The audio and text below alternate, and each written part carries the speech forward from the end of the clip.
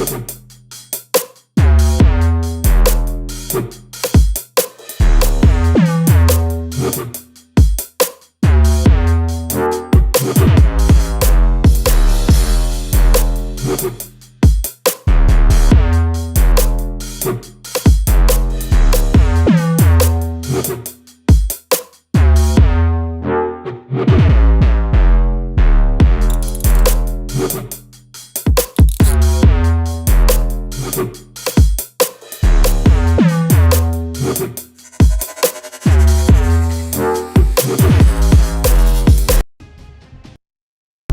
I put it? It was like, what do you care about them?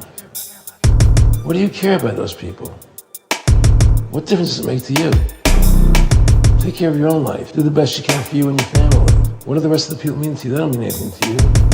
They're just serfs. They're just people. You know, what's the end goal? The end goal is to get everybody chipped, to control the whole society. They want a one-world government controlled by them. Everybody has an RFID chip implanted in them. And if you're like me or you, and you're protesting what they're doing, they can just turn off your chip.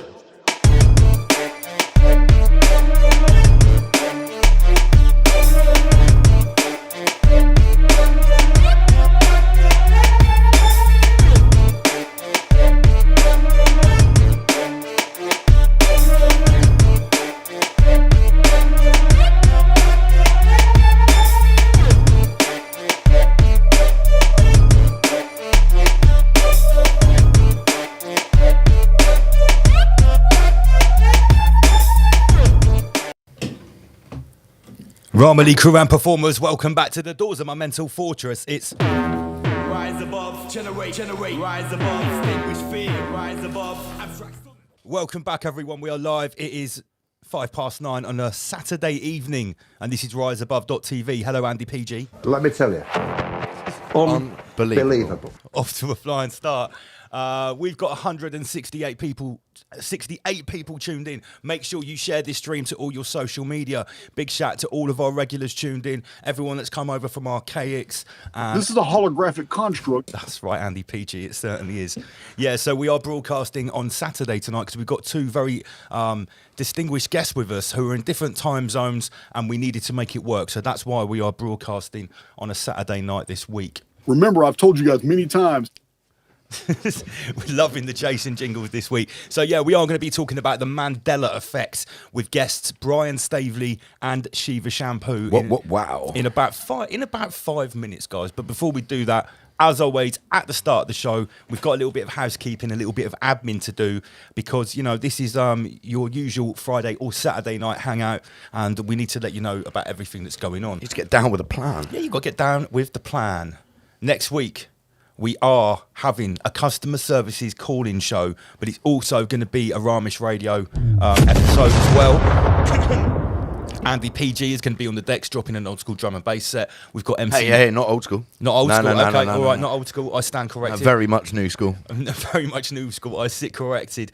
And we are also going to be having MC Manic in the studio as well. Oh yeah, and Marky P. Marky P. Nice.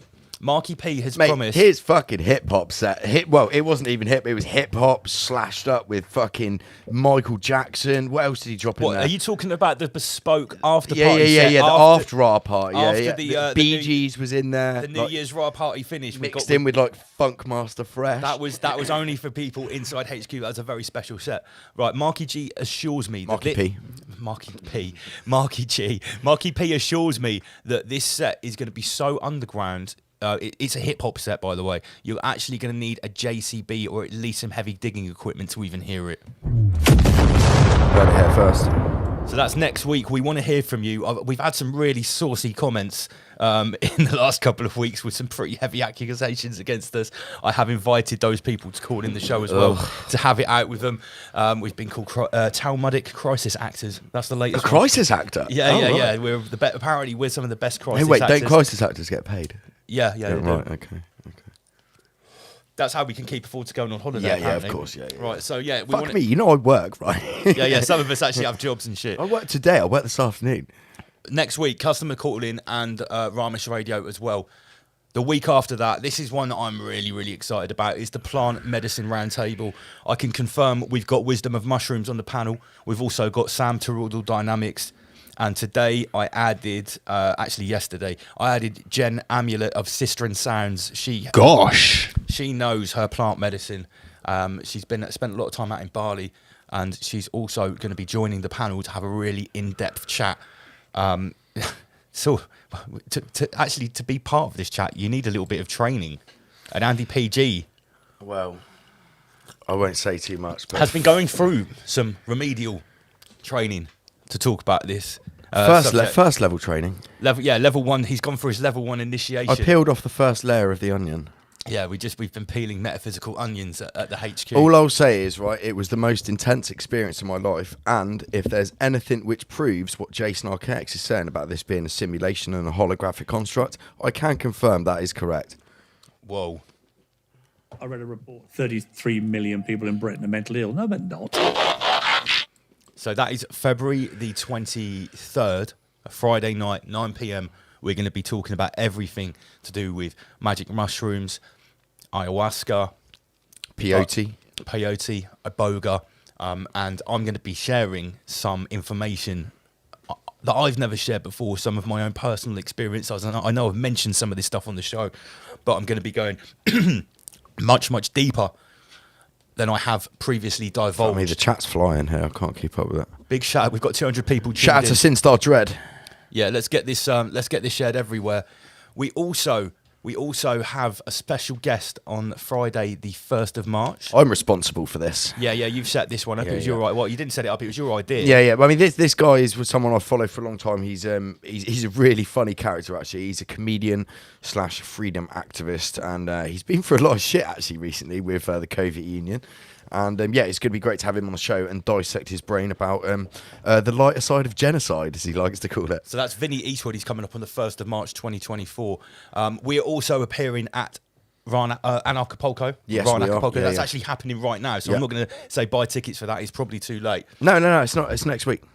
Is it I next think week? it's next week. I think it's the 8th. Okay, so I think if it's you the want to support, if you want to get your tickets for Acapulco, 8th. Yeah, it's definitely still available. it's definitely still available. Okay, big shout out to Rebecca and everybody at Acapulco. Get your tickets here. Scan the QR code. Special presentation from us. There's so many good speakers. There's David Icke, Max Egan, Will Keller. There's who else is there? Larkin Rose, Mark Passio. There's fucking loads of people. Obviously, we're there. We have new merch. Just a bit, really quickly, guys. Beanies are now available. This is how you support Rise Above. We've got 5 different beanie hats available now. The new T-shirt designs are up. Where's the T-shirts? Here we go. Here we've got the Ouroboros rabbit design, Ramesh.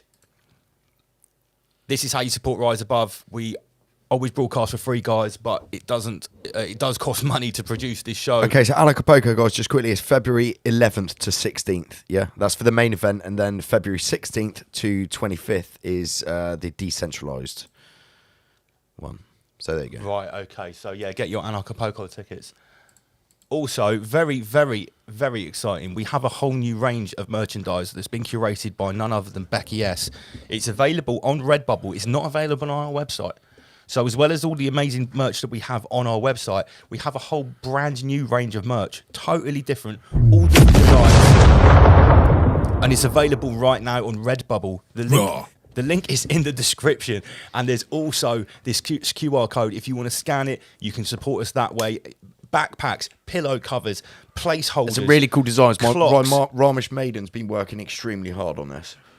So that's how you support Rise Above, guys. I can't stress it enough. We also have a very, just before we have our guests on, I know you're saying hurry it up. We have our guest in just a moment, guys. I need to let you know. This is sort of like a good news, bad news one. The bad news is we are not going to be able to put on our own event this year. If we were going to, we would have already had to be selling tickets and have it all set up and everything. So unfortunately, there is not going to be a Rise Above camping event in the summer of 2024. However, we are going to be appearing at an event called Sounds Beautiful, and here is the poster and the lineup. We have got a 2-hour set on the Friday night. It's in Dorset at a manor house. It has a huge capacity of 2,500 people. Let me get the correct QR code on the screen. Family friendly. It is totally family friendly. Scan the QR code. Use Rise Above as the code if you want to get tickets. We are going to be appearing there. That's close to my neck of the woods. Yeah, not Actually, too far away. not too at all. far away from me. We're going to be talking a lot more about this in the coming weeks. Sound Beautiful Festival. It is on the 28th, 29th, and 30th of June.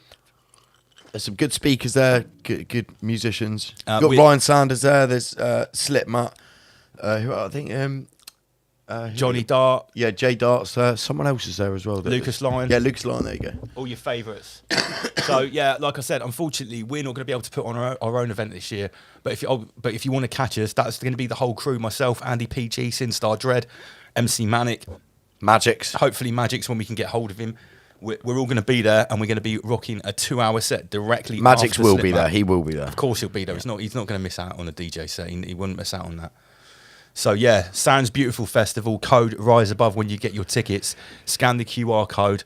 That's going to be the big Freedom Festival, Freedom event of the summer. Right, can I get a thumbs up from both of my guests who have been patiently waiting in the wings? I've got a thumbs up from Shiva Shampoo.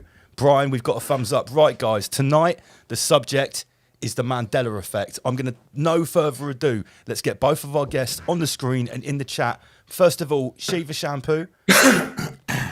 Hello, Shiva. How you doing? Good. Nice one, man. Nice. And also welcome Brian Staveley from Dose of Reality. Hey, what's happening? Thanks for having me on. How's it going, guys? Shiva, this is particularly early morning for you, no? Yeah, it's like 2:15 a.m. You're a soldier, brother. And what time is it where you are, Brian? It is 4:15 p.m. 4:15 p.m. So you've got 4:15 p.m. We're at 9 p.m. 9:15. Yeah. And you're at 2 or 3 in the morning. Yeah. What a 2:15. great spread across the Yeah, time yeah. zones for us to start such an interesting subject as the Mandela effects. Isn't this a Mandela effect that straight away we're all experiencing 3 different times at the same Three time? different times at the same time. And it's daylight savings time or saving time? I think it's daylight savings time.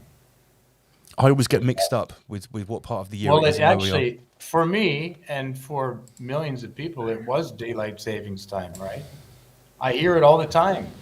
Every time it's daylight savings time, you hear people say it on the news everywhere. But officially, it is now. I hear echo. You guys hear echo? Yeah, We don't ha- audio. Crap.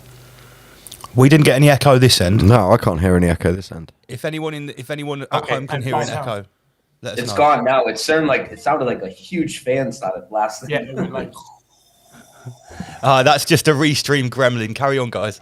okay, all right. So is that our first Mandela effect we've mentioned already? The actual naming Yeah. of the time zone. Yeah. Well, the Yeah. daylight savings time has never existed, and it's always been daylight. According to saving. this reality, it's always been daylight saving time, you know. But it's a very small effect, but It's an effect nonetheless. So maybe It's maybe certainly for is. anyone that's unsure, we should start off with an actual definition of what is the Mandela effect. Let's That's start great. with Yeah. first principles. Yeah, that's a perfect idea. So, you start them off, what- Brian. all right. So, what the Mandela effect? Yeah, and I'm getting a little bit of feedback too. I don't know if are you hearing that, Shiva? I'm okay now. It's fine on my end. Okay. All right. Yeah, that is weird. Hang on. If you want to click echo cancellation, but you should only ever get that if you've got your speakers on. Let me try. Hello. No, that worked. Let me try this. You sound fine this end. I hit. No. Cancellation. It was fine in the sound check. Yeah, I know. It's feeding back into my headphones now. Crazy. Yeah. two Okay, windows. would you like to give a definition of Mandela effect while Brian's just sorting that out, Shiva? Okay. Yeah, Mandela effect. Well, it's according to me, or according to people who recognize that the phenomenon is actually happening. I guess you'd say it's changes, something that you remember in the past, and often something that you're really sure of too, something that you've seen maybe hundreds of times, like Mr. Rogers coming in and saying, "It's a beautiful day in the neighborhood," you know. And you may have seen that. Some people have seen it every day, 5 days a week, for years. Oh, now I'm having the gremlin coming. The echo. Yeah. Now you go for it, Brian. There seems to be a few people in the chat who seem to see this echo, and other people saying it sounds good. See, It sounds it's- good at our end. Have you got echo cancellation selected on the audio I settings? definitely do, yeah. Okay, well, I Now can't it's hear fine. any echo. Now it's totally fine. It came in like. Yeah. Maybe I should leave and come back in because I'm just Yeah. getting the loop. Okay, we'll try that. Awesome. Sorry about this, guys. It's been a while since we've had Yeah, echo we like haven't this. had anything No, like that no, for no. ages. Let's Come on, Restream, get Mandela your shit effect together. this episode back a few minutes. Yeah, maybe we're suffering a Mandela effect right now. Oh yeah, man. It's, Okay, so Mandela- It's currently 288 peasants tuned in. that's not bad at all. Okay, it seems overwriting our memories as we speak. audio starts good and then it echoes. Some people are saying. Yeah. Let's see if we For can me, get it's Brian fun. back in. Yeah. How's it in the audience? How's the Some people are saying it sounds good, and others are saying there's echo. It's very confusing, guys. right? Yeah, Well, it's it just echoing comes in for my small headset. periods of time. You know, like for a few seconds, or 10 seconds or something. Okay, let's assume maybe that it's it's gone. echoing in my headset. But it Becky's seems just like it's messaged me going saying away. it keeps coming and Hang on. going. It's not a proper echo. It just sounds like he's in a tunnel. Hello, test. It sounds like it's gone for now. So Okay. Yeah, should we go for it? Let's shoot, guys. Yeah, I'll shoot. just Let's go for it. jump right in. So what the Go see Mandela the effect machine. is? All right. What the Mandela effect is when something in this reality changes retroactively all the way back to its origin point. So whether it's a movie, Bible, a book, a product that you have in your house, a car sitting in your driveway, when something is Mandela affected, the item and every official version of it is retroactively changed all the way back through the past. So what it's not is it's not companies and logos and brands changing names. Like people will use that argument, but like, of course we know that that's a thing. But this isn't what it is. So like a perfect example that most people are familiar with would be something like the cornucopia with the fruit of the loom, right? So many people, and I could have asked the audience, but many people are at least aware of this, you know. Millions and millions and millions of people remember there being a cornucopia in the Fruit of the Loom logo. And that's a worldwide brand. Well, now there's never been a cornucopia in the Fruit of the Loom logo, no matter how far back you go, even if you have the clothing in your house. Now, there are people that do make some fake videos that tend to go viral about some of these things, but none of that is legitimate. So that's basically what the Mandela effect is, a retroactive reality shift. Right. Okay. And A retroactive reality a shift. retroactive reality shift. And Meaning all the way to the point of origin. You know, like you're saying, oh, okay, I'm going to go check my Bible. You say, okay, well, a friend of mine, for instance, he had to memorize his Bible, right? His mother and father, he was in this very strong Christian sect, and they made him memorize the entire Bible, especially the Old Testament. He had to slog through it. He knows his Bible intimately, right? This very Bible that he memorized, given to his mom. His mom died, and I said, hey, the lion shall lay with the lamb is now the wolf shall also dwell with the lamb. Nah, see, that's wrong. Yeah, of course. That's of course. wrong, yeah. It's a really famous one, right? It's iconic. So I've never heard of that one. That's interesting. Isaiah, chapter 11, verse 6. Now I said that to him, and he said, no way. And he said, I'll go get my Bible. I know. And he went to get his Bible, and he came back, and he was just like, oh, whoa. And he took a screenshot of it. He was like, I don't understand. And, people are thinking that they're going to find the Bible, or if I go back long enough, or like I have a VHS copy, I'm going to see mirror, mirror on the wall, right? I'm not going to see magic mirror on the wall, right? That's a really obvious one. Don't give that one away, right? It's mirror, mirror on the wall. Everyone knows it's mirror, mirror. Now it's magic mirror on the wall. I had a similar situation. A friend of mine has a VHS tape, which he's watched like 50 times with his family, right? And he knows 100% it's mirror, mirror on the wall. And I said, go check it now. And he checked it now. Now it says magic mirror on the wall. Now, see, that's wrong again. I know that's wrong because when I was young, my parents, I had this VHS, it's old school, and I had that, and it said mirror, mirror on the wall. Yeah, I haven't got it now, but Yeah. I know that's what it said. Well, and that's the thing. So when we say retroactive reality shift, if the Mandela effect was just a psyop, right? Like a lot of people tend to believe that it is, and we're just misremembering or whatnot. So if it was just a psyop, and say companies change things, but then they wanted to deny it. Let's just say. So what somebody would say is, oh well, it was maybe it was mirror mirror, and then they they changed it to magic mirror. Well, what we're saying is, if you pull out any old copy of the movie that you might have, it's going to say magic mirror now. It's not going to say mirror mirror. Even if you did still have your movie that you watched 100 times, it's going to say magic mirror on it now. And I'm getting a lot of echo and feedback. Right. Let's get this sorted because we need to sort this out. people are actually. I think Shiva. It sounds like you've got two mics on, mate. Right. Well, right Can you go now, and I just have one mic on. I heard it for about 10 seconds. Can you just refresh? Can you just kick yourself out and refresh your connection? Yeah, let me do That usually sorts it out. And we'll have a quick chat with Brian for a moment. So there's I don't know, Brian, you're obviously an expert on the Mandela effect. There's an English one. There's an English company of crisps called Walker's Crisps. I think they're Lay's in the States. Yeah, and there's a famous one in the UK about they changed the colour of the crisp packet for salt and the vinegar. green and the blue, right? Yeah, that's right. Yeah. Because Yeah. it's interesting because every other brand of crisps or chips, it is like green for it's blue for salt and vinegar.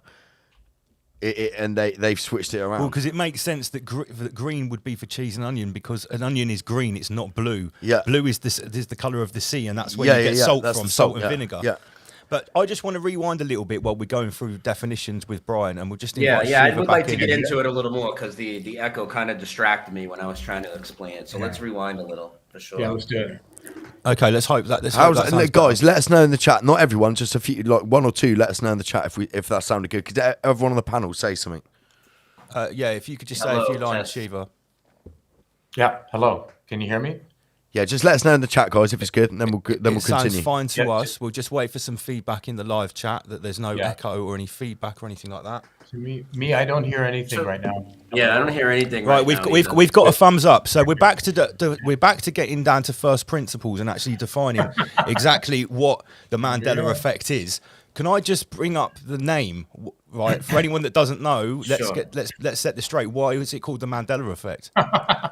Well, okay, that's actually a very huge question. It's a little bit more advanced than you might think, right? Because you have Nelson Mandela, right?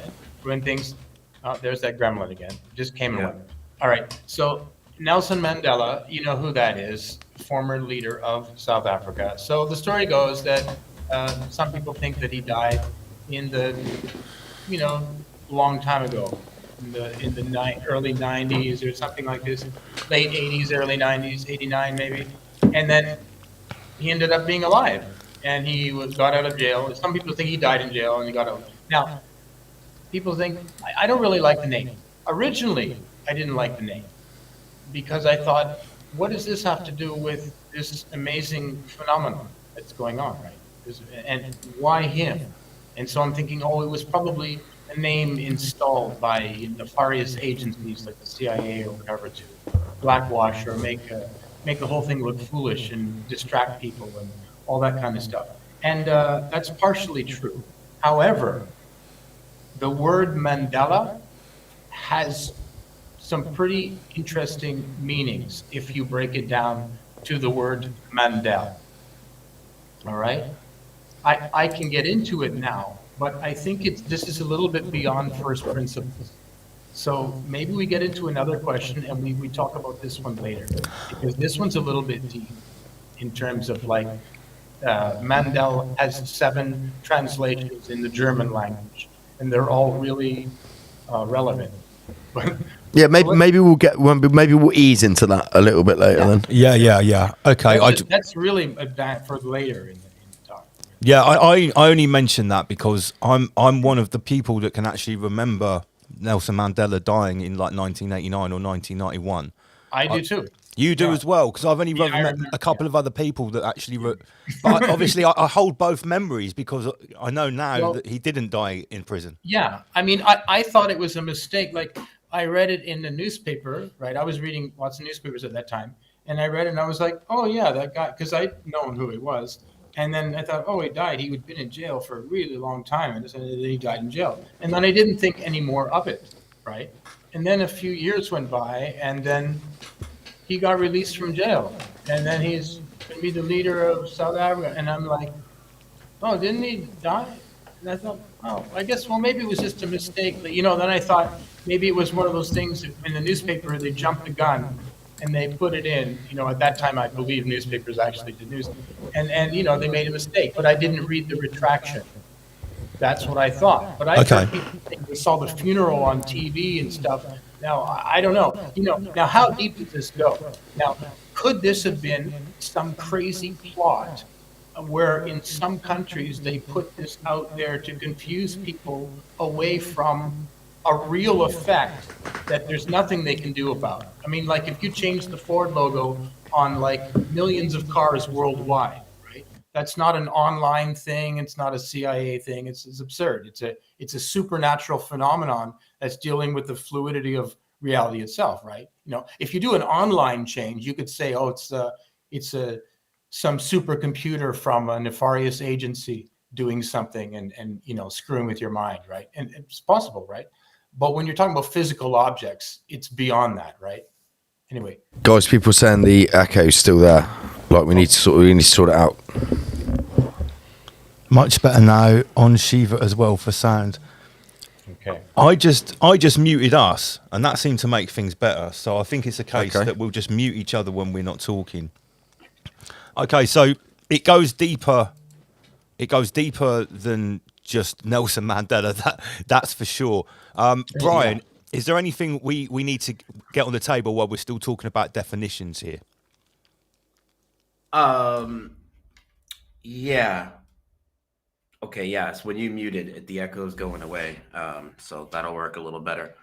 I think I defined it pretty well, but I would like to elaborate on it a little bit. First off, it's not just to do with like products and movies and stuff like that. And we're going to get into some bigger aspects of it later. But even if it was just something you had sitting in your home, if that, for lack of a better term, supernaturally changed its form, and it did that retroactively all the way back throughout time. So here's the thing, right? So with the mirror, right? And what the queen says in the mirror in Snow White, mirror on the wall, who's the fairest of them all. I always talk about this little experiment. Like if I were to lock 100 people in a grocery store, right, 100 random adults, and I were to say to them, what does the queen say in the mirror in Snow White? 99 or 100 out of 100 are all going to tell me mirror, which has allegedly never been the case in this reality. Okay, so if you owned that movie and it's sitting in your house and it retroactively changed like that, and all copies of it everywhere in the world, then what we think about time and physical matter and what we thought were possible in this universe, or what wasn't possible, well, that's all completely out the window, because this is indeed happening. So even if it was just mirror, or it was just a pair of Skechers, the Skechers sneakers, and you guys might be familiar with them. Well, Skechers used to be spelled Sketchers. Well, now every pair of Skechers in the world has never had a T. Now, if you own the sneakers and they're sitting in your house and you know that they had a T, well, your sneakers didn't survive the Mandela effect. Like your sneakers have a T, no longer have a T in them anymore. Retroactive reality shifts to physical items in your house. I mean, Shiva brought up the Ford logo a few minutes ago. And maybe I could share my screen real quick. Yeah, sure. Let me just see if I have that one ready to bring up. Yeah, actually I do. 1 second. Residue, right? Yeah, I'm trying to find You're actually muted, Shiva. You might want to start that sentence again. Okay, so you've heard of the term residue. That's what we call things that reflect the reality that we remember, the original reality that isn't around anymore. So all the official things, if you get Star Wars, all the official things will be changed, but you'll have references to that thing that are the way you remember. And in some cases, you'll have hundreds or thousands of references to that thing. And you're thinking, why are they all referencing it incorrectly, right? If it didn't change, right? And it did change, in my opinion. So that's what he's showing now.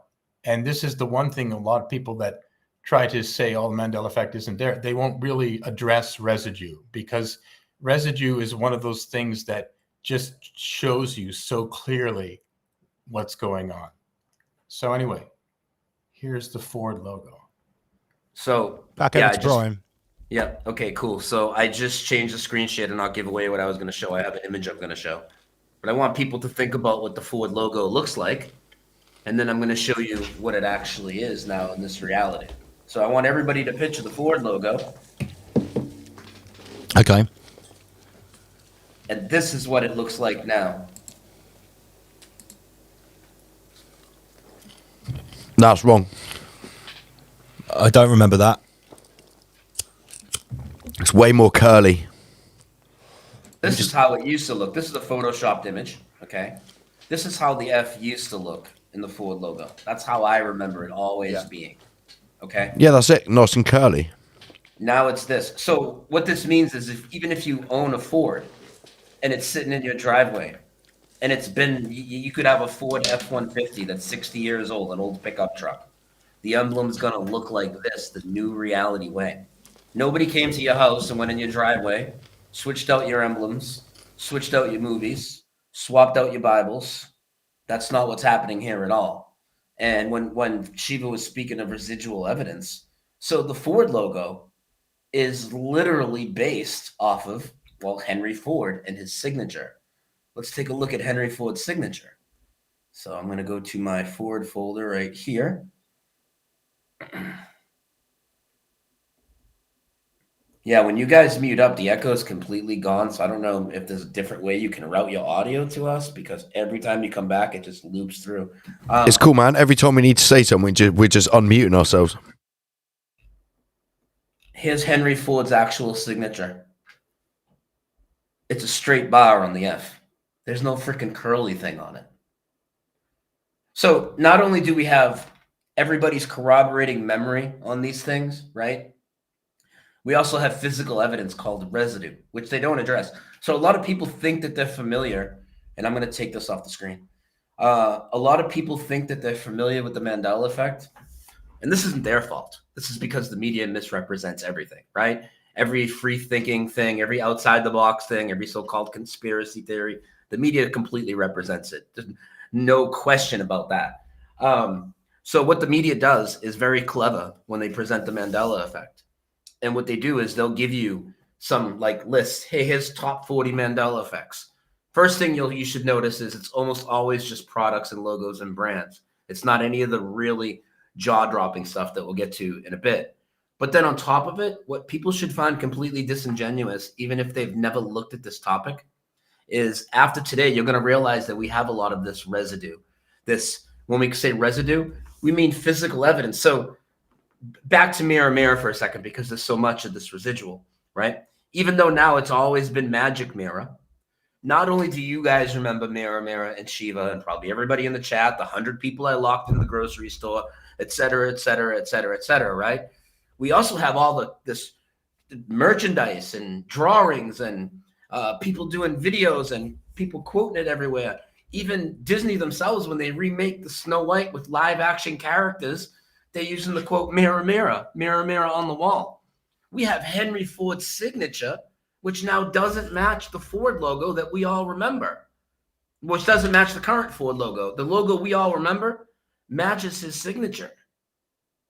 So my point of bringing that up is these articles that address the Mandela effect, they won't tell you about any of this. Like when we talk about Bible changes later, we have residual evidence that goes back 800 years. People, you already brought up Lion and the Lamb earlier, now it's the wolf. Well, we've shown people that have done sculptures and statues going back 800 years with chapter and verse engraved on the statue The sculpture and the statue is of a lion with a lamb, right? Says Isaiah 11:6, the lion shall lay with the lamb right on it. Sorry, Brian. Now it's always been a wolf. Question before you move on, because that's quite a lot of info. The statue you're talking about there. Yeah. Excuse me. The thing that's funny, right? Earlier when you said about the Ford logo, right? You said no one's gone into your garage and changed the logo physically, right? So it's just changed in the construct. Okay, we'll just call it the construct. Whatever you think of the world is, we'll just call it a construct for whatever's sake. So you said there that there's a statue with the original verse on it. If everything was changed text-wise, like your logos and stuff like that, wouldn't that have been changed as well? No, because when a Mandela effect happens, it's just the one official thing. So the Bibles have all changed. The verse in the Bibles have changed. Okay. People have tattoos. Isaiah 11:6, the lion and the lamb. The artwork remains. The tattoos remain. Gotcha, right. People's drawings of geography before the maps changed. Their drawings remain. It's just the official thing. Yeah. No, I'm with you now. I'll follow you. Yeah.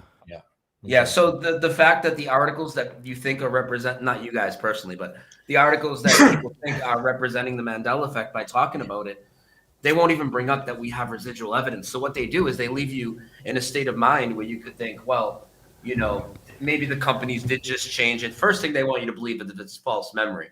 But then if it's just products and brands and stuff like that, and they don't address any of the evidence, it still doesn't make it a very convincing thing for you all. It's a complete misdirection, in my opinion. So does that mean that they know something? If they're deliberately, that means they know something. Yeah. Are you kidding me, dude? Yeah, of course they do. I mean, there's a huge war on for your memory and your mind right now, and I've never seen so much of this stuff, right, Shiva? I mean, it's everywhere now. How bad your memory is. My senses aren't failing. You know what's messed up? Not my senses. What's messed up is this reality, and people are clinging on to it. They're clinging on to trying to make sense of it. They want the peasantry in a state of confusion. That's why they're more than happy to hide the truth and let people just walk around confused as fuck. Can you hear me? Yeah. Yeah, so you're unmuted. I'm just trying to fight this echo, but you're unmuted at the moment. Cool. You go for it. Your time, Shiva. Oh no, just a little bit. Yeah, I was just going to say about you asked a question about are they trying to suppress it, keep people from. There's definitely some people that are aware this is going on, not only us, right? But what I'm getting at is there must be a beneficial reason for them to keep it. Yeah, well, what they're trying to distract you from realizing what this is, or at least realizing the nature of it, right? If you start to realize that it's going on, they're going to say, oh, it's CERN in the fabric of space and time, or it's Satan screwing with your mind, or whatever it is, something fear-based, something strange that keeps you in a state of a prison, right? Rather than realizing that, reality is fluid. This is a communication from the divine, and it's actually a really positive thing, right? So they don't want you to know that, as always, right? But okay, so who's in on it? You may wonder. You've got like name changes. So you've got like Steve Seagal, right?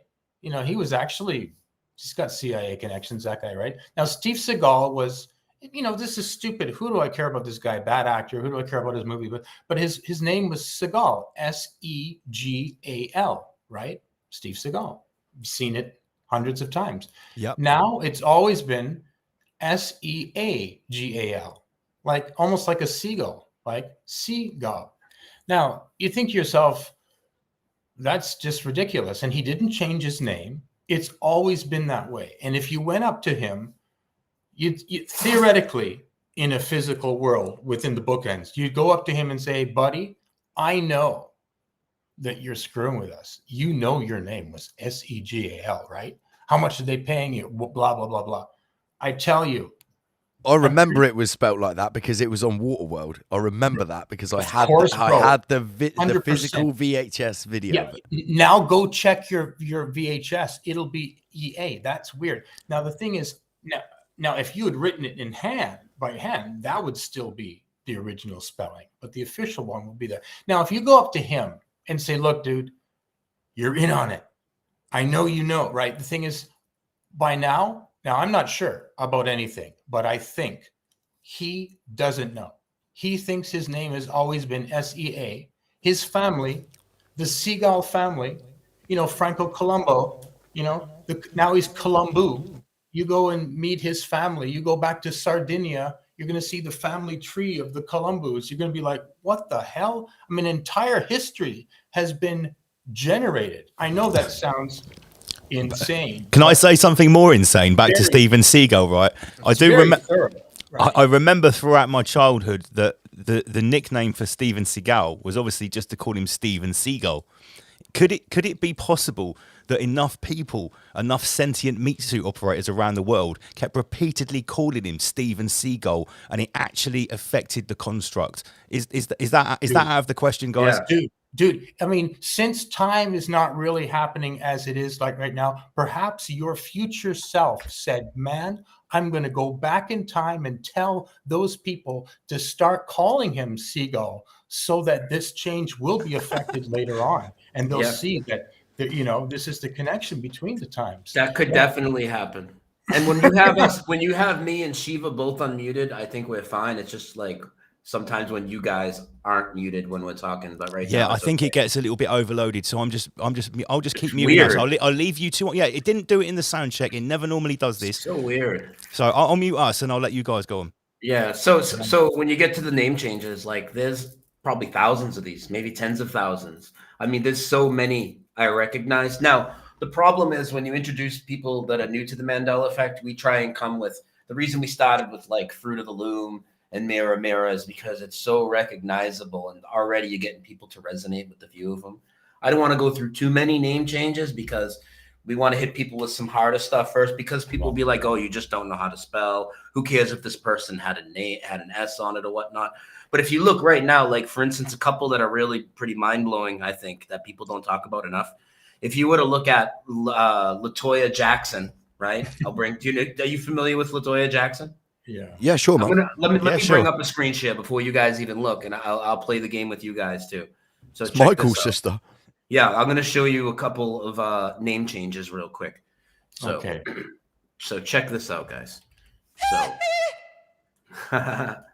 to me, Charles M. Schultz is probably one of the biggest name changes. Yeah. Can you put my screen up? Yes, let's go. There we go. Let me get rid of this QR code. 1 sec. There are a couple of Michael Jackson Mandela. So LaToya Jackson was spelled like this. Now watch what happens to her first name. Her first name is split into two words now. No way. No way. 100%. Yeah. Now she's always been La Toya. Here's another one too. Check this one out. You guys are all familiar with Robert De Niro. Yeah. Look at his name now. Now his last name is split in half. Michael. De Niro. The famous preacher from New Orleans during Hurricane Katrina. Many people know him. Televangelist. Joel Osteen. He's now Joel Osteen. It goes on and on. Like we could do this all day with name changes. I don't want to do this all day, but think about how deep that is. If somebody's name changed, wow, that's pretty big because their whole family name had changed. Now there's a name change over here that's really huge that I don't know if you guys would be familiar with it in the UK, but there's a very famous brand of avocado, a type of an avocado, begins with an H. Are you guys familiar with that? I don't know. I don't think so. Okay, well, I'll play along for people that might be, playing along in the chat. So I remember, as millions of people do, Haas avocado. Okay, Haas. I know these avocados. Okay, I used to use these when I lived in New Zealand. Not in this reality, pal, because now they've I used to have one S. I used to have one S. Now they have, not even the vegetables are safe. Not even the vegetables are safe. Yeah. Holy shit. So I'm going to tell you a little bit about this. So there's a lot to this one. And I know this doesn't seem like a big deal, but let's think about the English language for a second, right? So now it's always been Haas, Hass. Now, I remember Haas, as do you guys, right? And not only is it spelled like when do we ever use A's like that? 2 A's in a row in an English word and Haas. Why, if it was always Haas like this, which rhymes with pass, would we all quote unquote misremember, insert an extra A in there and pronounce a word as weird as Haas when it's always been Haas, but it gets deeper than that. So here's where the residual evidence comes in. Check this out, right? So like I said, so if you go to get an official Haas avocado and you go to the grocery store, and let's just say it has the little stickers from the company they put on the fruit, or it's sitting there in the official display that came from the company. Well, it's been Mandela affected. Now it's always been Haas, Hass. So their displays are going to have the new reality. So are the stickers. Many of these stores, including Walmart, Kroger's, and many other huge retailers in the world, right? Their computer systems still have not updated yet. So you can go there and they're going to sell you what says Haas on it, the new reality. You can still get a printed receipt for Haas, even though it allegedly never existed, because the Mandela effect didn't change the computer systems of all these different grocers. It happened with another one. Are you familiar with the spice called turmeric? Yes. turmeric, yeah. Yeah, so check it out. Check this out. Not anymore. Not anymore. Stop now it. No way. Stop it. It never was spelled like that. No, not in a million years. This is brilliant. Now it's turmeric, right? Oh yeah. Now, so check this out. Just the other day, I went to Food Lion, another grocery store near where I'm at, right? I go to Food Lion, and I did a video on it. I do short videos. I do a lot of long live streams like you guys do, but I do some interesting short uploads. So I went to the grocery store, and I saw on the display that I could just play it. Do you mind if I play a 60-second video? Yeah, play it, dude. Go for it. That'd be great. I mean, I don't want to come on and like hog the whole thing playing a bunch of videos. No, it's your time, man. Go for it. Yeah, you guys will like this. Where is that little? Here it is. So check this out. It's only 60 seconds. And then I have a follow-up video that's about 60 seconds. We're not getting the audio, but I guess that's not so important. Oh, no. It is important. Okay, basically, when you share your screen, you have to go back to the share screen menu, and you have to click in the bottom right corner to also share your audio. Hang on 1 second. I can do it without doing that. Here you go. You should be able to hear it now. You hear it? New crib. And yeah, we got it. So I'm shopping at Food Lion, and I come over to look at the spice, see what I need for the new crib. And just like with many Mandela effects and these retail stores, the official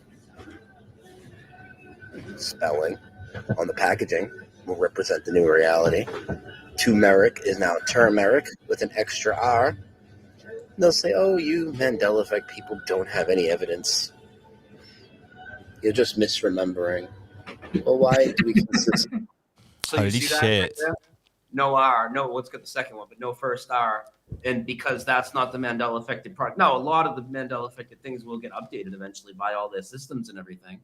But after I made this video, right, I even said, I'm going to go back because I know that if I go back there, since it's in their POS system like that, I can go and buy this and get a printed receipt, and it's probably going to say it the old way. So I went back and bought it in the video.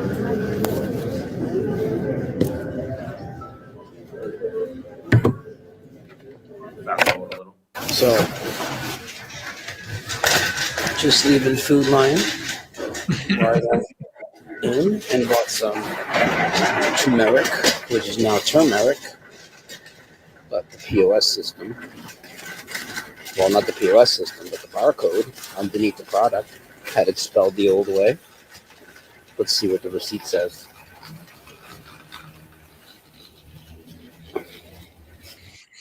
Turmeric, not turmeric.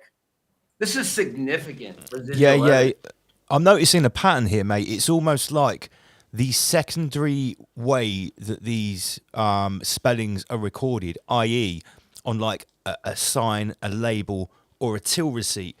It's like that hasn't been updated yet because it's not the primary way. It's not the label on the actual product. Do you get what I'm saying? So the label on the physical product is like the layer 1 representation. For sure, and that gets updated first. This is I didn't know this. No, mate, this is crazy. Lance, the other thing. Okay, so let's say you take a photo, right? You're sitting there going, another one that Brian has some great residue for, the thinker statue. You know the thinker statue, right? Yeah. Do you remember imitate it for me. What's the thinker statue look like? Now, you Like might this. be affected by the okay. So you're affected by the new reality. But now, as far as I know, and we'll show you some very significant residue. Let's get this one up because this one's like I'm ready. Just keep going. I'm ready. Yeah, this is like a really good example of residue and a good example of what you're just talking about the second layer. Okay, but in this case, the second layer changes. Okay, if you had a third layer, this is a speculation. If you had someone making a drawing, I don't think the drawing would change, but that's another topic. For this, you have the thinker statue, right?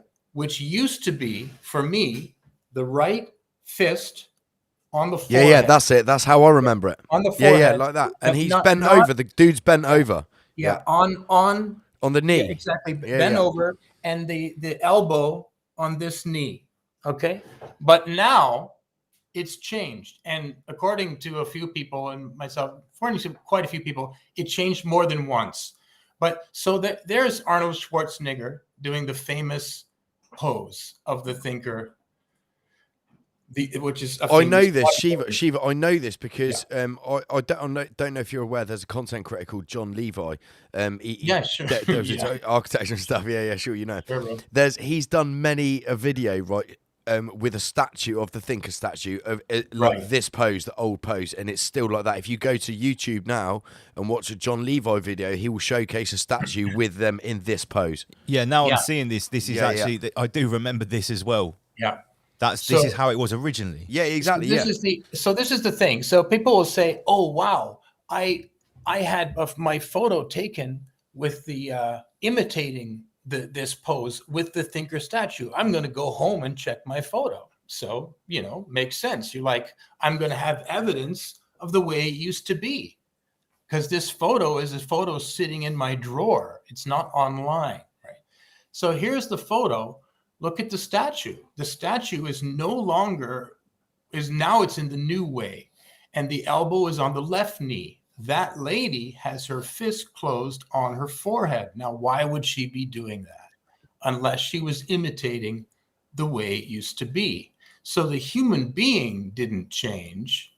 And maybe if you made a sketch of her with your hand, it might not change. But the photo changed and the original statue changed.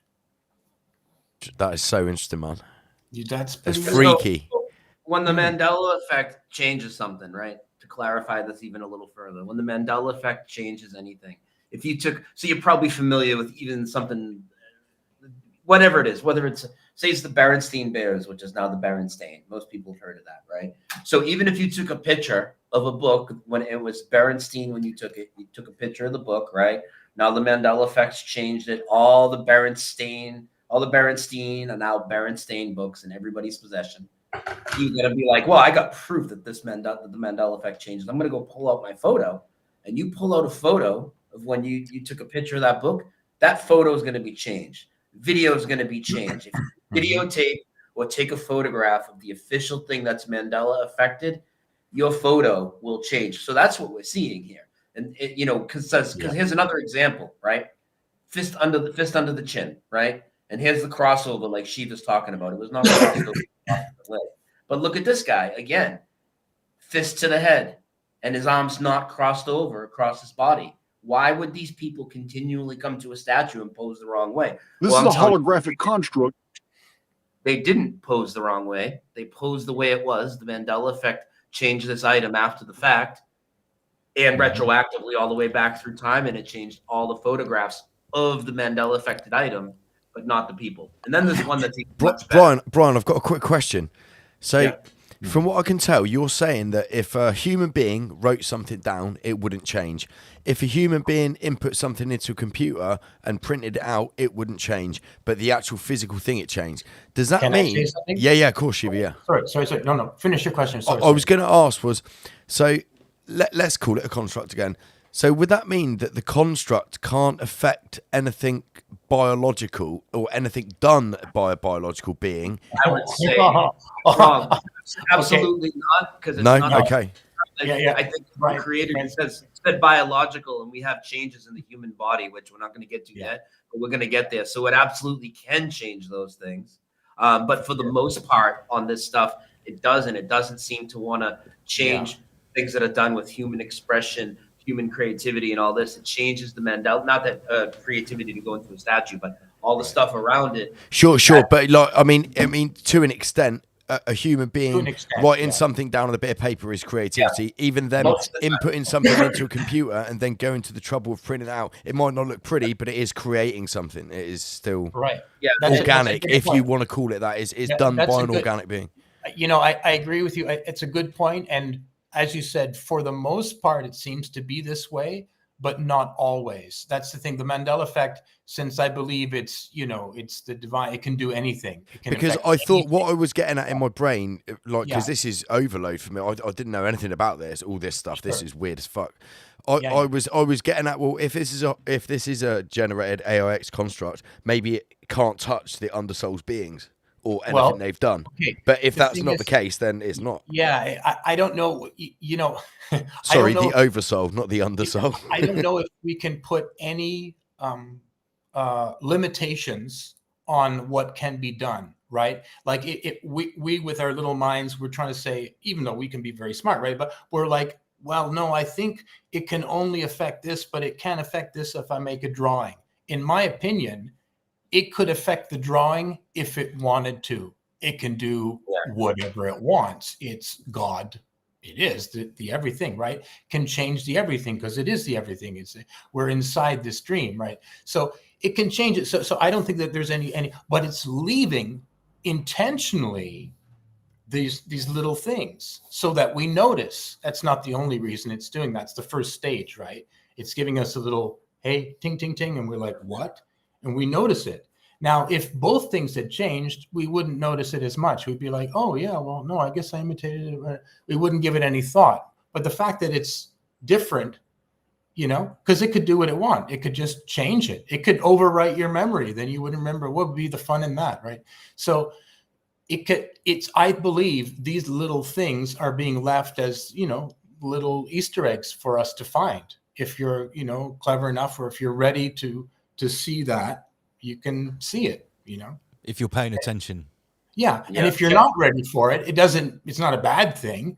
It's just that, you know, your brain is like brain science is a bit weird, but let's say the amygdala, right, is regulating what you can observe, what you can see, and what you can, it's like, no, that's a bit too much for the guy. So it doesn't let you see that. And it says, okay, I'm going to give it a little bit more information, you know? So you may not be ready for certain concepts in your life. So it doesn't matter what's shown to you. You're just going to resist it. Right. You know, so. Check this out. So this is probably our favorite picture to do with this, right? Yeah. And if you guys aren't clear on what we're saying about the photography and the video, you know, changing with the Mandela affected item, please let us know or in the chat, and we'll elaborate on that more. But again, if a photo or video is taken of any Mandela affected thing before the change happens. If you go and pull out your photos or videos, they're going to show the new reality. So this would be the new reality. Now, why am I saying that this was definitely taken before and not just after the fact? Look at this. A whole school trip. Holy shit. Children all posing the quote unquote wrong way. So I will just play devil's advocate there, Brian. Yeah. All it takes is for one person to start doing it and the sheep will follow. So why would the teacher sit here and have them pose? Absolutely. I'm just playing devil's advocate a little bit. I'm not saying that's not the case. I'm actually fully in agreement with you that, yeah, these guys actually, like, their body knows what to do. Their consciousness knows it didn't change. But some people might say that, you know, all of them are doing it just because one or two were doing it. Yeah. We got to play devil's advocate sometimes. But this is uncanny because there's like 20 people. Yeah, adults as well. So yeah, I'm fully in agreement that this is this is what's going on. Yeah, believe me. Yeah. I just thought, you know, I have to appeal to all the peasants. Oh yeah, of course. But you know, as we can see, obviously the teacher has them get in frame, or whoever this guy is. You know, that he's not going to have 20 kids sitting there posing the wrong way right in front of the statue. You know what I mean? So I think this is a very significant piece of residual evidence. Yeah, I think it's a really good one. You know, the thing is, though, the interesting thing about the Mandela effect, it's very kind. You know, you'll see there's an intelligence behind it. There's a compassion behind it. There's a desire to bring you into a kind of a correction, you know, that there's some weird stuff going on in the world, and how to make it better and how to be a more integrated person and whatever. I'm not just talking bullshit. I mean, totally mean that. It's a very deep thing, actually. And stuff like this is just like, you could always, as you say, try to, appeal to the peasants. You could always just wish it away. There's always an option. You say interview with a vampire, interview with it's a dog easier vampire. that way. It's easier to just. Yeah, exactly. You're saying, well, either reality can change all the way back, or like, no. What's the other option? And the other option is, oh, well, companies always change their logo on the fruit of the loom. You just think it's some leaves, and you're like, what?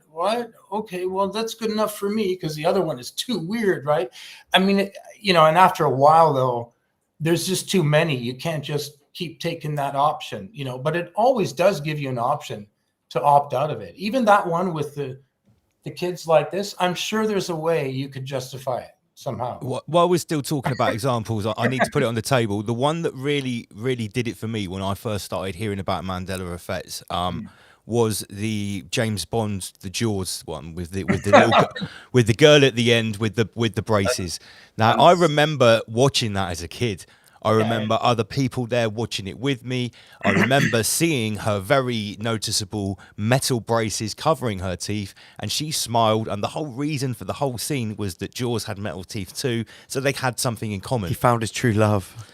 To then see the new version of it, where she has no braces, she has normal teeth. Not only was it shocking, it also makes the scene completely not make sense. Oh yeah. Yeah.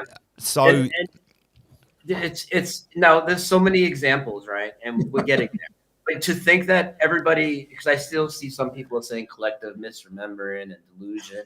It's like, how do people all around the world that know each other collectively misremember, quote unquote, the exact same things as each other? You know what I mean? Like over and over and over. Yeah, and over. one for me is the Monopoly dude with a monocle. Yeah, like I distinctively remember that because I used to run around when I was a little boy like that, because our 100%. Family used to play Monopoly because they're money hungry secondary psychopaths. But it definitely had a fucking monocle on it. The dude had a monocle, man.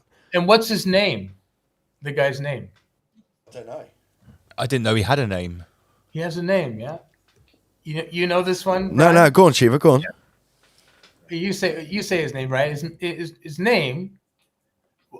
Many people remember him as Moneybags, right? That's the. Yeah, now he's Rich Uncle Pennybags. Rich Uncle Penny. I've never heard either of those. But... right. What is going on?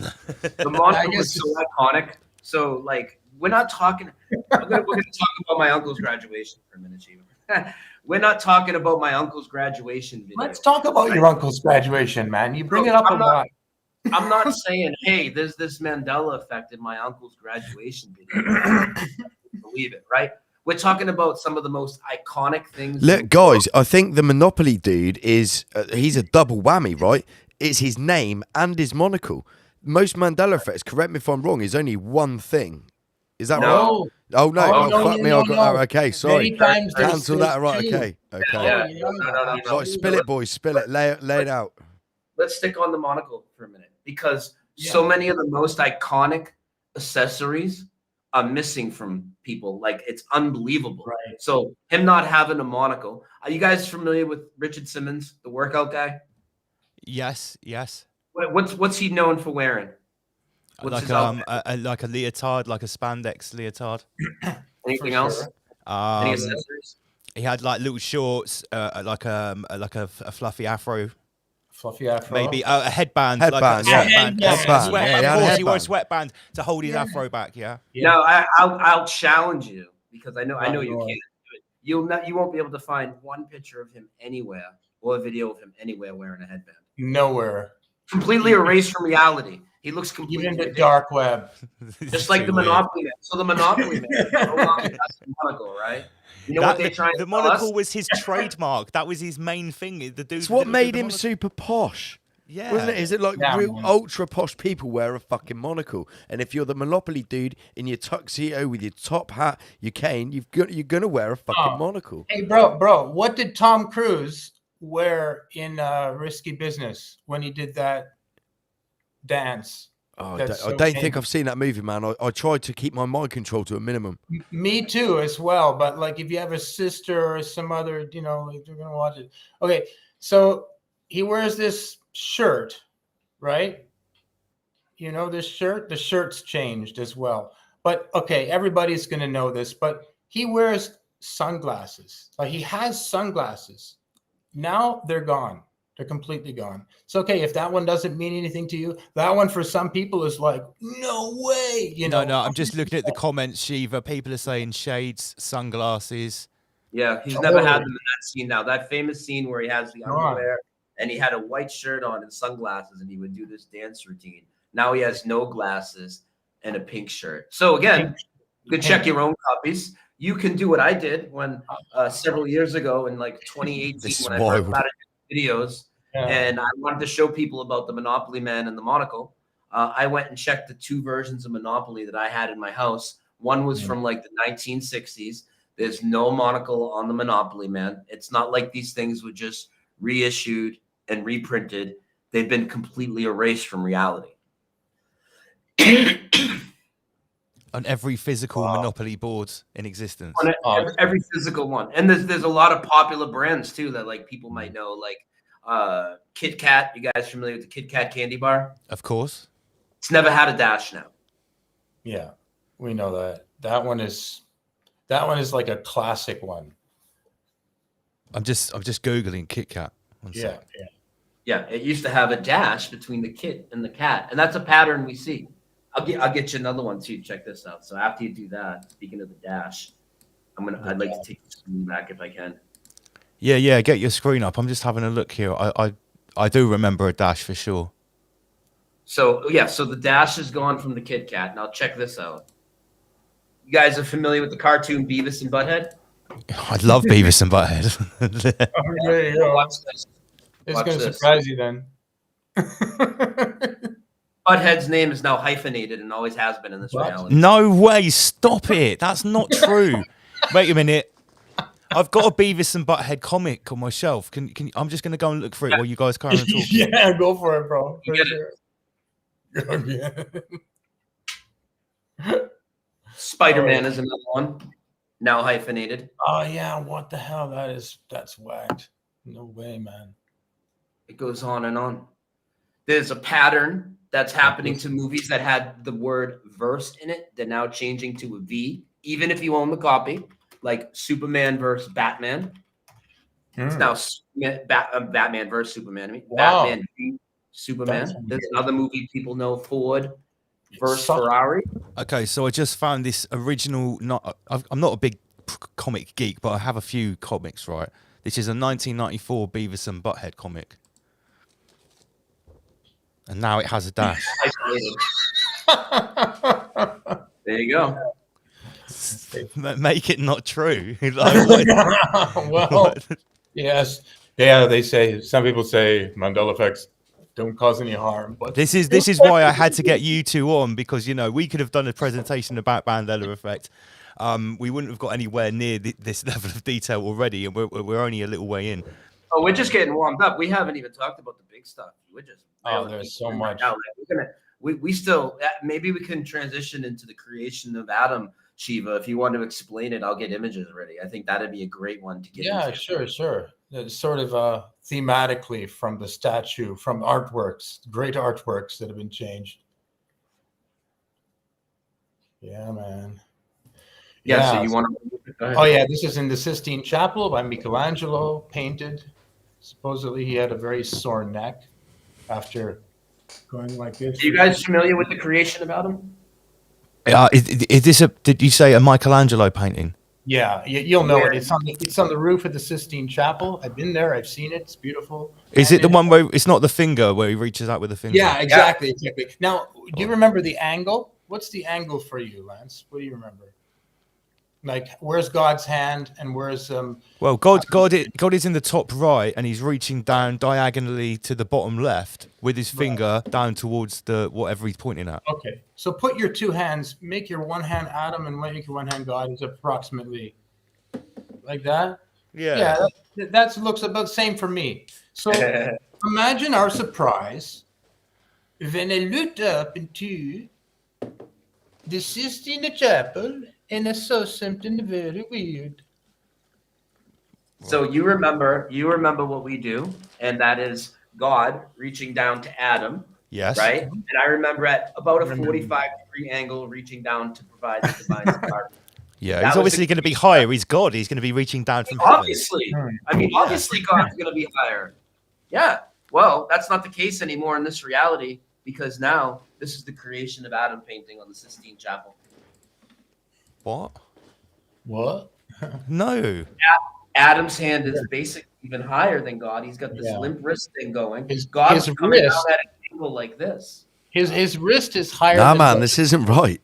Yeah, the wrist on the left is higher than the wrist on the right. This is hundreds of years old, you know, and this is painted in the ceiling of the Sistine Chapel. So this has nothing to do with movies and media, American products, marketing, rebranding, you know, it has nothing to do with that. You could ask anybody what this looks like, and they're all going to tell you it's at a 45. And in fact, if we ever got into residual, and again, these are just people's drawings, right? And I'll show you a few of them. Okay, God is depicted higher, always coming down at an angle on these things. Okay. Yeah, right. That's how it was, right? Yeah. This is how it was, down at an angle. Down at an angle. We've got a comment that this has already actually been memed by our meme team. We did a meme called the Greta Reset, and it was like Klaus Schwab's finger reaching down to the planet that had Greta's face on it with a little red reset button, and it was 45 degrees. I should try and find it. Yeah, if you could pull it up, and I'm glad you brought up the memes, because memes are a great residual, because people make memes of things all the time now which have never existed in this reality. In fact, one of the most popular memes out there is Morpheus from The Matrix, and you know the quote where he says, "What if I told you?" Yes. Do you know the whole line? What if I told you that everything you know is a lie? Yeah, that's right. Yeah, well, he's never said that in The Matrix. That scene to be gone. Even if You just misremember that, Lance. It's your imagination. You just wish it were true. he literally has never said that, yet it's like the most popular meme on Facebook for years. Imagine, if you will. Yeah, I'm trying to find that meme, but I can't find it. Yeah. But we all know, everyone in the comment section is all saying it's 45 degrees, God's fingers reaching down. Sure. Yeah, 100%. So it's not only affecting like brands, it's not only affecting happenings in the 20th century, it's affecting pieces of art that are like hundreds of years old. And let's talk about the experience that people are having, right? So if me and you and Shiva and even if all the people in the chat, let's just say we all went on some excursion and we had some like haunted house experience or something, and we tried to tell people about it, they would still be on the outside looking in, and they would have to believe our testimony, right? And I could understand why people wouldn't believe that, right? But with this, there is nobody on the outside looking in, because everybody's affected by a slew of these. Now, most of them will deny it. Many of them just aren't aware of it or whatever, and that's fine, of course. But there is nobody that's unaffected from this. Maybe from a few of the changes, but everybody's affected by tons of them. I mean, look how many we've gone through. We haven't gone through even that many yet, and you guys have resonated with just about all of them. Yeah. We've even got a comment here, where did the deniers go? Because I think until about 5 minutes ago, we had some people in the live chat who were like saying, this is bullshit. And for some of the names I recognise, and listen, we always invite people here. No one has to agree with everything that we say on Rise Above, that's for sure. But the funny thing is that I think the people that were denying it in the last 5 minutes, they've left the chat. I don't think any of them are left after the last couple of examples. You know, Lance, it's really weird. Well, not really weird. I guess it's the way it is. But with this particular topic, it's very triggering. You know, it's like even among people, you know, you're thinking, oh, normie people are going to get freaked out when they learn about, you know, this certain bang bang thing wasn't real, or this thing is a blah, blah, blah, or this thing is fake. And right, you know, it's too much for their brain, or the shape of this and that, right? Too much for them. But Mandela effect is like, it's really accessible. You know, it's like stuff that you know in your life, you know, products and things that you know in your life. So it's like really easy to get a handle on, wow, something is going on, right? But for some people, even really smart people that are able to, you know, see through the shape of the realm and all kinds of hoaxes and stuff, when it comes to the Mandela effect, they just, there's like a governor or something. There's something really like. I actually spoke too soon. There's at least 2 people that are still there that are saying, no, I am a denier. I'm still here. It's totally cool. I get it. You know, like, you know, who are we to say? I don't get it. If it was, I mean, okay, in some things, right, we're so sure, like if your mom's name or something, if like tomorrow everybody started saying your mom is another name, you know, Barbara, you'd be like, no, it's not. And you would know 100%. But even your mom starts saying her name is Barbara. She shows you her passport, all this stuff. The whole family, they're like, hey, man, you're crazy. She's always been Barbara. Like, I know that would be, it's like a Twilight Zone episode, you know, and you'd be like a little bit freaked out. But you would still know. You know what I'm saying? You would still know. But with the Mandela effect, it's more than that. You have millions of other people who also remember the same as you. So it's not like... And then we have piles of evidence to back up what we all remember. Residue. So it's pretty obvious. You what know? Does King Tut look like to you? What does King Tut look like? Yeah. Oh, yeah. We can't forget this one. This King Tut, so he's an Egyptian, is he a pharaoh? Yeah. Which Yeah.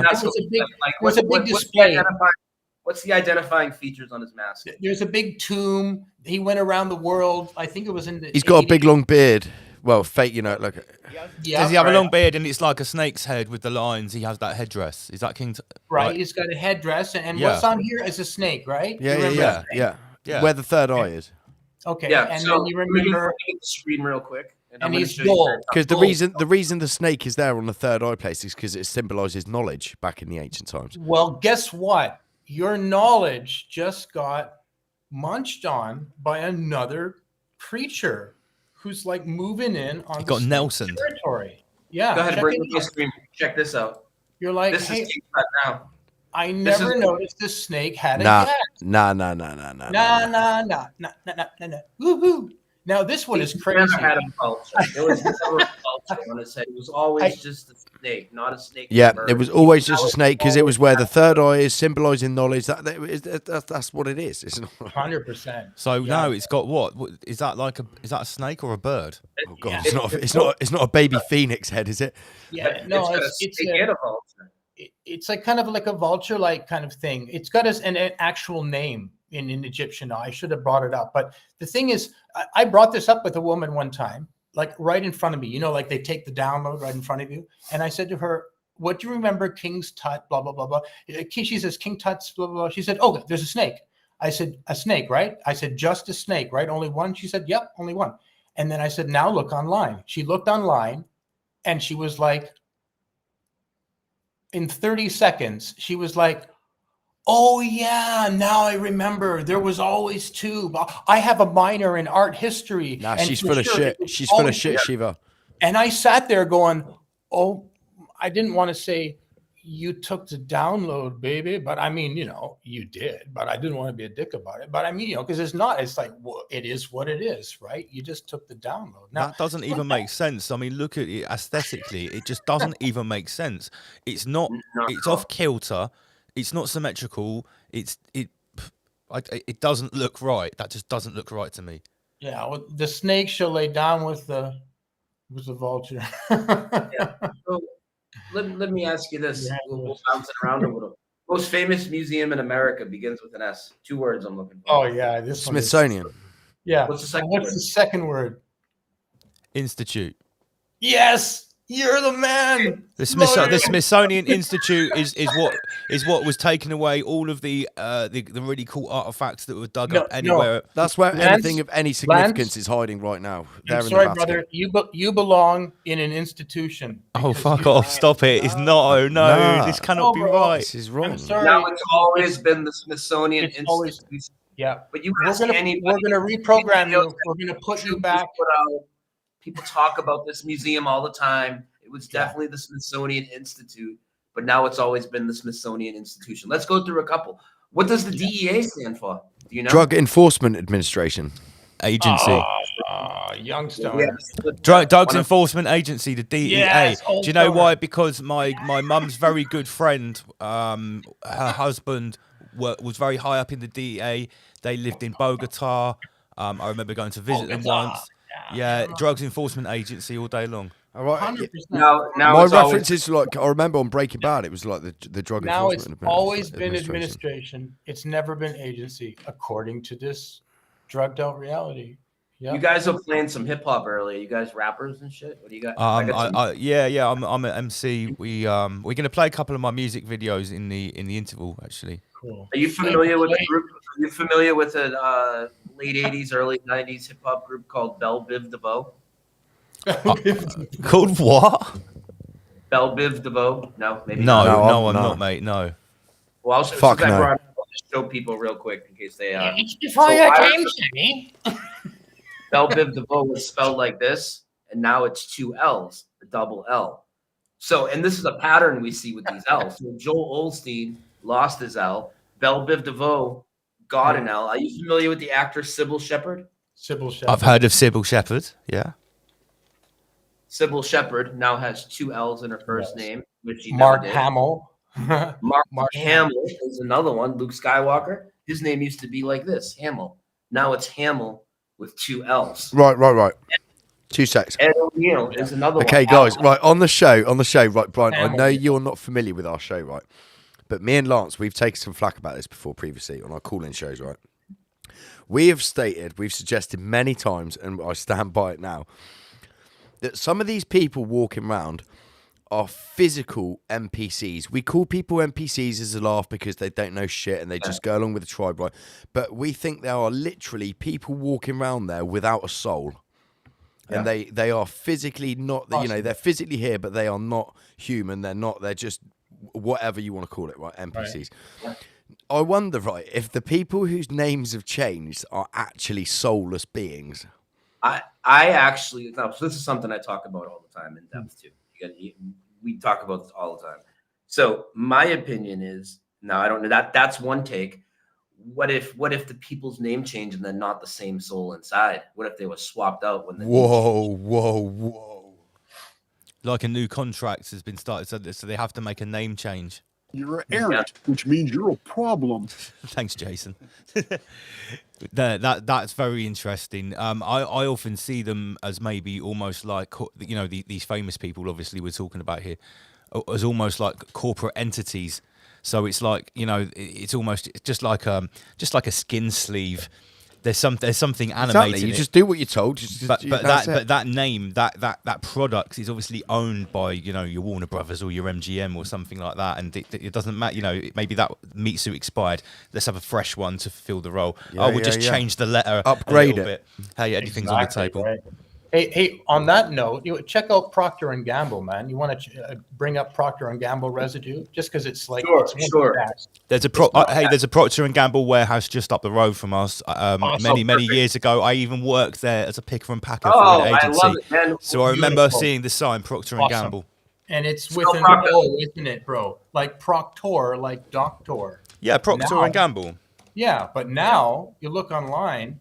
If you look on Apple Maps, you get a little bit of residue, but like everywhere else, it's always been the no way. I know, it's retarded now, of course. Now, and if you look at the guy's name, William Proctor, the family patriarch, and it's ER, so his family tree back to blah blah blah is all gone back to ER. The amount of changes that has to be done. This isn't like going in the records. This is going into reality and rewriting reality from the point of origin, even from the great grandparents of Proctor, which have ER instead of OR. You're not the only person I've spoken to that's worked there and thinks it's spelled Proctor with an OR. Can you share my screen? I want to show you something. Sure. Yeah, this is killer. Now, you're talking about the name change and legal status and whatever. Here's a great example of that.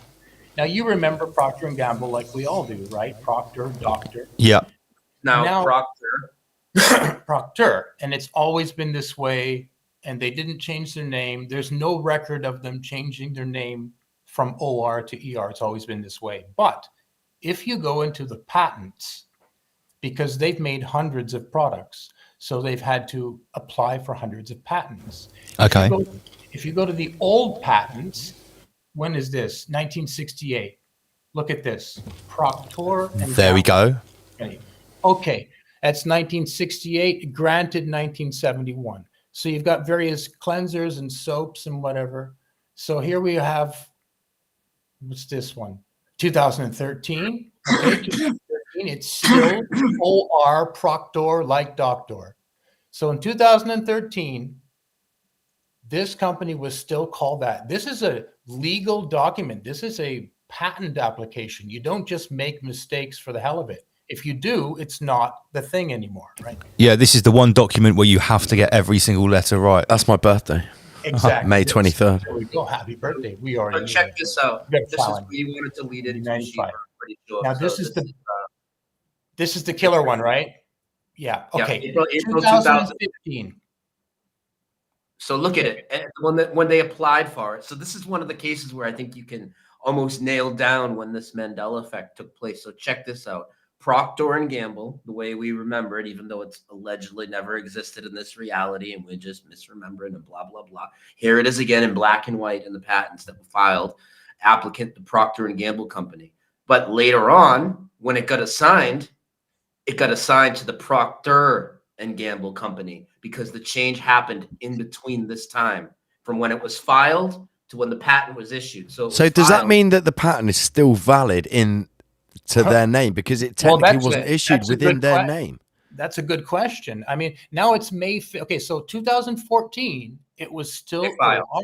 Right? May 5th. But then it was applied, granted April. in 2015. So I've just seen something there. I've just noticed something. So the applicant, it says the applicant has got the original name with the proctor, but then the assignee. Yes, and So- that all the older ones that we showed had applicant and assignee, and they were both OR. I'll show more. So but this one, because this is when the change happened in between, while it was in the process in late 2014, early 2015, that's when we're saying this change likely happened, and then the assignee was Procter ER once they granted the patent. So Brian and Shiva, Stanley 2000 Milgram in the chat here, he's saying people make spelling mistakes. Yeah, that's right. Anyway, from 2015 onwards, now it's ER. Yeah, people make spelling mistakes, but legal documents that are patent applications that ensure that your company has a legal right to that product that they develop legally don't make spelling mistakes. They never do. And if they do, they're redone. I would agree.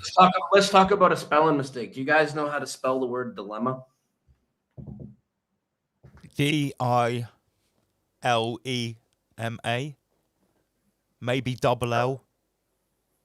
No, neither of those are correct either reality. What about you? Dilemma? No, I'm going to pass her.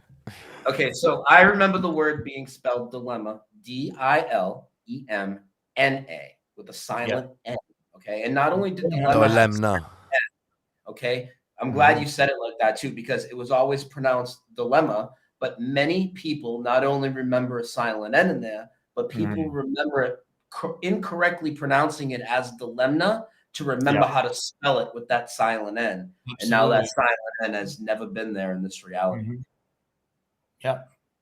People in the comment section can remember it. I'm just putting them up on the screen here. I definitely remember for sure. 100%. I was a really good speller, and I would always put in my mind every time I wrote it, I would say in my mind, dilemma. But of course, it's not dilemma. It's just a device to remember the spelling. But why would I just stick that in there? Like for nothing. It's like Haas avocado. It's the same thing. Why would I stick an extra A? It's so rare in English to have two A's in a row. Why would I just stick it there?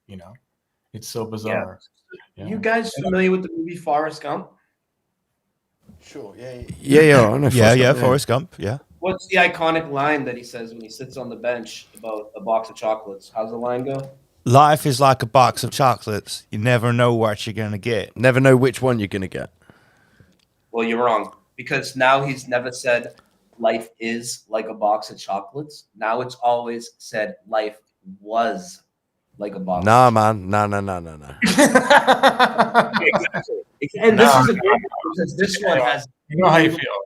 It's ridiculous. There's people that have the quote tattooed. Life is like a box of chocolates, or the whole thing my mama always said, life is like a box of chocolates, right? Now it's always said it was, but check this out. And this is the same with the mirror. So let's go back to the definition of the Mandela effect. What's the Mandela effect? Well, the Mandela effect is it changes the official of everything, the official of that one thing. So if it's a movie change, it changes the thing in the movie on all the copies going all the way back into the past, okay? Even if you own it, it's been sitting in your house, it's sitting in a safe in your house, whatever. It's going to say life was like a box of chocolates. When a movie's dubbed over, right, in another language, what happens? Well, they remove the audio track, right? So if you remove the audio track out of that movie, right? So what I'm trying to get at is that movie's dubbed over in German, Italian, Dutch, many languages as you could imagine. Swahili. In the dubbed over versions of that movie. Now, when somebody redoes a movie as like a narrator in another language, they don't have the whole Forrest Gump movie memorized in their head and then go out there and just spitting out a broadcast. They have the official script in one way or another, right? That movie in those other languages still says life is like a box of chocolates. Mirror on the wall with Snow White. If you play, and I just video on this short video. If you played in German, Dutch, and I think I played Polish. So in German, spiegeln, she says in the mirror, which is mirror. Mm-hmm. Spiegel, I think is Dutch. Mirror, not magic mirror. That's some significant evidence that we have a ton of evidence for every single Mandela effect. Stuff that shouldn't even exist at all.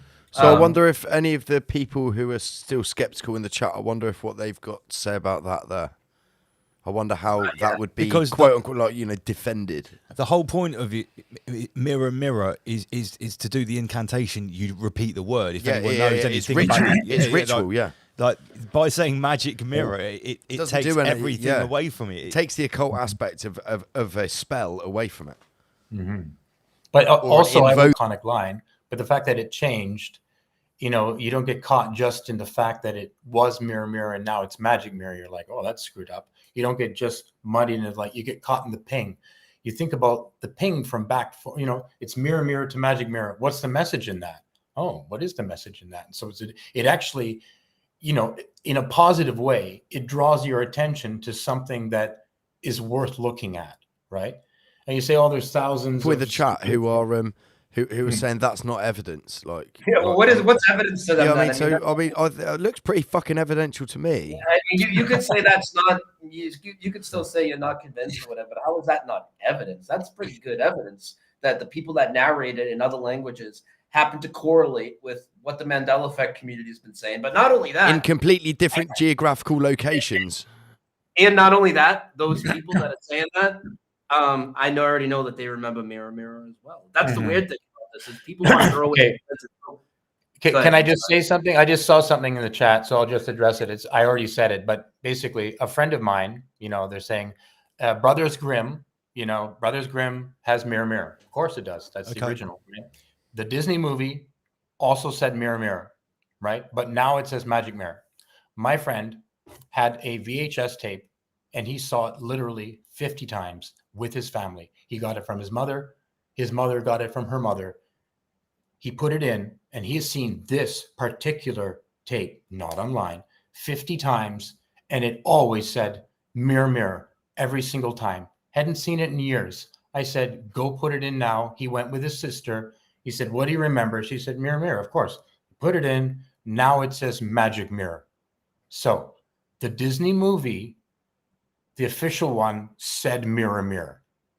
That's why we remember it that way. But somehow it's changed. So I just thought I'd address that. To me, it seems obvious, but let's add to it. So that was Walt Disney. That was Disney's first major animated release. Was actually Snow White in 1937. Okay, I can show you on video. Walt Disney himself, when excited about the release of the movie and shortly thereafter, Walt Disney himself quoting his own movie, mirror on the wall. Uncle So Walt I guess himself. Henry Ford must not know his own signature. Walt Disney must not know the famous line from his own movie. You know what I mean? Like it gets a little ridiculous to say that there's nothing. Yeah, I wonder what the number of coincidences is before it becomes mathematically impossible. I don't know. That's maybe what we should ask Jason. I wonder what the actual number would be before it becomes mathematically impossible. Well, okay, it's getting back to your idea about people having souls. Like, you know, I can't say whether we all have souls, we're just in various states, or whether maybe there's people that actually literally aren't designed to apprehend certain things. And I'm not saying if you don't, in the Mandela effect, you don't have a soul or whatever, blah, blah, blah. I mean, I'll be ready now, whatever. And I'm, you know, maybe to that, it like there is no, like the White House could turn into the Purple House, and the person would be like, oh, it's always been the Purple House, and we'd be like, what? Come on, man, you know. And it's like, for some of us, it's already got to that point. It's already, you know, mirror is already pretty hardcore, and that there are a few hundred that are just like ridiculous. You know, they're not like, oh well, maybe it was that. It's just like, it was that. You know, if you've heard something. If you told me something 50 years ago, only one time, I probably wouldn't remember it, right? But if I've seen something or sung a song hundreds of times, and I'm not talking about singing it wrong the first way and getting the lyrics wrong. I mean, singing it correctly, reading the lyrics with other people, the official, you know, knowing this thing, having the actual album, and then years later, hearing the song going, what's that? Is that a new version? And you put your own album on and it's changed. I mean, that's crazy, you know. It's not something, it's like, well, maybe I remember it wrong. It's like, no, I heard it hundreds of times.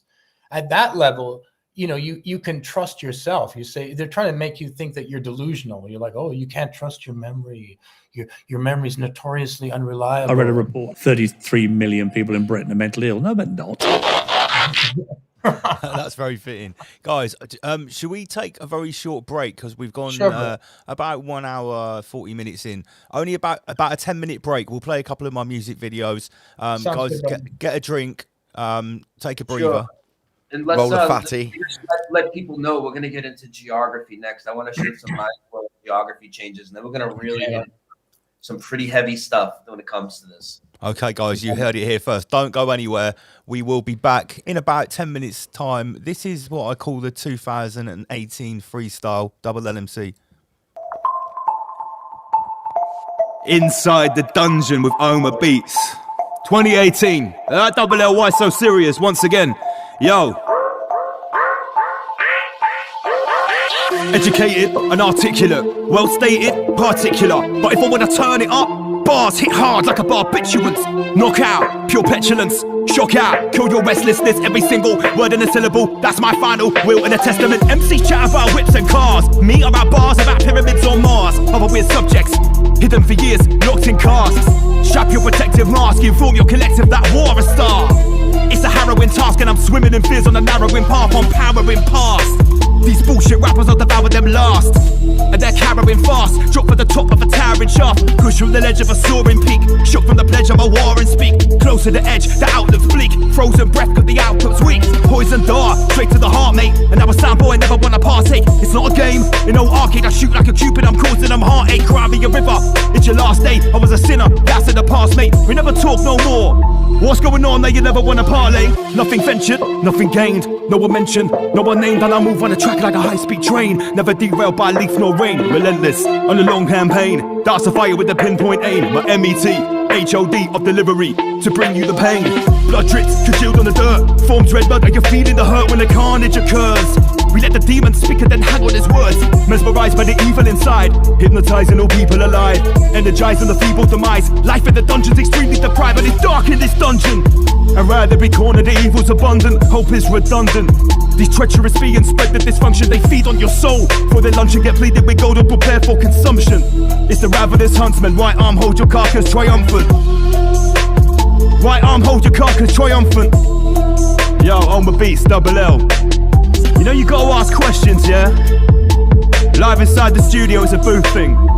Yo, I ask questions that are the deepest. What is a religious extremist? A terrorist with a Wahhabi thesis or pedo priest? Pray to Jesus, a rabbi, circumcising a penis, gesturing God, acting fiendish, lecturing mums about who is the cleanest, a claiming we're equal but acting elitist. Listen up, there's lies in this sermon. Why is that? Your vicar is vermin. Hypocrites ain't hard to determine. You gotta rise up and be wise like a serpent. Beware the Savior serpents who prey on the weak, peddling burden. Dissidents are destined for burning. Indoctrination is different to learning. You know the fables are coded, demons and angels, the meaning's eroded. Reasons moaned by those who devoted, revised, rewrote and promoted. Years past, scriptures unfolded. The names changed but never the motive. Translated, wildly misquoted. Sugar-coated, violent, corrosive notions. Charged with bitter emotions, boarded ships and sail across oceans. Holy books, gunpowder explosions, hiding the text like Trojans. Insidious lines were spoken, indigenous minds were broken. Many tread the path of the chosen, and they step with the hoof of the cloven.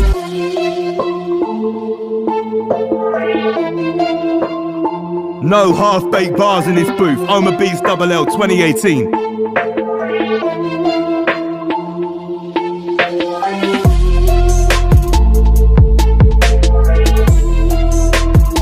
They're like Double L, why so serious?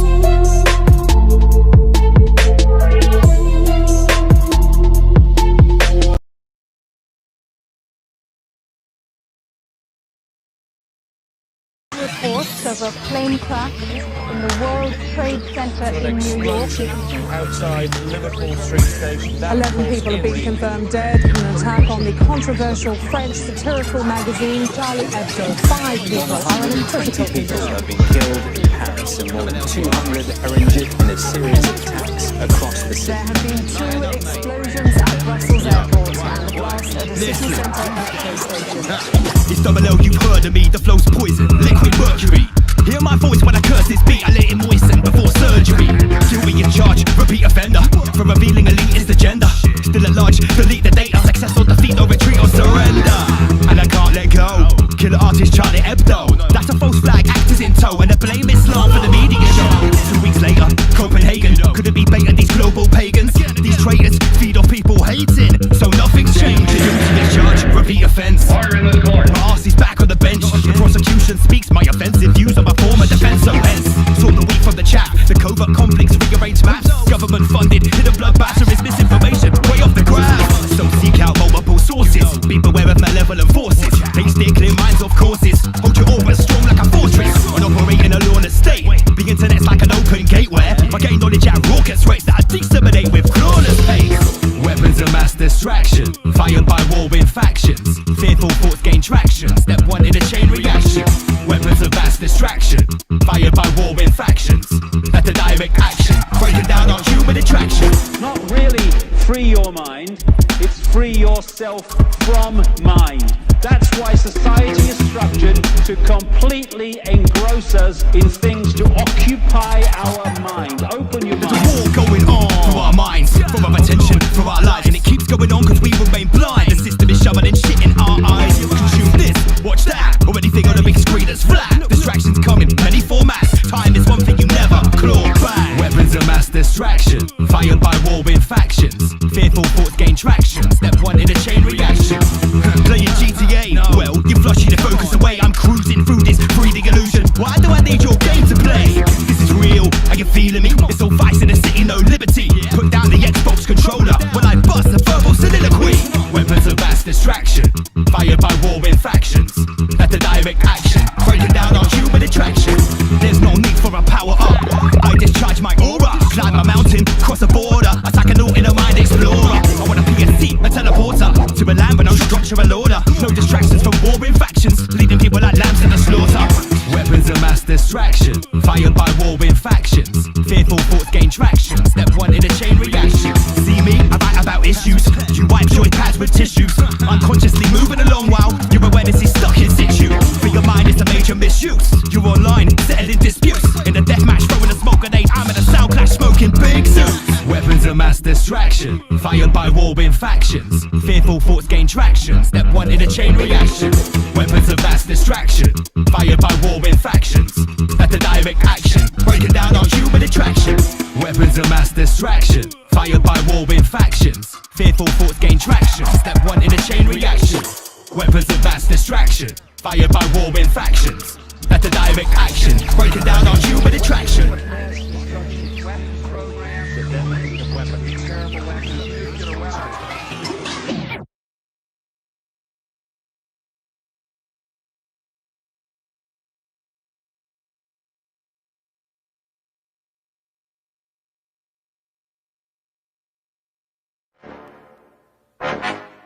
Big deep breath, maximum stay firm, mark, might be like up. Yo. No predictions or prophecies, just scriptures and mythologies. No instructions in the Odyssey. Inhale, exhale logically, part of the tribe. Earn my stride, home with the pack. Long dark night, poison darts, long blow pipes. I take aim at the moon shines bright. Entered this jungle as a student. I was acting humble and prudent, practicing to become fluent in a sacred tribal movement. Master arts the shamans using, elevating to more than a human. Raise the vibes so the hate's reducing. Absorb the light the sun's producing. Air's electric, feeling the charge of thunder. Dark foreboding sky we got under. Hectic in the presence of wonder. Open your eyes, awake from the slumber. Life is a prey, act like a hunter. Enter the battle, emerge from the bunker. It is the rain dance, I am the drummer. Dance to the rain, it's a stormy summer, look yonder.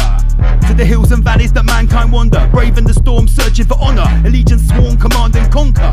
Seize the moment, and you'll get drenched with the heavens of open. Draw for the power, more than potent. Keep on moving. I'm live in the belly of the beast. I stand firm and steady on my feet. Still inclined to write a little piece of that word on the street you're still trying to release. I spit fire, heavy on the beat. Training's done, ready, complete. I'm prepared to stare in the eyes of defeat, then stand up tall to the Babylon fleet. There's a power inside me, like a force of nature. Disregarding imminent danger. Whipping up a storm, the destruction's major. Different form with the awesome flavor. Babylon agent, now I'm in our cater. Exit agreement, place now wager. Since days of the parchment paper, they search for the savior. This is a system test. Adjust your parameters. Corrupt, scandalous, life uncrude and amorous. Are you a victim? Yeah. Cameras flash, they dazzle us. You can't predict threat of a flow so deep and cavernous, deep and hazardous, with incredible length and wide diameters. Not your average maverick. Locked your 16s, leave them staggering like a sick dream in the mind of a sick teen. When Freddy come daggering, I spray like whipped cream in the face of a plan for imagining. They could ever come a challenging, I leave them spinning in my slipstream. It's not happening. This is a system test, no routine system check. Keep your eyes on the screen, but it's lies on the screen. Check for the imminent threat. This is a system test, no routine system check. You gotta stay switched on so your wisdom's blessed, and look for the crack with the system stretched. Double L 2020.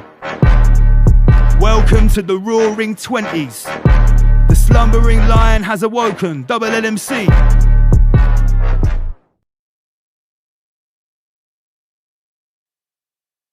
1 2 1 2. We are back and we are live in the place. Michael, it's Saturday night. It's Rise Above. How's everyone doing? That's awesome.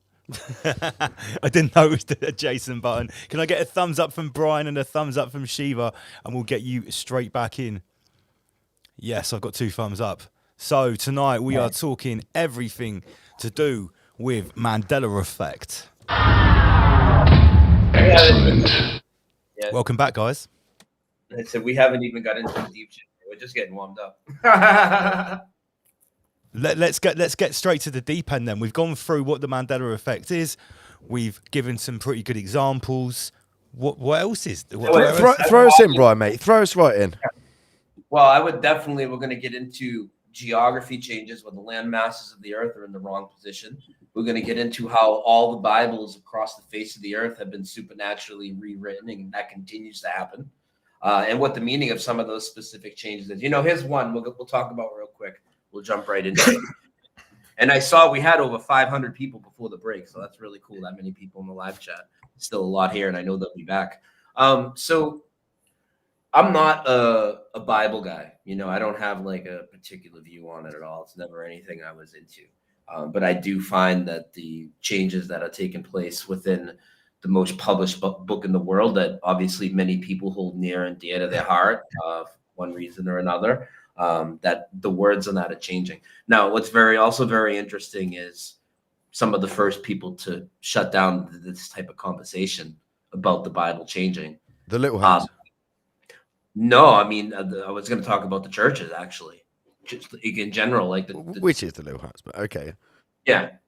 So the churches will, you know, and not just the churches, but people that are very religious in one way or another. They don't want to talk about the miracle that's actually happening now. So one of these changes that happened, a lot of people talk about the lion and the lamb. That's obviously gigantic, and we talked about that earlier. For me, the one that I've covered the most, I think, has to do with in the book of Matthew. And I know you guys aren't familiar with my content, I should probably back it up a little bit. I think giving people a little history on what I do would be helpful to this conversation. Absolutely, I didn't go start for it. with the Mandela effect.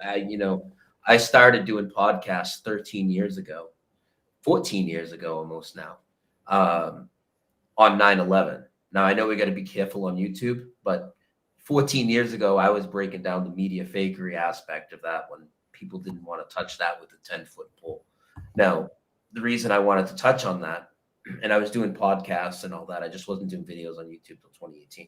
So after that, it was, 2011, the Apollo moon landing, then the school event that we had here in Connecticut, and then the Boston thing, and a bunch of these other type of things.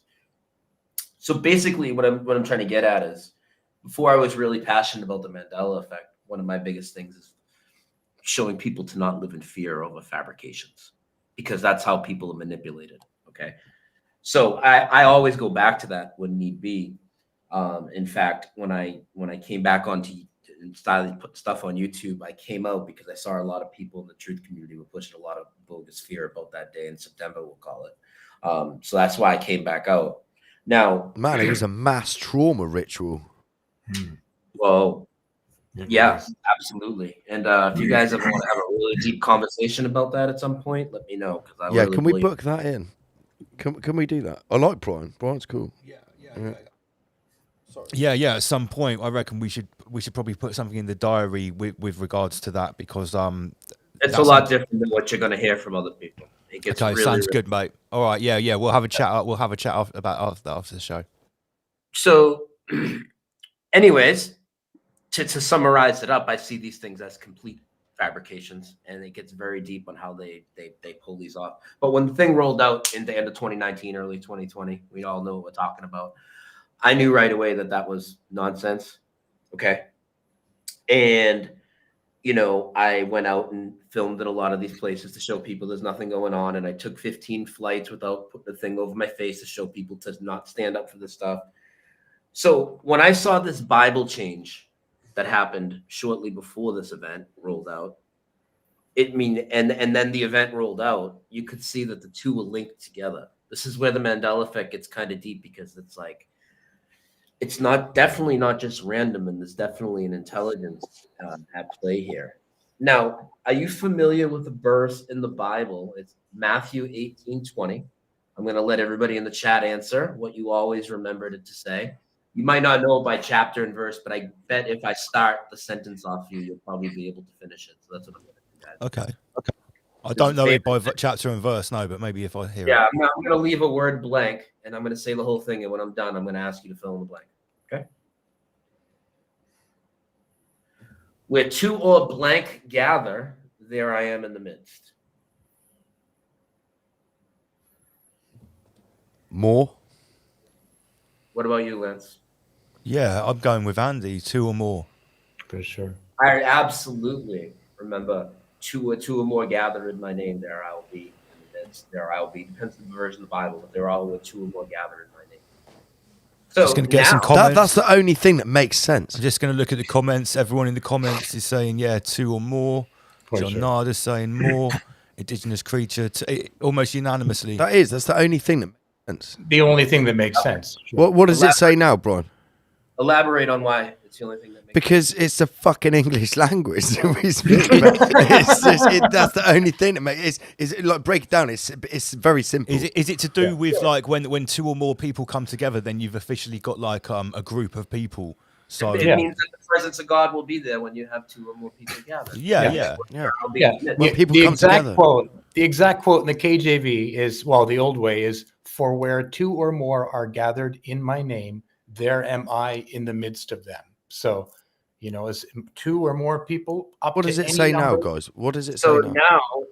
So now, in every version of the Bible in the world, including the one sitting in anybody's house right now, if you remember where two or more are gathered, it's not going to be in your Bible, and they all say two or three. Now, what's two or three?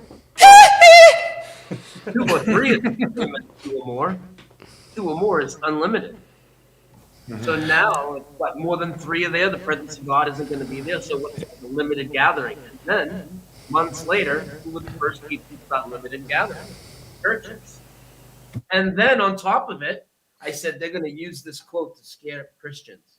And sure enough, the governor of Indiana here in the United States goes on TV in August of 2020, goes out there, says, the Bible says where 2 or 3 are gathered, not 2 or 300. Stay in your house, wear a mask, Huge change. Now, there is so much residual on this. I've shown everybody in the like truth communities you could imagine constantly quoting this. I've shown pastors, preachers, televangelists. I have a 3.5 hour video just on Matthew 18:22 or more. That's what you guys should do. Just ask people these things. Never give them a choice on anything. So people can't say, because we don't, but people say this about the Mandela effect. Oh, you're leading the witness. You're planting things in the head. No, I asked you to fill in the blank. I didn't say, hey, was it 2 or was it more? Earlier, like that's how I made sense of a fucking sentence. That's what I did. That's all you need to do. Yeah. So I find it very interesting that scripture changed from 2 or more are gathered in my name. The amount of residue, like I said, it's fucking everywhere. Right. Now it's 2 or 3, and then they started limited gatherings. And there's other things tied into that whole, thing that have Mandela effects involved. Let's run with it, right? Let's run. The people in the chat who say this is bullshit, whatever. Okay, that's fine. Let's just put that aside for a second. Let's all run with it. Let's say this is actually happening. These are physical changes that are happening. How is this physically happening? Okay. Well, I think that how are physical texts changed? Like, and you know. How is that happening? How are logos on vehicles changed? Brother, anybody who says that they know is just bullshitting you, because nobody can know how would you speculate? How would you guys speculate that this is happening? I mean, I wouldn't. For me, I don't speculate that it's CERN or that it's any human agency or that it's obviously way too thorough and it changes physical stuff in this reality all the way back to the point of origin. That's the crazy bit right there, what you said, Shiva, that it changes physical stuff. Because, okay, right, we all know that our brain, nobody really understands the brain. We don't understand dreams. We don't understand deja vu, things like that. You know, we can say, okay, the brain is just a mystery of the brain, right? But when it changes physical things, that then takes it into a different realm of research, because there's something very real happening. That's a whole different kettle of rabbit. That's something very real that's happening. It's not in the mental construct of a collective, of an individual, of whoever. It's a physical thing that's happening. Exactly. Well, I mean, even things like, the Fruit of the Loom or whatever, it seems ridiculous because people are like, oh, it's a pair of underwear, ha, ha, ha, ha, and they can laugh at it. But the thing is, if you're a creator, God thing wants to communicate to people, right? You have to communicate to people in a way that they will understand. You have to speak to them in baby talk. You have to speak to them in things that they will notice. I mean, you could change some obscure text that no one looks at, but then who's going to notice that, right? So you change depends and Fabrice and like weird shit like this, and cartoons and like really famous movie lines and really famous songs and really, and the most famous significant things. Yeah. Things that like the Lord's Prayer. I mean, come on, how can you not notice this? And if that wasn't enough, then it changes significant things like physical things to make it really obvious to you, like a Ford. If you're a guy that's been working on cars for 4 decades and you know what the Ford looks like, you looked at it, it's seared into your mind. And that's what I mean. It is literally unthinkable that then that's changed. Exactly. Same as like the stuff that I remember from my childhood, the dude with the monocle from Monopoly, the mirror on the wall. I just won't accept it. I just will not accept it. I'm sorry. No. Yeah. No, you have to trust your own memory. Now, I'm not saying trust your delusions. Like, oh, I'm Napoleon, like that's, trust yourself. No, trust me, mate. I know when I'm being retarded and when I'm not. For sure. I mean, there's some stuff that, as you said, okay, some people bring up this study. They say, oh, is this intellectual study that disproves the Mandela effect? And it's so retarded. I'm sorry. It really is. It shows these people get shown an accident, right? And there's a car and blah, blah. And then after the accident, it's a video. They get shown one time and they're asked for details. And like 30-something% of the people said they remember broken glass. Okay, that's fine. But the thing is, There was no broken glass. They just assumed car accident, broken glass. Oh. Now, I don't know if they were led or whatever, but the thing is, then they said, this proves Mandela effect is wrong because people's memory no good, blah. And I'm like, no. People's memory, right? It's sorry. Go on, George. Go on, Shiva. Go. yeah, but I'm just saying, like, that's just one time, right? It's a beautiful day in the neighborhood. I didn't hear that one time. Some people heard that hundreds of times, thousands. Some people looked at their Fruit of the Loom underwear thousands of times. I watched Mr. Rogers 5 times a week for probably a decade of my childhood and sang along with the damn intro, and now it's exactly. Mandela. So because the critics might say this thing called false memory syndrome, and just as a little side note, right? Yeah, for anyone that doesn't know, false memory syndrome first sort of was coined when the satanic panic happened, which was in the late 1980s, early 1990s, where all of these kids at play schools and kindergartens and different states in America were giving detailed accounts of being satanically ritually abused, right? Okay. And it happened in this like 2 or 3 year period. Let me just unmute these two. I'm getting this right so far, yeah? Yeah. And basically the way, and because all the kids were saying the same things and giving these same very dark, horrific details, the way they explained it away was something called false memory syndrome, where a whole group of kids, like maybe up to 20 or 30 kids, in this group would all remember the same thing. It's false memory syndrome. And it was literally brushed on. How fucking stupid do people have to be to believe that shit? Well, it got brushed onto the carpet that easily. Yeah, there you go. How fucking stupid are people? I mean, it's weird. It's amazing. So, like, for me, like... Sorry, what I was going to quickly say, just before I forget, was... if you look at a mirage, right, yeah, you can see a mirage, yeah, what your mind does, it fills in the blanks. So... is that something possibly which could be happening here? No, because of some kind, some offshoot of something like that. Because the brain is tricky. Some of these are so specific, and so many of us in unison wouldn't all be filling the exact same blanks. Yeah, exactly. Yeah, I would agree. There'd be different memories. Right? Could that happen? Like, if it was just a few brand changes and a group of us thought there was always an S on it, and I mean that was the only type of examples. That'd be a dude. I didn't realize people's fucking names were changing. People who are like still alive now, and their names have changed. It's crazy, right? And we only dabbled on it because I didn't want to go too far down any different aspect because I really want to get a lot of stuff. And like I said, we're still going to get to the geography, which is mind-blowing, and anatomy. Like, that's a completely next level. But yeah, people's names have changed. Even foods have changed. Let me get a screenshot. What is the are you guys? What's a very popular type of apple? Would you say like that you eat? Granny Smith, Bramley, Golden Delicious. Come on, Pink Lady. The most famous one begins with an M. The computer one. Oh, Mac. A Macintosh. Mac. So show my screen, please. Okay, one sec. I definitely remember Macintosh. Yeah, I remember Macintosh because I remember there was an American girl when I was in year 6 now at it's school, Macintosh, and she used to get teased because she was the only one in the school that used a Macintosh, like because her dad bought her this Macintosh, and everyone used to take the piss out of her. It was 100% MAC because they were always called Apple Macs. Yeah. It's not an Apple Muck. The Apple Muck. Yeah. Apple MC. Yeah, that's bullshit, man. This is fucking bullshit. All right. Again, it doesn't make any sense. It's not an Apple Muck. It doesn't. So it doesn't make sense. Let me issue a disclaimer when we talk about any geography.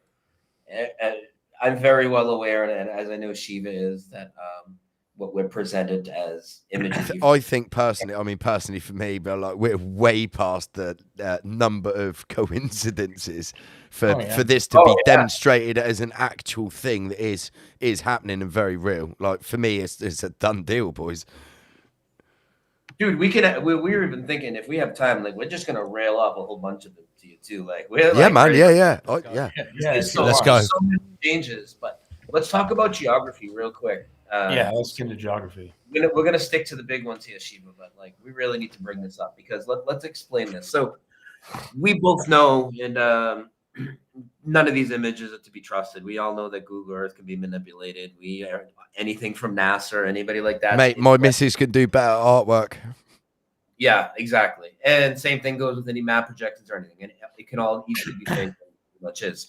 So, but that being the case, all I'm showing you is what's presented to us as the representation of the land masses on the Earth.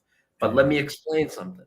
So I'm going to ask people about and have them fill in the blank where location of the food is, right? And when I ask them that, and if you remember what we do, and I'm going to show you, look, that's not where it is. It's not just this online imagery. It's not just new imagery being put out by these people. It's also any old map or globe that you have in your house, even the same pull down ones that were on the chalkboard at school and everything the way you remember, because this is what they're presenting as the reality now, but that is what the reality, the Mandela affected reality. It's correlating with these images. So I was always pretty good at geography. I'm looking forward to this bit. Can I just before you go any further, Me Brian, too, brother. Can I make a Mandela effect prediction for the future? Yeah. Right. Yeah. I reckon, that in the future, people are gonna see people who think that the world was a sphere like this. Is weird as fuck, because the majority, the collective, think it's pear-shaped, because apparently now it's pear-shaped and it's not a sphere. Allegedly, that's the mainstream bullshit from people like your Neil deGrasse Tyson, slippery fucker, and people like that. They're saying it's pear-shaped. So I think late in the future, the Mandela effect will be that people... It's always been a pear. It's always been a pear, but some people think it's a sphere. That's what I think is going to happen in the future. You the heard reality, it first. the reality is it's never been either, and we're not this crazy ball in outer space, but we'll save that for another day.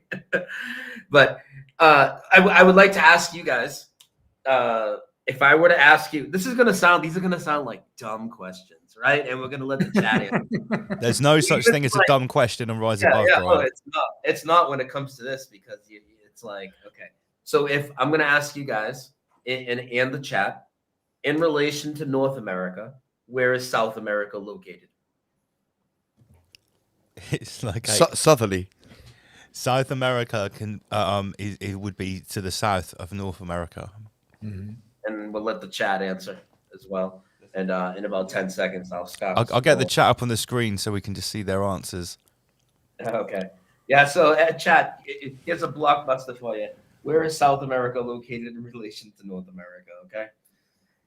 All right, we're gonna go and bring it up. I know they're on a delay anyway, so let's check this out.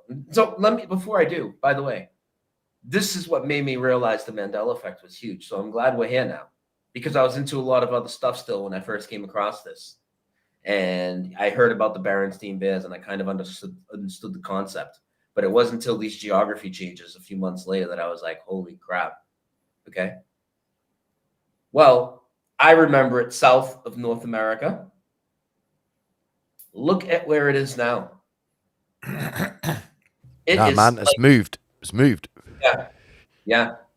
Like 1,500 miles to the east. Yeah, and not only that, I remember it's moved like a 5-hour flight. Yeah, dude. Isn't that crazy? Yeah, about 1,500 miles or something.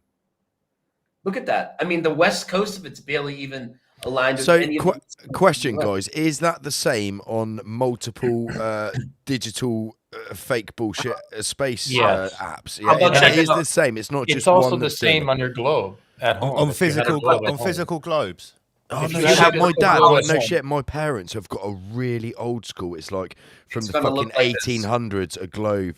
Like a wooden one that spins. I'm going to go and check it out. Bro, it's going to look like this. I know that sounds crazy. And I know, right, I used to fuck with that. Me and my brother used to play with that when we were little. Like so many, that's ingrained into my psyche of what that is. I'll be able to tell straight away, yeah. I used to play with maps and globes like every day. It's so ridiculous. There was one specific one though that my parents, and they've still got it, and I'm gonna go and check it out. I literally know what every inch of that thing is. Because South America moves so far, like the Panama Canal obviously would have to change, right? Like think about the Panama Canal. It's right there, right? And it used to go east-west. And now look at it. It's like the Panama Canal is going on this not north-south exactly, but it's very bizarre. Southwesterly. Show the canal. Where's the canal? Can you get in there? Where's the canal itself? So that's the border. Is that it right there? That water bit? Jesus. It's there, right? Yeah. City. But anyway, it used to be east-west, and Brian even talked to somebody. He can tell you the story of that, of a guy that he talked to who was stationed down there for 6 years in the Navy. And Brian asked him, oh, well, which direction does it go? And the guy said east-west, like the rest of us would think, but now it's not anymore. Now it's here. South America used to be way over here to the left more, and Central America was not as much of a hook, and it came and connected up here on the top portion of the corner. I wonder if skeptics would, about what you're saying here, would say, oh yeah, because that's what it looks like if it's like a globe map just flat out. Right. I wonder if that's what they would try and come back with. Right, but because I think that's the only. What other explanation would there be for somebody to counter what you're saying? Brian, tell them what happened to you with your family. You went back and checked the globes at your. So I went to my family's for Thanksgiving in 2018 or 2019, and I walk in the house, and I called my nephew, but it's like my cousin's kid. He says to me. And I haven't seen him in 4 or 5 years. And he says to me, hey, first thing he says to me when I come in the door, hey, I know about Pikachu's tail. Because for those that don't know, Pikachu, famous Pokemon's Mandela affected. What do you guys remember on his tail? And many people remember him having a black tip on his tail. Now it's always been all yellow. So little kids are seeing this stuff. So he brings it up to me. And then my cousin is like, tell him about Ed McMahon, which we'll talk about in a few maybe. And then all of a sudden it got into geography, and I started telling them about geography changes. And she said, well, to my cousin Corey, he said, well, Corey, I got your globe right in the basement. I'll go down and get it. They went down, got the globe that they had in the house for many years, probably 20 years or something. And everything that I'm showing you on here is reflected not only on their globe, not only on their maps, on the globe and map sitting in the house of every single person listening to this show right now. Now, I have another one I want to get to real quick because it's in this region. Just before we move on, can we just address that someone is saying that basically the poles are slowly shifting and magnetic north is allegedly moving towards Siberia? Now, that could explain it on computer projections, but that doesn't explain if the position of South America has changed on physical globes, and on physical maps in people's house. Exactly. You got it, buddy. And that is exactly what's happening.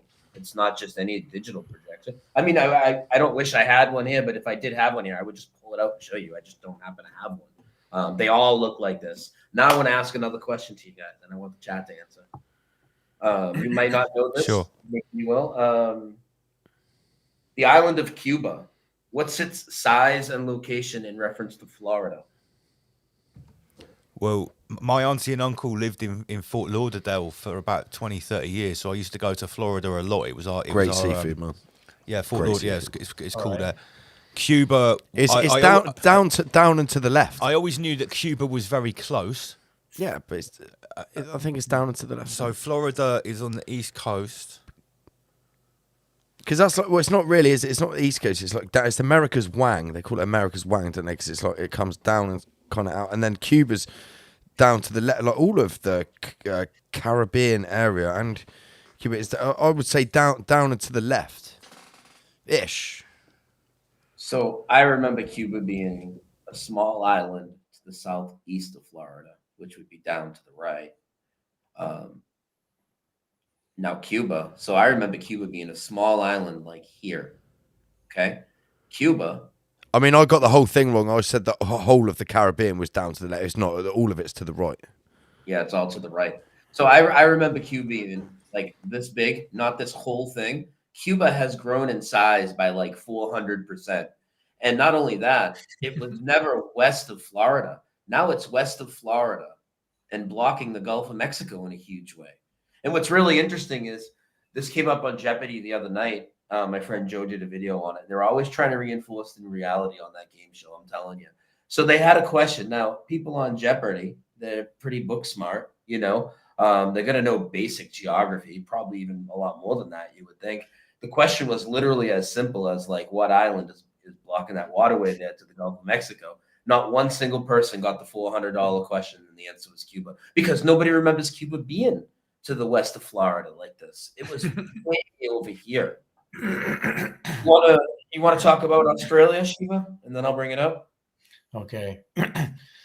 I mean, this is another funny thing. You think, oh, someone who lives in Australia is going to know more than me, right? Because I don't live there. That's often what we think. But I've got something to say about that with the surgeons and the airplane pilots. But here we go. So Australia and New Zealand, for me, I remember it a certain way. Now try to think about it, where it is in relation to Papua New Guinea, how far it is from Antarctica.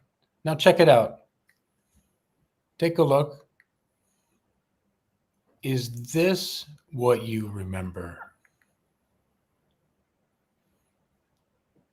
Look at New Zealand, guys. New Zealand was way up here in my memory, to the northeast of Australia. Yeah, it was. Yeah, it was. It's further south in Australia now. It was way... it was way up there. I used to work on boats, right? And I was in New Zealand, and right before we left, the last thing we did, we had to take the boat from New Zealand to Sydney and leave it there, and I flew home from Sydney, right? And I looked, I'd never been to that area of the world before. I'd never been to Australia. I went to Australia when I was about 2 years old, so I was like excited to go to Australia when I could actually, you know, do some shit.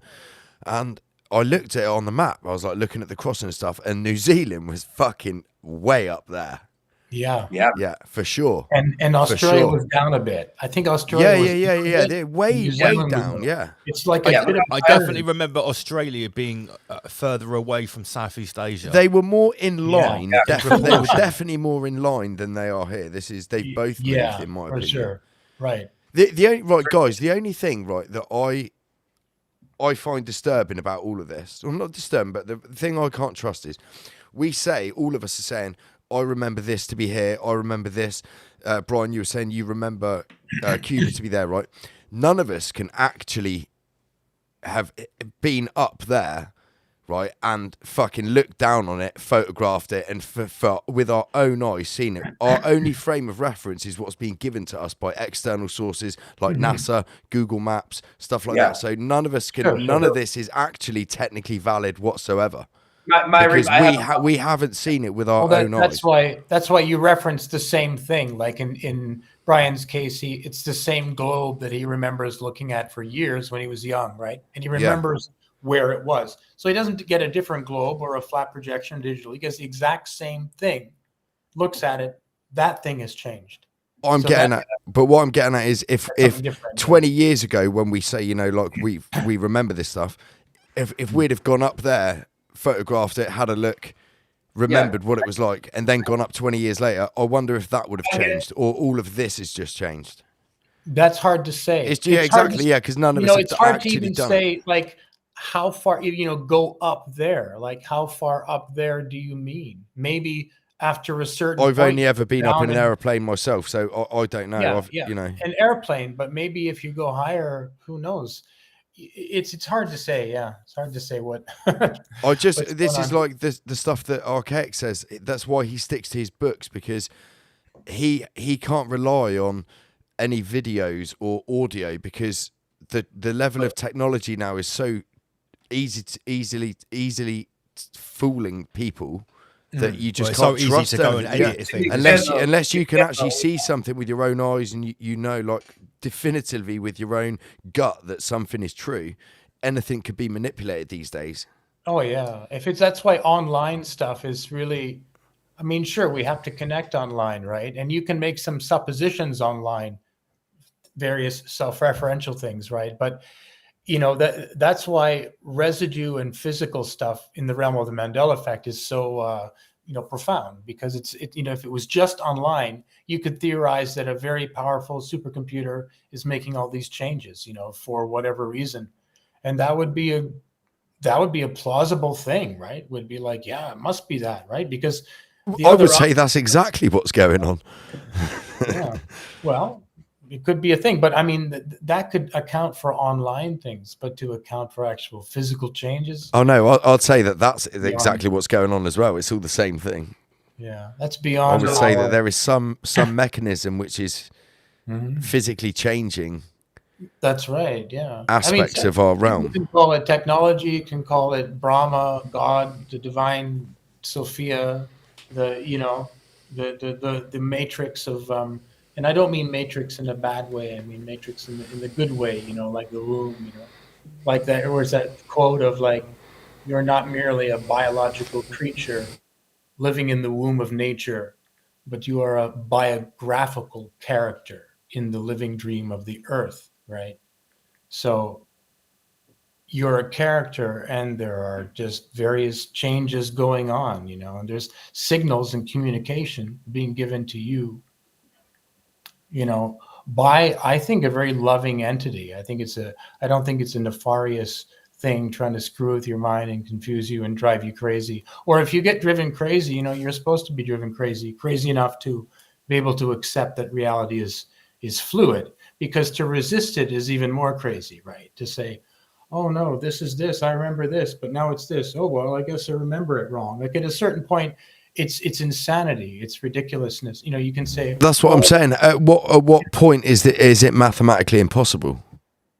Exactly. Well, for different people, like for me, as soon as I saw it, I was like, oh yeah, well, that's not how it was. I know it was this, and it didn't matter what someone said to me. I was not having it, man. like there's no way. I know it's like this. And so I thought, well, if you take Occam's razor, they're like, well, Occam's razor, to accomplish the Ford logo, I mean, there is nothing you could do. 50 million agents going all over the world, sneaking into people's garages, changing the logo. I mean, it's ridiculous. At a certain point, you couldn't physically justify any of these things, right? So you have to say it's something supernatural. That's actually Occam's razor. That's the easiest thing, saying, well, look, it's supernatural and I don't understand it, right? If someone says, oh no, it's this, it's that, they're just bullshitting you. I mean, literally, we don't understand. Or it's just speculation. Yeah, it's just speculation. Like what we're doing here, but it's fun to speculate. I mean, I think, because I like to be in a positive mood, even though life really sucks sometimes, I think it's a positive thing. I think the reality is fluid. I think you're supposed to wake up to this. If you don't, then you're not supposed to wake up to it. And that's also fine too. Maybe at another time you will. I mean, I don't really know what's going on, but it does seem to, we're in like a dream-like quality kind of thing, where there's like a dream, there's like God dreaming, but we're also co-creators. We also dream along with God. So when you're talking about, can we create that Mandela effect in the past of the Steven Seagal thing, back in the future? Like, yeah, I mean, for all we know, it could be, it's a joke, right? But it could be like this. We're co-creators. But maybe like Lance said, maybe with enough people that is a possibility. We don't know, because we don't know how the construct is. I think we're doing it all the time. I think it's possible we're doing it like every day, right? We have our will, and we want to manifest our will. We move and things are happening, right? And we're changing reality. Like you've got this retrocausality. You've got the idea of like, wow, I'm gonna go back and I'm gonna change that thing in the past, because like really the past and the present and the future are kind of all the same anyway. So I'm gonna change that thing in the past, like the Toltecs would call it recapitulation, or or you could call it retrocausality. And you go in the past and you imagine a different reality that happened in the past. You kind of rewrite the history in a way. Not that you're like trying to not deal with things, but you're really trying to deal with things. You're saying, no, let's rewrite a better story, which actually changes who you are now and who you are later. And so that's kind of a Mandela effect. You've actually gone back into the past and you've done some tweaking and changed the person who you are today. So it's possible that the Mandela effect is just a way to say something that's going on all the time. And it's been going on since this realm has been going on, which maybe had even no beginning. For all we know, maybe there's no beginning, there is no end. There's cycles, there's loops, right? But And this Mandela effect is like little communication to say, hey, look, this isn't real. But I don't think it's just doing that. I think that's the initial thing. The initial thing is like, yoo-hoo, and you're like, what? And he's like, mirror, mirror, magic mirror. And then you go back and forth between both of them, right? So what's the message in the mirror, mirror, magic mirror? And that's a whole, you could do endless hours of decoding on that. And everyone has personal thing as well. I think that just like the Mandela effect, so I think there's a universal messages as well. I think some of the messages. Let's talk about some of the messages. Yeah, let's talk about some of the messages. So, it's definitely like, there's a lot of music changes that I think are very profound and have a lot of like very spiritual connotation to some of these changes. Yeah, the music ones are interesting, right? Yeah, you want to go ahead and bring one of those up? Okay, where I got a little. Bee Gees. The Bee Gees one is one of the most, for me, that one is one of the most, I mean, it's not just a letter, you have the Jules song, Who Will Save Your Soul? Who will save your souls? Now she says souls. Now that's just a letter. Oh, and you're like, oh, well, maybe you just heard it wrong. You're like, no. The song is called Who Will Save Your Soul, right? And you hear it. And I didn't even really care for the song, but I know what it said. And now you play that song, the original, and she says souls with an S at the end. Now you have a couple of live versions where she's done it without the souls, but it's now the original soul. And so that one, soul to soul. And what is the song title? Soul or souls? It is soul. So that doesn't make sense that she would say souls. Weird, huh? Yeah.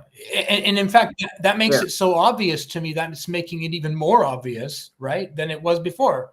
If it just changed, you'd be like, oh, well, okay.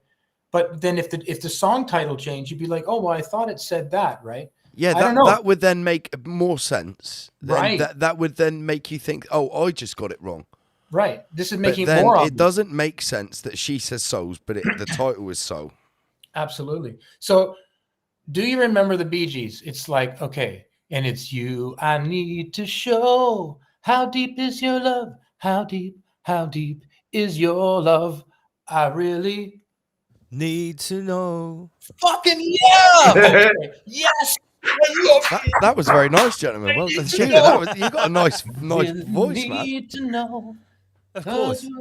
It's very nice, except for the fact that you're wrong. Yeah, I know. I mean, you're a delusional lunatic, the same lunatic that I am. Of course, I remember. I really need to know. But in this reality, it's I really mean to learn. What? That is completely different. That's not just a little twist like a letter. That's a full line. It's not souls. It's like it's really like on a silver platter. It's like, if you don't notice this, I don't know what I can do for you. Like that's not that's not something that you can just mishear. Like that's a right. It's really crazy, and of course there are versions of people doing it the original way. There are many versions nowadays of people doing it the new way. Of course, when I hear them, I turn them off. There's a great one of Jacob Collier doing it, and he sings it the original way, and he gets the crowd to sing it, and they're all singing it the original way. Maybe 10% young people the new way, but it's great. Guys, can I ask you a question before we go any further? Both Brian and Shiva. Everything we've covered tonight, everything we've talked about, all the examples you've given, song lyrics, physical text, everything. Do you think that this all changed it at once, all of it in one go? No. We know that things are incrementally changing. For instance, even the Bible changes. Not only do they not all come at the same time. So the Lion and Lamb, for example, didn't change in every version of the Bible at once. It changed in the KJV first, and then it started changing in all the other ones. Okay, so that was one line. So has another line in the Bible changed? Many. Yeah, so did they all change at the same time or all? No. Okay. Right. I got another one for you. So, I got so many. Here's a good one for you from the Bible, right? I'll fill in the blank, okay? It's from Hosea 4:6. My people blank for a lack of knowledge. Is it suffer? I'll say yearn. It used to be perish. My people perish for lack of knowledge. Sorry, I heard that wrong. Sorry. Now it says my people are destroyed. There's endless ones. I mean, Shiva brought up the Lord's Prayer, and the Lord's Prayer has been Mandela affected, and so many people remember, forgive us our trespasses and for those that trespass against us. And now there is no Bible. They all say, they don't all say the same thing, but most say debts and debtors. None of them say trespass and trespass. I remember that one, like trespass against. I remember that. John 14:6. Jesus saith unto him, I am the way, the truth, and the blank. The no light. man, exactly. No man cometh unto the Father but by me. Now, if you look at it in every version of the Bible, it's not the light, it's the life. L-I-F-E. And I know You see, that's another one where you could just say, "Oh yeah, you just misheard it," because light and life are similar. But the one, the song lyric Jesus where the referred line to himself as the light on many occasions. So, right, it's like that's not like the first time he would have said that.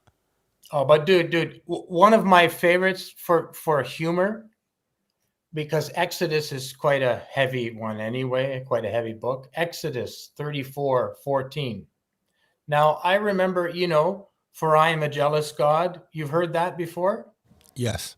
Okay. But have you ever heard this? Because this is what exists now. Okay. For thou shalt worship no other God, for the Lord, whose name is jealous, is a jealous God. No. My name is jealous, and I'm a jealous God. What? No, I didn't say that. It never said his name is jealous. Move over, El Shaddai, Yahweh, Jehovah. Jealous has come to town. He's the newest God on the block, but he's always been there. He's been retrofitted into reality. Jealous. That one is very strange. That's only a few. At the end of every, not every, but so many wakes, when people pass away and they have a service, the pastor or whatever will come out and he'll say a very specific prayer from the book of Job 121.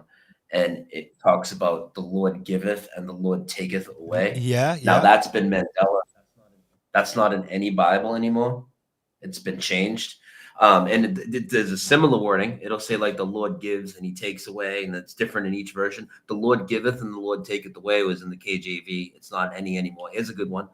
The golden rule has been Mandela affected. Do you know what the golden rule is? Isn't it like whoever's got the most gold makes the rules? No, it starts with the word do. No, I don't know it. Well, it used to read, do unto others as you would have them do unto you. Yeah, that's it. That's natural law. Yeah. That's it. Do unto others as do unto you. Yeah, that's natural law. That's ancient. And now that's to do to others as No. Yeah, do unto others. That's bullshit, man. It's not right. It's not right. Yeah. That's an ancient. So think about this, right? Nah. If it's like a one of these things, like would we just just fill in the blank type of thing, like we talked about earlier, and fill it in with such a weird word like unto? Yeah. Where do we or get forefathers? You know what I mean? Forefathers. And in America, the Gettysburg Address, he used to say 407 years ago, our forefathers. And now it just says our fathers. So these are like historical documents. Like there's all sorts of Mandela effects. Also, we were talking about earlier, the other one I wanted to mention when we were mentioning the thing of the last 4 years, right? There's a thing here called the HIPAA Act, okay? And it's supposed to be about protecting the privacy of your health information, okay? And the acronym was HIPPA, okay? And one of the P's stood for privacy, right? That P got Mandela affected out of the HIPAA Act right before the thing rolled out, and it's always been HIPAA, and the P that stood for privacy is missing. All these kind of little tinkers of Mandela effects came into play like right before that thing rolled out. Part of the messages, exactly. Your privacy is taken away.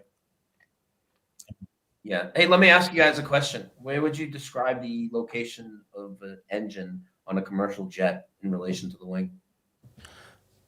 Well, normally in a jet plane, the engine is the large round cylindrical jet, which is suspended under each wing. Right. So sort of like perpendicular. Well, yeah, adjacent to the main part of the fuselage, held under the wings. I'm no aerospace engineer, but I'm going with what Lance just said there. Yeah, makes sense to me. Yeah. So I'm going to show you right here a video game, and I remember what you guys do, and I feel this image probably is a good representation, at least what I remember. Is it similar to this? Is that what you remember? The engines basically being on a commercial Yes, airline? yeah. So that's our collective memory. Yeah. Okay, that's what I remember as well. Okay.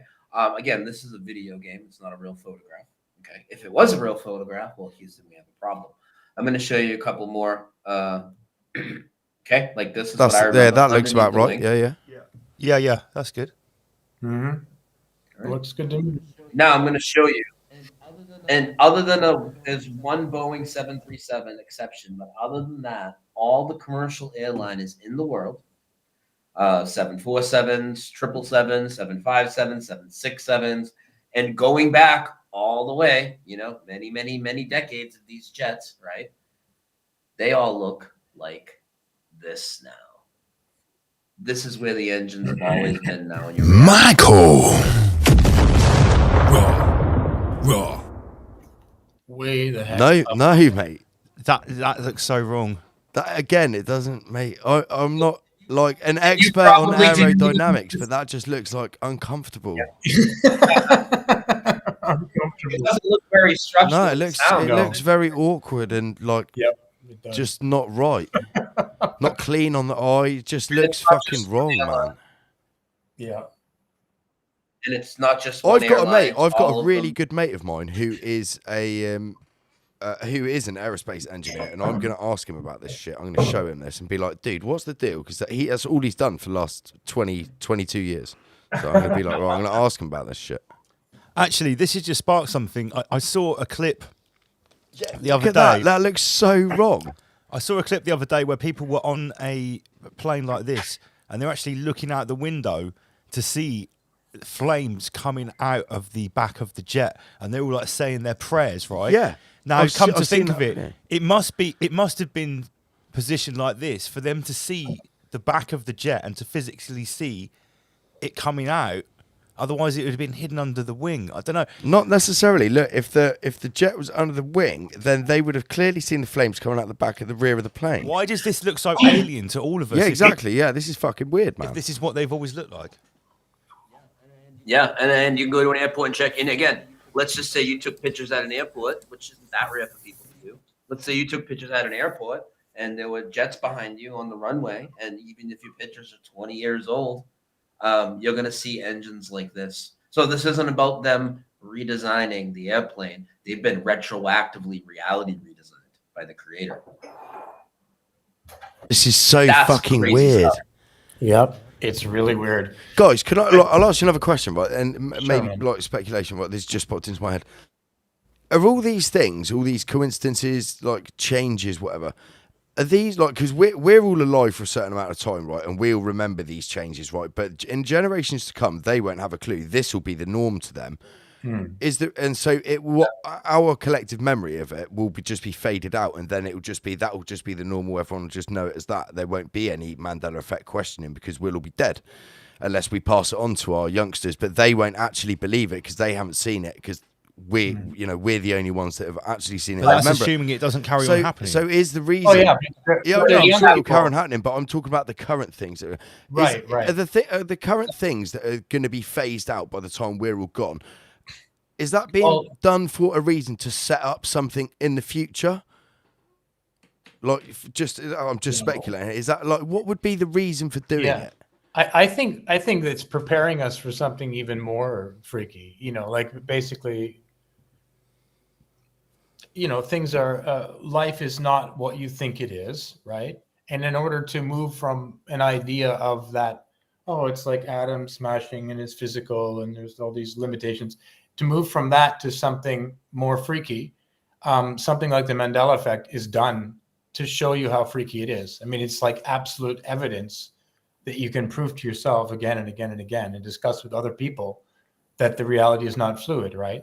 So I think it's like a movement, a initiation or a learning process, right? Done by God itself, by God's dream is dreaming up all these things happening, and all these creatures, us, part of God, are all experiencing this whole thing. And we're in a sort of retarded state, right? We don't understand. Let's say we had 500 past lives or whatever. We don't remember any of it, but we're not supposed to. We're supposed to be this limited avatar having a limited thing, right? Because that's the experience that God wants to have in God's dream, right? So part of God's dream is instructing via this very bizarre phenomenon that's freaky, that like pings you and goes, whoa, something is happening, right? And gives you these little transmissions of information that teaches you stuff so that you'll be a better person and you'll be more relaxed and not fearful. And when even more bizarre changes come, maybe even more bizarre lessons, difficult lessons, but rewarding lessons, you'll be ready for it. And if you're not ready for it, then like a loving mother, a loving father, loving God, whatever, God won't put you through something that you're not ready for, right? Why do that? It's not nice. You wouldn't put your son with a black belt karate guy and just have the guy beat the shit out of your son, right? But you would send him to a black belt teacher who would slowly, in increments, do even uncomfortable things to make you learn, right? But not all bang at the beginning. Anyway, so this is like in many ways, like a gentle metaphysical wake-up call. Exactly. That's what I totally believe it is. If all the Mandela effects came at once, I don't think any of us would have been able to handle it. Like if we just woke up. There's still more everyone would think they've gone insane. Yeah. So let's just say a day. there's been 1,000 so far. I think there's been a lot more, but let's just say there's been 1,000 changes in this reality so far. And let's just say, in another 50 years, there's 100,000. Imagine waking up and there's just like 100,000 things in the reality are all different to you. Like that would be absolutely insane. I think that obviously we don't know what happens after we die. That's a huge question, right? But I think that whatever it is, I think this is like a training ground for that. And the Mandela effect is because we need to be able to accept that next level of reality, supernatural aspects of it. This is totally a training ground for that. But I think there's more to it. I think there's that. I think it's very multifaceted. I think it's also, sending us coded messages and puzzles to try to figure out. And what is the exact purpose of that? I don't exactly know. I also think that what's interesting is, so I don't know, like, obviously I don't know how to state that. Let's just say reincarnation is a real thing, right? For sake of conversation. Reincarnation is a real thing. Now, is the creator going to rewrite all of reality? Like just get rid of the earth and make this whole new thing every time one person leaves and comes back? Obviously not. Maybe he continually, maybe some of the changes that seem insignificant, even though I don't think any of them are, because the smallest ones have woken up people I know. But maybe some of them are just like these little extras just to tinker with enough things, because if you came back and had the same exact reality, even if your memory was wiped, but everything is exactly the same, maybe you would have some sort of deja vu of your past life that they don't want you to have, or the creator doesn't want you to have. It's kind of just a thought. Can I just put something on the table? I heard one of you mention it off the cuff a minute ago, and you might rubbish this train of thought straight away because I'm sure you've brought it up. Someone just brought it up in the comments. It's about, you've guessed it, the Large Hadron Collider. Now, I have been looking down the rabbit hole for quite a long time, since the early 00s, and I didn't really ever hear anything about the Mandela effect until I thought about after 2012. And I don't know. I mean, first of all, before I even mention CERN, I would love to address this because this is a very passion of mine to get into this. So keep going. I definitely will. So I've just got on the screen here, like the Large Hadron Collider was switched on again by old people Tom Hanks. I don't know if anyone remembers this happening. Very weird. And there's another, and this was in 2009, February. I'm sorry. Wait, don't go too deep. I need a drink. Wait. All right. I'm just going to read some of this out. But in 2008, they were postulating that the Large Hadron Collider, the most powerful atom smasher ever built, I'm just reading some of this out here, could actually start affecting the time-space continuum. This was talked about a lot all through the mainstream media, in the mainstream scientific media. Now, what are your guys' thoughts on the possibility that we didn't really start noticing the Mandela effect until after this has been switched on? Does that fit in your timeline, first of all, of when people noticed the Mandela effect? No, people have noticed it long before CERN was even a thing. It just didn't have a name. Many of them didn't know who to talk to share their experiences. But now that there are communities and whatnot, I've talked to people that have had experience changes well before, the CERN days. Now, check this out. To me, CERN has just been the obvious direction they want to point you. So, first of all, when the Mandela effect stuff, they put these articles out, right? Like I said, so they want you to think it's false memory or whatever. But if you're going to believe that something's really going on, CERN, D-wave computers, quantum computers, this is the stuff that they continually throw at you. They even try. It's, for me, I don't buy it at all. And I know that they say that they're doing this and they say that they're doing that. They told us they went to the moon with 1969 technology and 19 hijackers. Bob's got us hijacked 4 planes. I don't believe anything they say. Now, it's a little more than me just not believing things that they say. Let's think about what the real agenda of the controlling people of this realm are. In my opinion, well, they're hell-bent on hiding the supernatural. They always have been. And if there is a supernatural that's taken place, or if there's proof of the supernatural or proof of a creator, well, what they want to do is gatekeep that. And the best way for them to gatekeep it, if you're to the point where you're not going to deny the Mandela effect and you're not going to accept that it's false memory, and you say, no, I know it was this, I know it was that, something's happening here. Well, here we are. Here's man in our wonderful machine, and we're the ones manipulating reality. That's always been the obvious direction they try and point you in. I always see Neil deGrasse and Brian Cox and Elon Musk and all these other people tell you, oh, this 99% that we're living in a computer simulation. I don't buy that either. I don't buy anything that these jabronis say. They're hell-bent on hiding the creator. And then on top of that, as far as other theories, I don't. And I welcome all theories. If you believe in CERN, I invite people on my show. We can talk about it. It's cool. But for me, some of the other theories that don't work, even though they're very popular, I know people want us to address it, so we'll get into them, and we can kind of tell you why and just a few reasons that they don't work. Different timelines, emerging timelines, parallel universes, and time travel. None of it works for me. If it was time travel and somebody went back in time and splintered off this new branch of reality, or however that would work, right?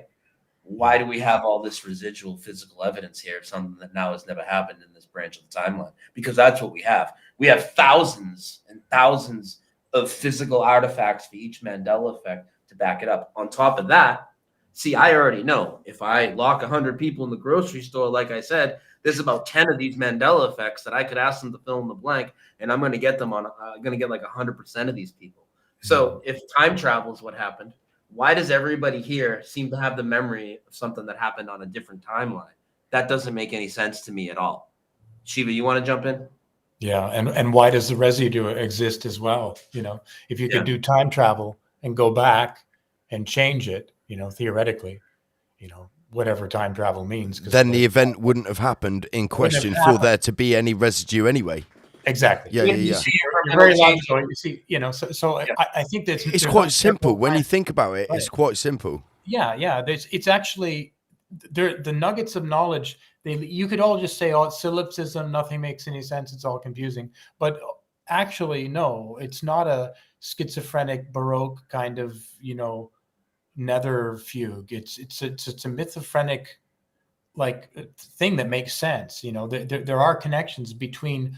I believe between every effect, it gets kind of weird. You'd have to make that wall, with all the things pointed to everything else. But the funny thing is that a lot of the effects are related to other things, like the extra L, the this, the that this person was married to that woman's name also changed. Her thing happened in this place where this other Mandela effect happened. I mean, it's really interesting. It's always pointing towards things like the 7-Eleven job application, 9/11, for instance, right? The official thing is nobody died at the Pentagon, right? There were 0 deaths at the Pentagon. They had reinforced this wall the Pentagon, the airplane went in there and nobody died. But now 125 people died. Now, but you know, if they found the bodies later, you would see all the early things 000, and at one point they'd say, "Hey, we found some bodies under there, 125." There's it would be nothing like broadcast. That's like a big thing. That's a big deal. It's 125 from the point of origin, from the beginning. But those of us who were looking at 9/11 from the first day, we know that was the official story. That the alternate zero at the Pentagon. So stuff like that is pointing towards a fake event. Because again, remember in all the shit that went on from 2020, they said everyone stay inside because it's not worth just one life going because of it. So that means that the 125 were just, weren't even bothered to be reported on. So nobody gives a fuck about those lives. Yeah, but, it doesn't. Again, it doesn't make any sense. No. So, speaking of those lies, right? So there are a bunch of 9/11 Mandela effects. Are you guys familiar with Tower 7 on 9/11? Yeah, cool. Yeah. Do you know the actual name of the building? It had a name. It belonged to a group of brothers. Do you know what their last name was? It begins with an S. Was it Steen? No, it was the Solomon Brothers building. Oh. And now that's what Mandela affected. Now it's Salomon Brothers building. Also, do you remember there's a book that George Bush was reading to these kids in the classroom in Florida when this all allegedly Yeah. I remember that book. I remember the book was upside down. It used to be called My Pet Goat, and now it's The Pet Goat. But can you give me a screen share? I want to show you one that's really interesting that I think people have not really seen. It doesn't get talked about. Yeah. It's ironic that there's goat in the title of the book he was reading. Anyway, if you know about occult symbology. Yeah. The words they recite are crazy. You've heard the words they recite? Yeah. Plain kite must get steel. Steel. Just like, well, it was right in your face, Just, you couldn't make it up. Yeah, it's just. Yeah, and when I used to do 9/11 shows for like 4 or 5 years, the guy I used to co-host with me, Justin, he was very much into like the occult aspects of things. I was more into like breaking down the fakery. We made a really good, Yeah, we're highly adversed in the occult here at Rise Above. Perfect. So he would often talk about the symbolism of the two towers and Solomon's temple in relation to the Solomon building. Yeah, I'm fully up to speed. Yeah. Now that doesn't make any sense because it's never been the Solomon Brothers building. It's always been the Salomon now. You know what I mean? So check this out. There was an event. You probably know it. It was at a school in 2012, at the end of 2012 in Connecticut, in the United States, where they said, 20-something children are no longer with us. I'm trying to be careful here. But there was one guy that came on TV and was laughing after his daughter supposedly didn't make it out. You know what I'm talking about? Yes. Is it the one that Alex Jones got in trouble for talking about? Yes. So her name was Emily. Okay. Yeah, this one's good. The last name is Parker. Now watch what happens when I type her name in. Emily. Now look at her name, and what does that look like to you? Pronounce it out. Emily. Yeah. Yeah, it's got the word lie in it. Yeah, it was Emily Parker. Now it's Emily.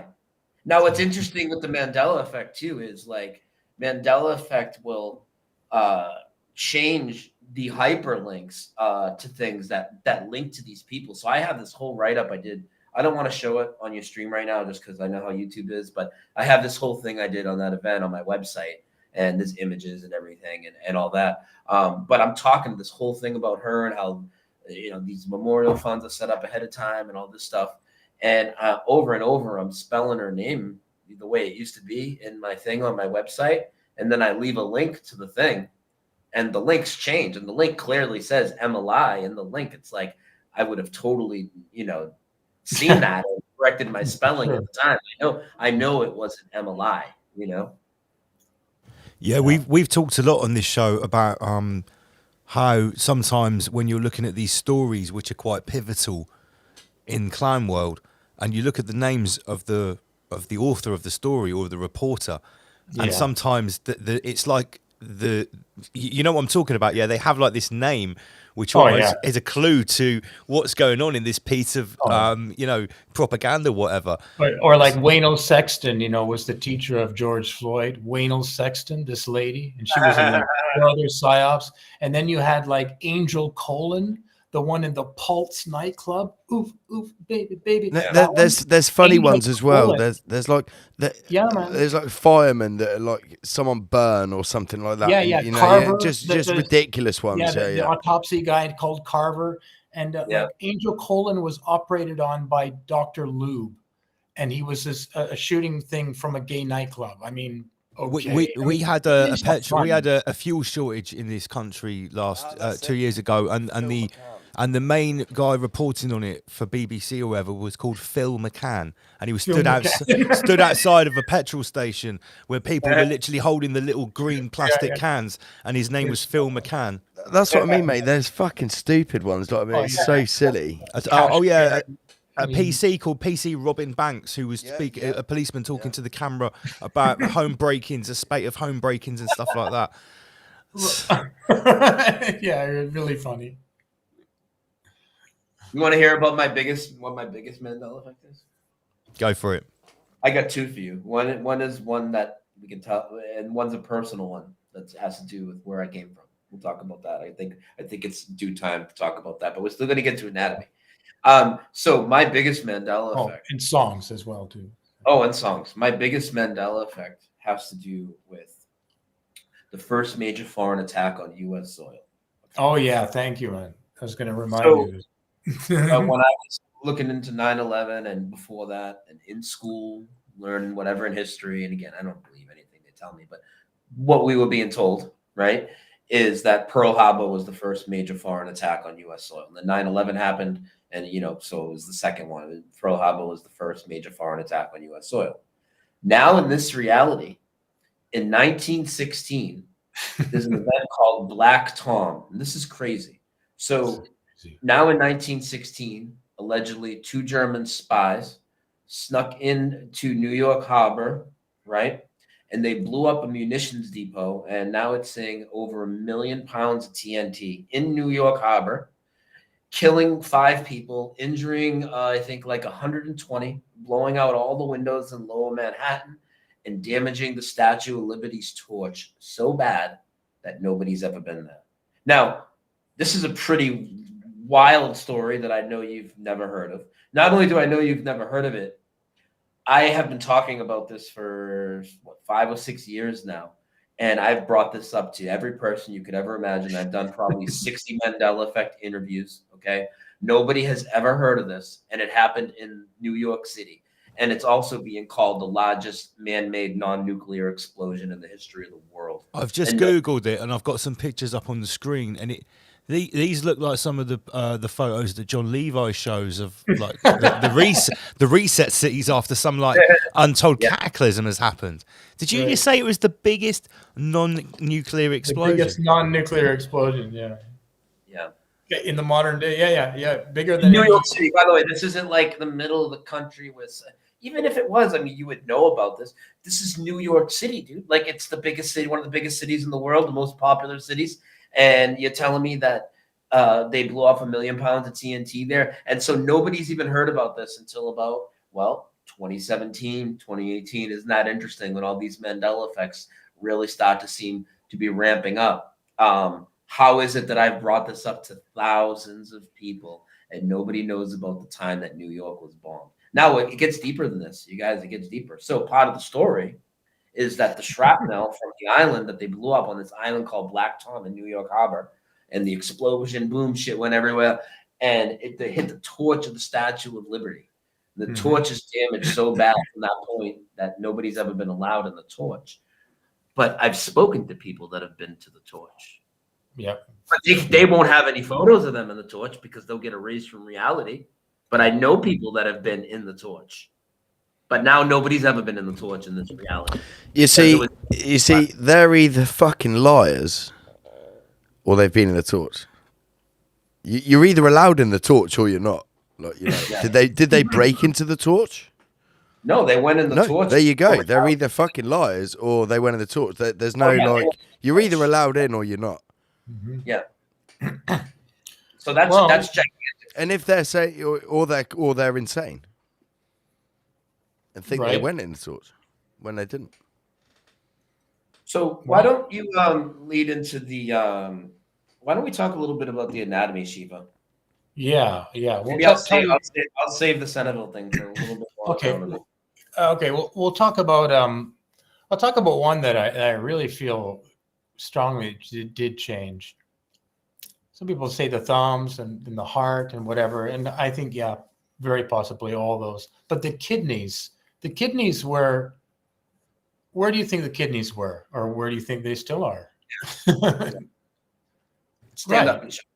If you get punched in your kidneys, it's usually like it's sort of to the side, almost to the back. Right. It's low. Low, definitely low down. Yeah. And so you have like kidney pads in football, and you've got an illegal kidney punch in an MMA and boxing and stuff. So, and you call an illegal kidney punch and whatever. People have had kidney operations. So this is the interesting thing. Now, I have a friend who studied anatomy, and he opened up many bodies, many, not just one. And he took out organs. And so he knows for sure where the kidneys are, right? But he didn't go on to become a surgeon or a doctor. He went on to do other things, right? But he studied anatomy. So, I trust him more than I trust me, because he's actually opened up bodies of various ages, whatever sexes, and the kidneys are always down there. He says to me, 100% the kidneys have moved. Now, getting back to the airplane engines, right? You would think, like you mentioned earlier, you're going to talk to your friend who's a pilot or a flight technician, someone who works on airplanes, like an expert, right? Someone who's going to know more than we do. They're going to tell you the truth. That's what you think. Go to a surgeon or a doctor and ask them, where's the kidney? Has it moved? Has it always been there, right? They're going to know because they're the expert. This is a very logical assumption to have. What we've realized, though, lately is that experts often don't know what the hell's going on. But in this case, these people really should know what's going on. I mean, an airplane pilot or technician, for sure they're going to know, right? If the engines have moved, they must have seen it, right? No. Anyone who's working in the industry, like a surgeon or a doctor or an airplane, now you're sitting there going, oh my God, maybe I'm wrong then, right? And that's a fair assumption. However, my speculation, because I don't really know, is that their memories have been overwritten, I think, by a compassionate, whatever you want, God dreaming this thing, right? And it basically realized that the surgeons, if they knew the changes were there, or if they were like, what's going on, they would carve into the wrong place, right? They do a surgery and they'd be like, what? No, but it's supposed to be there. That would cause some bad results, obviously. And they think they're losing their mind. And also the airline pilots are going to be like, what the hell? They're going to think they're losing the plot because they're like, well, the engines have moved. And of course, everybody says, no, they've always been there. But the pilot's going to be like, what's going on? So, as a compassionate thing to make sure that those people, those highly skilled, intelligent people continue doing their jobs, right? Overwrite their memory, leave everything else intact. They're a perfectly functional human being, can still ride the plane, can still do surgery. But now they believe the kidneys have always been there, because that's just a safer, better, more compassionate way, a little bit more kinder, than just share my screen the hell out. while he's talking. If you can, share my screen while he's talking.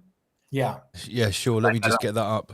So anyway, that's the thing. I mean, because the kidneys, people can say, oh no, they've always been there. Well, this is crazy though, Shiva, because if someone's a surgeon and they work at kidneys and all of a sudden they change, that means that the training they've gone through changed, the research they did, the exams, all of it's changed. Think about the amount of detail, the thoroughness. That's what I'm talking about, mate. This is fucking deep, man. Every for reference possible. Oh yeah, it's crazy. For something like this to happen, this is like fucking even weirder than the previous stuff that you guys have showcased tonight.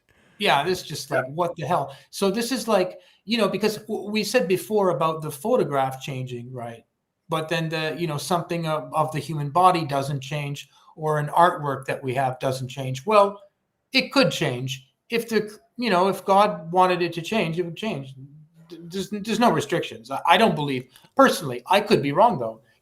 Depends on what you believe this construct is, and who's running it, and who's doing the changes. And maybe it's like some highly advanced thing going and tinkering and letting us know and whatever and blah blah. But the letting us know could be from God itself, rather than just from some, God's up there and saying, "You guys doing okay? Yeah, we're just having this world and doing some Mandela effects and these little bastards." I mean, could be that. I mean, could be layers. Who the hell knows, really?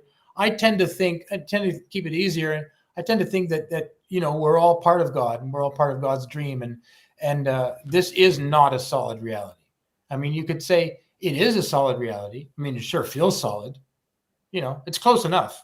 To both of you guys, do you guys think that all these Mandela effects are an intertwining of a different reality? They say there's layers of realities. Like there's an Andy PG with short dark hair instead of long blonde hair. There's loads of different, infinite amount of realities. Do you think these Mandela effects could be an intertwining of or multiple realities spilling over into each other? It could be, but in my opinion, it's one reality that's experiencing these changes. One reality that's in flux. I tend to think that, yeah. I'd like to explain it for a lot of the reasons I brought up earlier, with all the residue being here. And so here's a good point, right? So, because somebody brought this up the other day on a show about multiple realities and a whole bunch of realities merging. So in many cases, right, as far as with these Mandela effects, so say you went on TikTok or Twitter or another site where you can hashtag something and see how many results there are for it. So if you do that for Haas avocados versus Haas, which is what it always has been, Skechers versus the new way without the T, right? And some of these other examples, it should be a landslide of results for the current reality, right? But what you see is exact opposite, right? But what you don't see is let's just say there were 50 different realities colliding together. Why aren't there a good percentage of all these different versions of one thing that are all getting kind of their fair play? Why is it just one way or the other? And many times the way it's never been, there's so much evidence for it. Well, I often, when I first heard of the whole Large Hadron Collider idea, that something happened, and we started to straddle two different timelines. But I thought, well, if a fork in the road did happen, and we're sentient beings, and we happen to be in a meat suit, and we're perceiving this reality, and we're calling it 3D. Well, a lot of people have talked about we're going through a reset. There seems to be some sort of metaphysical and physical change going on in our realm. That maybe the what's the word? The turbulence that creates could cause some of us who are more aware of what we are and who we are to maybe be experiencing not just the timeline that we grew up on, but also an adjacent timeline that's very near, almost the same, but with these tiny little changes. This is something that I've seen before, and it sort of resonated with me. But that would mean that this is all the result of one event, where something split off from these two timelines.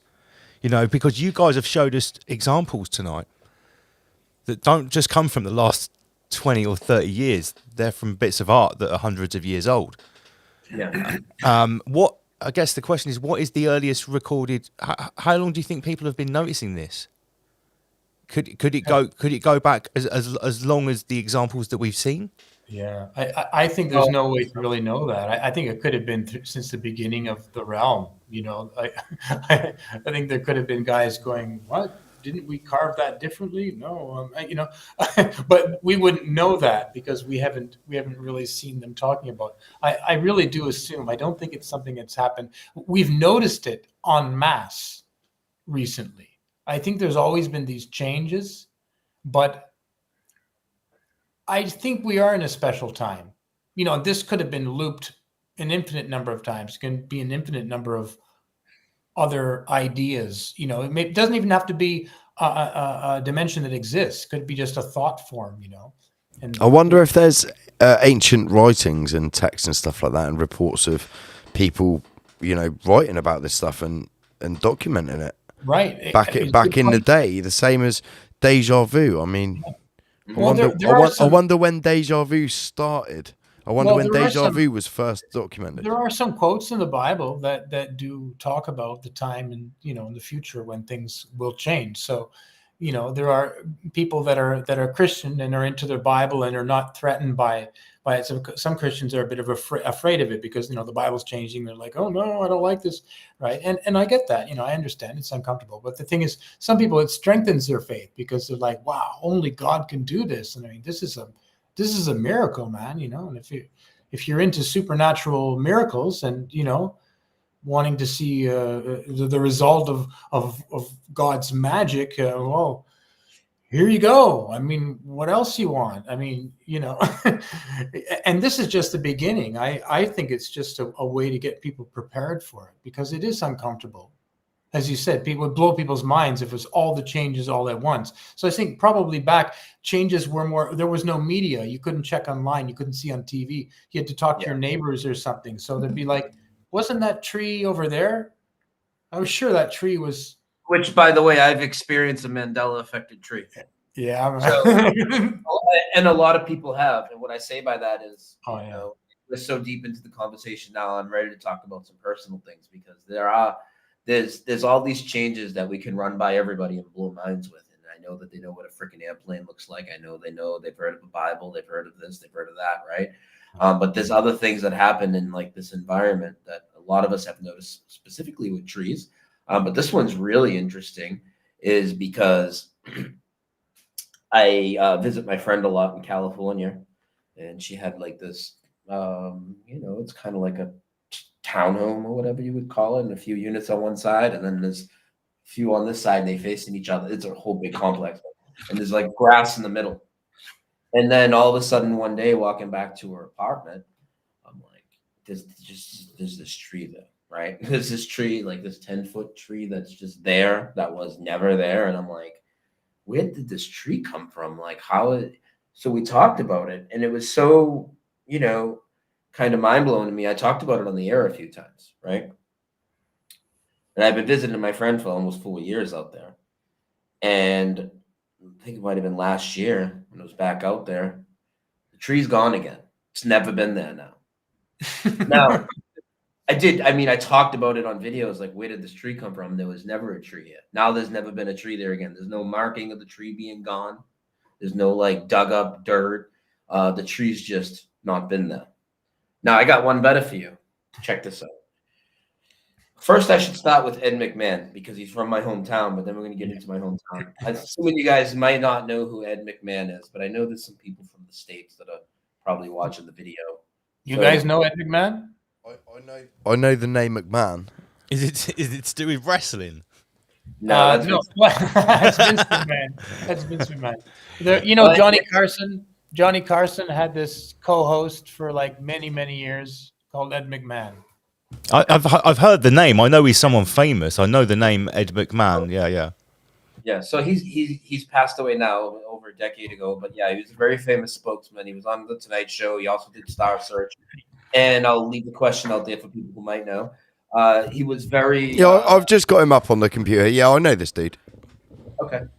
He was very well known for a certain thing where money was given away. If people will know what that is and what company that was, please type that in the chat.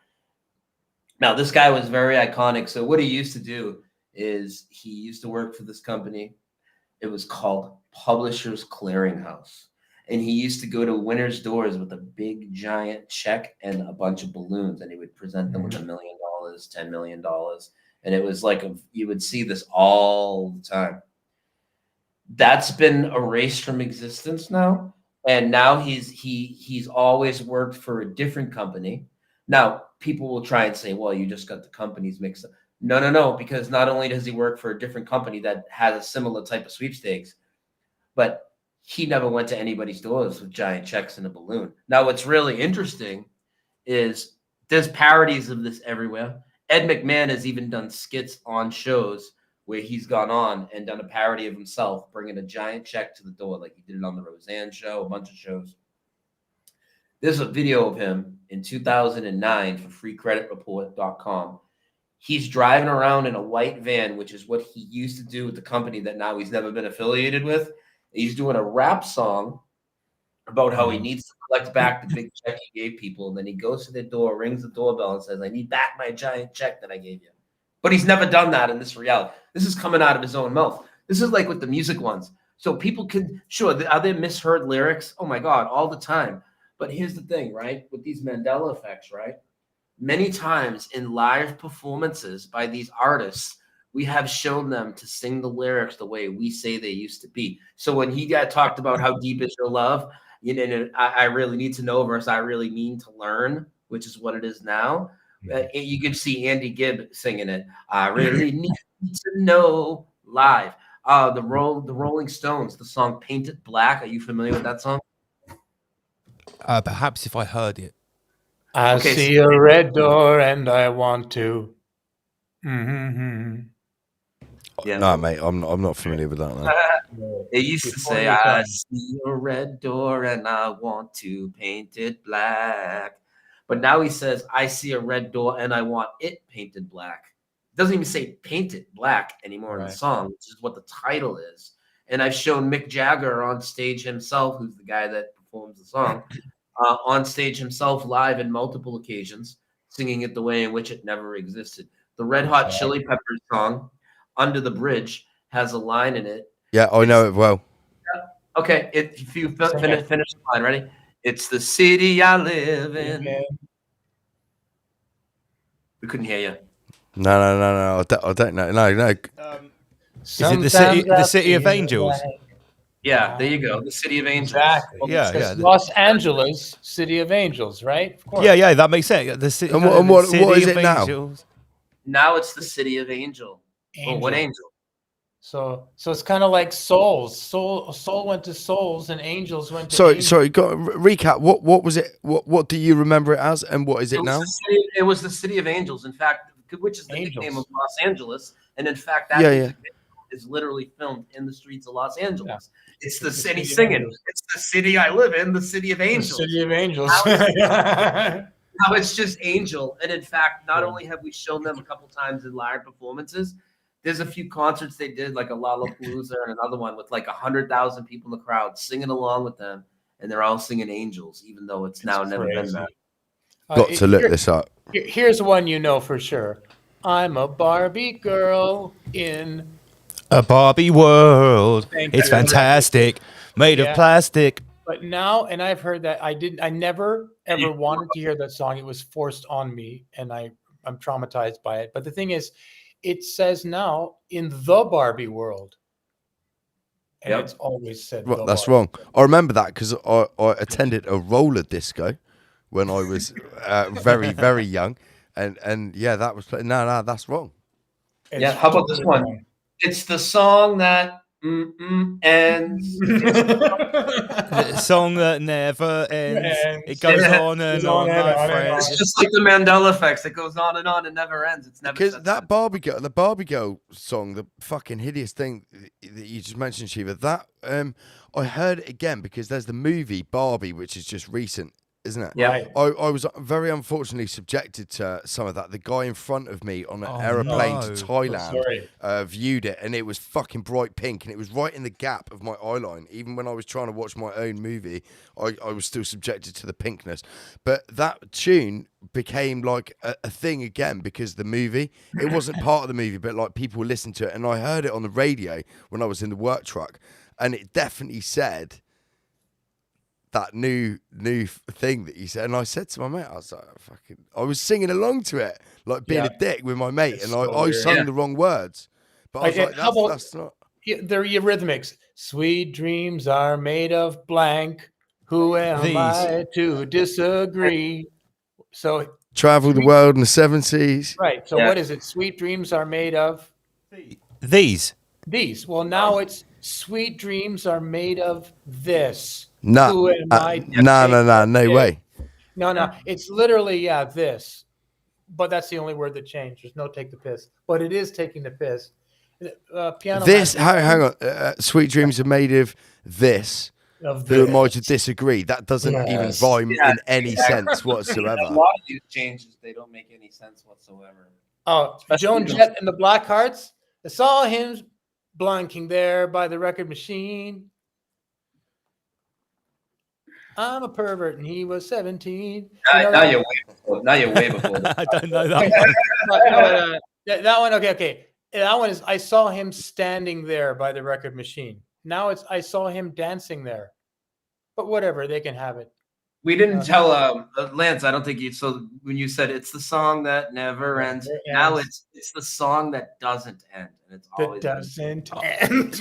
No, this is too much. The song that doesn't end. Wrong. No, it's. I don't know this tune. I'll have to hear this tune. It doesn't roll off the tongue. It's fucking retarded. There's so many music changes. We could do a whole show. We are the champions.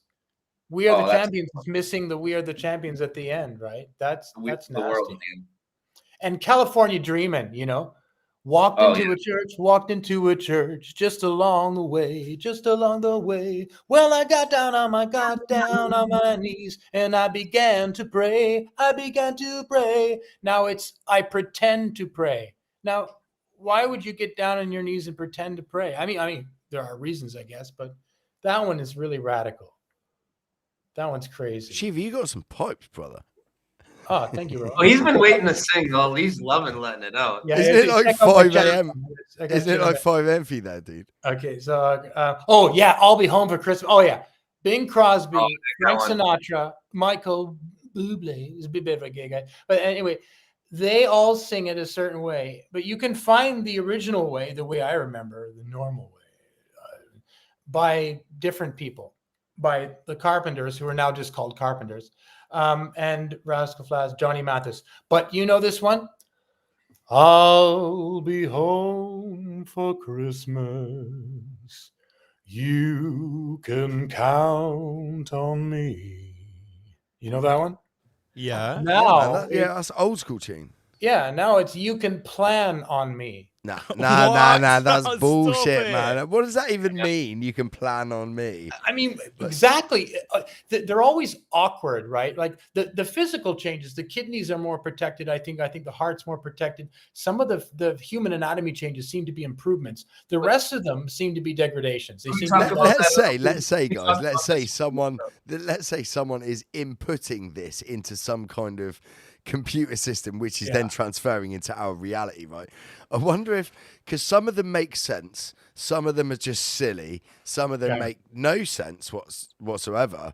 Like, and some of them are like, some of them are more some of them are more prominent than others, and some of them are just control everything. Some of them are drastically different. So, like, is it whoever's programming this or wherever this is coming from? Is it like, are they just testing out what works or seeing what they can get away with? You're errant, which means you're a problem. Do you know what I mean? Are they just testing something out here to see? I don't know. It seems like someone's trying to tell us something. Yeah, but it doesn't seem like there's. Sure, it seems like such a range of how prominent or how ridiculous it is. It's some of it's like very subtle, whereas some of it's just so at the other end of the spectrum. Some of these song lyrics, as a writer myself, right? It's like when you make a pop song to make it iconic, like these songs that we're talking about. Exactly, right. You construct those lyrics in a certain way. Right. And to change almost like the arching verb or the noun in these very simple lyrics to something that's just off kilter like that. Those songs wouldn't, in my opinion anyway, they probably wouldn't be as iconic as they are if they had these goofy changes now. I think we might actually have Jason Archaex in the chat. like the Bee Gees one, the one, okay, where you talk about, it's you I need to show, right? It's you I need to show rhymes with no. So why would you write it otherwise? You know, it's you I need to show, how deep is your love, how deep is your love, I really need to know. Why I really need to learn. Why would you change show to learn, you know? This is a holographic construct. It is. Big shout to Jason. He's actually tuned in. Hello. Awesome. Hi, Jason. How you doing? That's awesome. With the body changes, right? There's a couple more, and it does seem like, if anything, they're more for protection. So there's two more I want to bring up that I think are interesting. So remember I said a lot of these changes, like specifically the Bible changes that happened before the Rona rolled out, and the changes to the HIPAA Act, which no longer has the P that stood for privacy, and HIPAA changed to HIPAA instead of HIPPA, and the Matthew 18:20, and the governor used it against it. So one of the things we thought, many of us, when the thing rolled out in 2020 and people started covering up their face, is how long are these people going to last? Well, they'll suffocate themselves, basically, right? When people started showing how retarded they really were. Yeah, and how dirty and nasty it is, and everything that went on with that, right? And then, you know, all of a sudden, later in 2020, for the first time ever in history, scientists discovered two new glands, and these glands, they're not microscopic, two new glands, a half-inch big, both in your throat, and they're there for what? To protect you from a bacterial infection, which is exactly what many of us were worried about what was going to have. So it seems like the creator might have stepped in to help protect these people from dropping and inserted something new into the human anatomy. I got one more that most people don't know about. What are these glands called? So that would be the oversoul stepping in.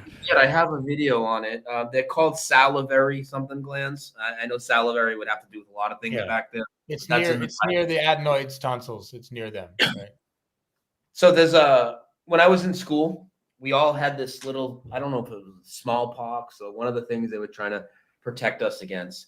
And you would have this thing on your arm, and I have these like, you know, maybe 16 little dots, like this little block of dots, and gets really, really itchy sometimes. Yeah, we had it. It was like an MMR.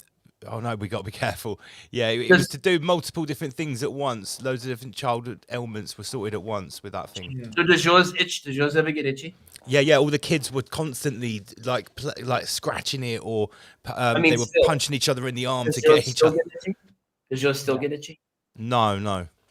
So mine still, up until about a year ago. And you know why it doesn't get itchy anymore? Well, it's gone.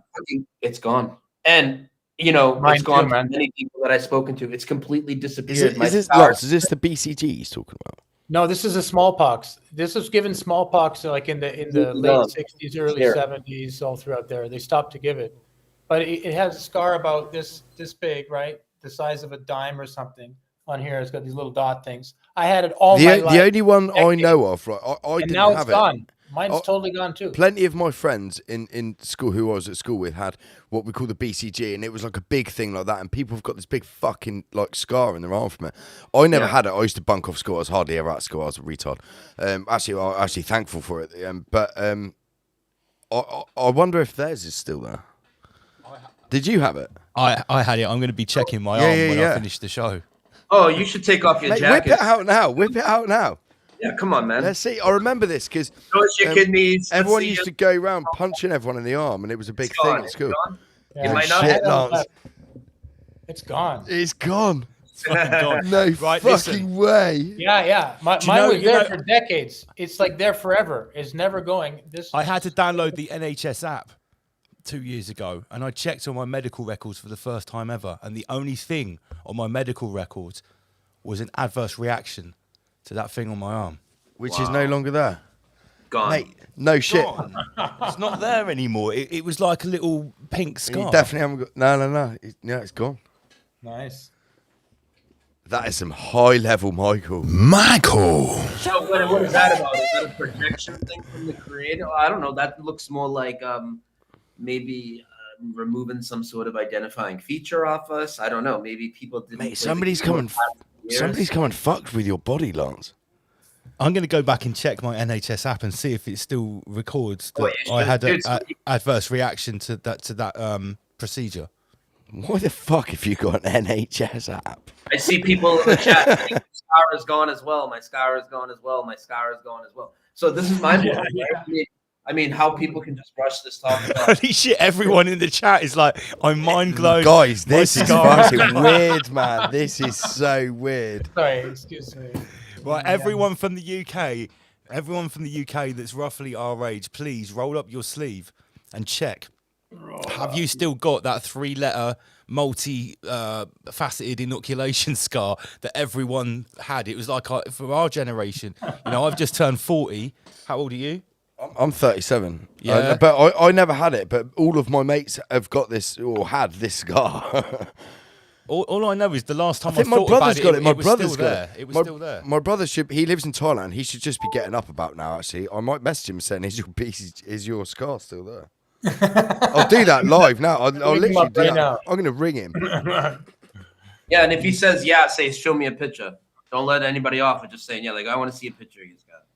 Just mine's gone. tell him that you really need I'm to sure know. it's on my right arm. It's definitely not there anymore. This is crazy. Mine was definitely here, dude. I used to scratch it all the time until like a year ago, dude. And as somebody brought it to my attention, I'm like, dude, and I was like, oh my god, dude. I mean, it's completely gone. There's no mark of there ever being anything on my left shoulder now. A little lower than my left shoulder, like right here, kind of like between the tricep and the shoulder. We've got one person here that says theirs is still there, unfortunately. But Robert, they are in the minority. I'm not even trying to be rude, but Robert, did you play the game at all during 2020 and go get the first round of their thing that they recommended you get? Because I'm wondering if this ties into that whole thing, and the people that didn't go down with that bullshit, they all had their thing disappear to some sort of identifying marker. That's what I'm kind of speculating on that, but that's, of course, a lot of speculation. Robert's saying it should be left arm. Can you check my left arm? Mate, there's nothing on it, Lars. my missus, who's a tattoo artist, has just messaged me saying, I've tattooed so many arms and seen these scars, but now I think about it, I don't remember seeing any recently. Yeah. Yeah. It's just recently. This one's pretty recent, actually. My brother's not answering in Thailand. He probably will ring me back. There's also a plate of bones behind your eyes now. So, like, you know, the whole idea, like, you know, a snake going in the skull, coming out the other eye socket, like that wouldn't work. There's a plate of bone behind your eyeball. So there's also extra little holes in your skull that weren't there that seem to be like maybe they would relieve pressure or something. So if anything, and we'll talk about the heart, I think it's worth talking about. I think these are upgrades or a protection, you know. And so there's one more that's really big. It's not the best one to bring up at first. The kidneys is definitely better because it's much more easy to understand. But the heart used to be to the left side of your chest. That's why you put your hand over your heart when you said the Pledge of Allegiance. There's beyond endless amounts of residue of the heart being on the left side. The heart is basically dead center now, just a tiny bit like this.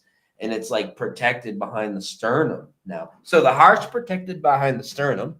The kidneys are up here protected by bone now, which completely eliminates why a kidney punch in boxing would even be illegal, because it wouldn't be so deadly. It's protected behind bone, right? So it seems like upgrades. You have the glands in your throat, right? Mm-hmm. And this, by the way, there's a lot of like anatomy changes we're not going to get into. There's a lot of geography changes we're not going to get into, just because those aren't my strongest suits. If I'm not 1,000,000%, the way I present Mandela effects, unlike a lot of people, I'd rather completely stay away from something unless I'm 100% sure it's a change. I don't like to put bullshit out there. I've just speculate very quickly about the kidneys being moved up and the heart being moved and stuff like that. I wonder if it's because whoever's in charge of this creation, this realm, has seen how fucking stupid people are, and they're like, right, okay, we need to move these kidneys because like people are beating each other, kicking each other, like just for sport and entertainment for money. So like, I wonder, like we need to do something about this. That's why the plans are there. Like, maybe it's a protection protocol or mechanism. I don't know, man. It's a protection against not only what we're doing now, but what's going to happen in the future. Not only potentially, human choice, but also environmental choice, like, changes in the construct itself, like a higher vibration, radiation reset protocols, things that are going to be really intense. And you have to have a slightly different body to be able to deal with it, right? To survive. Well, I think what you said about those new glands and them being near, did you say there's something to do with saliva production? Has to do with protection from bacterial protection in the back of the throat, which you could, of course, get from covering your face and breathing in the dirty mask all day. Yeah. So that was a very timely upgrade, in my opinion. It's kind of close to exactly what you said, though. Is he? It's kind of funky. Changes in because people are stupid. That's exactly why he put those in, because people are stupid. They're playing the game, believing everything they see on TV, even though there's nothing going on in their reality. All the buildings are empty that they say are full of people, and you don't hear a siren for 18 months, but everybody's going crazy and doing all the whole game. Those people need some divine intervention. Mm-hmm. Right. Sinstar Dread has messaged me a picture of his. He has still got his inoculation. Yeah, right. Well, keep an eye on it. Could be gone soon. He's still got his. So, Steve, it hasn't affected Sinstar Dread. Yeah, well, not everyone has got the memory of Nelson Mandela dying in prison. I remember both things. I remember him dying in prison. It's funny how we have got the memory that he became president when he came out. It's funny though how the chat was inundated with people saying. Well, of course you remember that, because if he died, but we'd have to remember both. If you remember the death, of course you would remember him living, because you can't deny him living. He was the president of South Africa, right? So, of course you remember both. But I definitely remember both. I don't even know if it's a Mandela effect, that one. I think it might be, though. But the word Mandela? The word Mandela. Get the static. Oh, we're getting the static. Static in the attic. There you go. Okay, let me just very quickly, because I know we don't want to spend 5 hours on this, but I'll just run by what Mandela means. Okay, Mandela. If you take the A off the word Mandela, right, you get Mandel. Okay, and you check the dictionary, Google Translate, and you go Mandel, and you go through the Google Translate, and you find out that in Danish, Norwegian, another language, Mandel and German, Mandel means almond. Okay. So almond is kind of an interesting clue, right? An almond shape, when you have the Vesica Pisces, you have a circle, and then that part in the circle is the female generative principle, the almond. So the almond is the first clue. So then you take Mandel and you put it into German. And you say, well, what does Mandel mean in German? And it turns out that there are 7 different meanings in German. And one of them, funny enough, is adenoids or tonsils, which ties into this human anatomy change, right? And the other ones, I'll just read them quickly. So Mandel, in other languages, it doesn't have all these meanings. In German, Mandel has 7 different meanings. So there's something very particular about this word and the German language. And the meanings are adenoids or tonsils, 2, amygdala. Another one is a group of sheaves standing on end in a field, kind of like wheat gone into ergotamine tartrate. And then you have almond, then you have geode, and then you have a set of 15 items, or a large Mandel is a set of 16 items. And then the last one is to shock. So all of those are all of those are nouns, and shock is a verb. So you could apply shock the tonsils, shock the adenoids, right? Shock the amygdala. The amygdala is, regulating what your brain can process, right? It's allowing certain information in and saying, no, that's a little bit too much for him. We're not going to allow that. So the Mandela effect is shocking the amygdala. It's allowing a little bit more information than normal. Like, hey, reality is fluid. Look at this change. You're like, what? That's inexplicable. So the next one is the shocking some wheat or rye. When you shock it, when it goes into a fungal thing, it goes into ergot. And ergotamine tartrate is made into a psychedelic. Psychedelics help you see things. And so the next one, almond, is the female generative principle, the Vesica Pisces. And then geode is in the earth. that's a little bit difficult to explain. And the 15 items is difficult to explain. But anyway, just to run by Mandela. That's a longer conversation, but just to give you some ideas. But I just found it interesting that the adenoids tonsils are in the actual translation of the word Mandel and amygdala and all those other things, which if you look at them closely enough, are all related to the Mandela effect, in my And opinion. interesting enough that the German language is the one that gives it so many meanings when we already Yes. know. Maybe we didn't really get into much yet, and there's still more to get into, like Schultz, I feel, Schwartz, all these things. We talked about Haas, and we didn't get into Volkswagen yet. I mean, there's all these German connected Mandela effects for some reason. We talked about Black Tom, my biggest Mandela effect, and 2 German spies blew off 1 million pounds of TNT in New York and damaged the Statue of Liberty. Nobody's ever heard about it. There's also this thing right over here in North Carolina that nobody's ever heard about till I bring it up. 5,000 Americans dead, called Torpedo Alley, when 8 German U-boats allegedly sunk 500 merchant marine ships out right off the coast of North Carolina.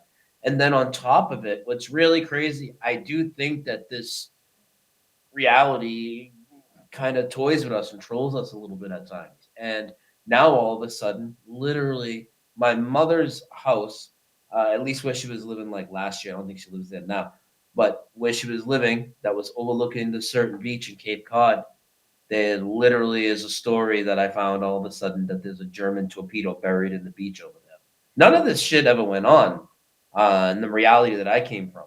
And it gets deeper too. So earlier I talked about the saying the Pledge of Allegiance, right? With the hand over where your heart used to be. Well, when I used to do that, and I'm going to bring up a couple images real quick. Let me just open up my folder here. When I used to do that, and I would stare up at the American flag. And this is a huge Mandela effect for me. And this is one of those ones. So I'm just going to show you a picture of a guy's T-shirt in a second, but then I'm going to get into some other things. So in my reality, what I remember for the American flag is just like this gentleman's T-shirt right here. I'm not going to play Ask the Chat this one. If you can screenshot my screen share me. Thank you. This is some guy I ran into on the beach. I took a picture with him because I saw his shirt. This is what the American flag looked like when I grew up, or whatever instance of reality I came from, okay? Red stripe under the blue. Red stripe under the blue. Now, if you look at the U.S. flag, and I'm going to bring up a Google window so I can show you the current reality. Check this out. Now the USA flag is white stripe under the blue. Yeah. Now, what's crazy about this too is they try and generate this backstory to cover this up. And what the backstory will say is that there's both. You can use both. And the red stripe under the blue is wartime, and the white stripe under the blue is peacetime. Well, there's been plenty of wartime in my lifetime. Where are all the red stripe flags? When I say that there's none in this reality, go and look, people. Go and look for the red stripe under the blue U.S. flag. You won't see it on a 50-star flag, a 48 or a 49-star flag, which covers anything in the last 200 years. However, what you will see is what I constantly run into.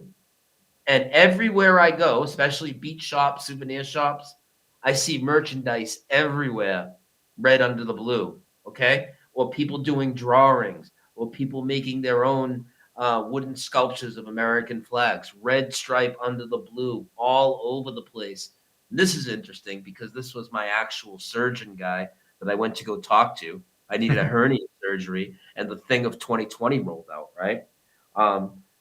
So I was able to get into his office in like the last day when they were shutting everything down. And I was filming for reasons to do with that psyop to show people nothing's going on. And this is all craziness. And then what's funny is I'm like, hey, so where are all the people? Like, why can't you schedule my surgery and you have to put it off? Oh, well, that's because we have to save the PPE for all the people and blah, blah, blah, blah, blah. I said, oh, so you are getting are you getting like your internal emails from like the CDC? He said, yeah. I said, what does the CDC stand for? He said, Center for Disease Control. Well, that's another Mandela. because that's been the centers for disease control now since the mid-'70s. That also changed just before the thing. And then when I leave, he hands me this. And if you could bring the screen back up, that's his business Sorry, card. Brian. It's now the centers. Yeah, centers. No, it's the center of disease control. Yeah, not anymore, bro. Now it's the centers, and it's been that way allegedly. Nah, I call bullshit, brother. This is not right, man. Like something is fucking not right here, mate.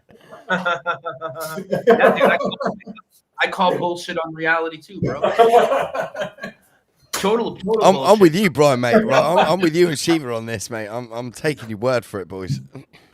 Look at this. So you see so much nice like stuff like this, red stripe under the blue. But you would think there'd be these flags everywhere, right? Especially if they say, yeah. Hey Like, guys, considering guys, considering how sorry. how patriotic Americans are, especially about their flag, right?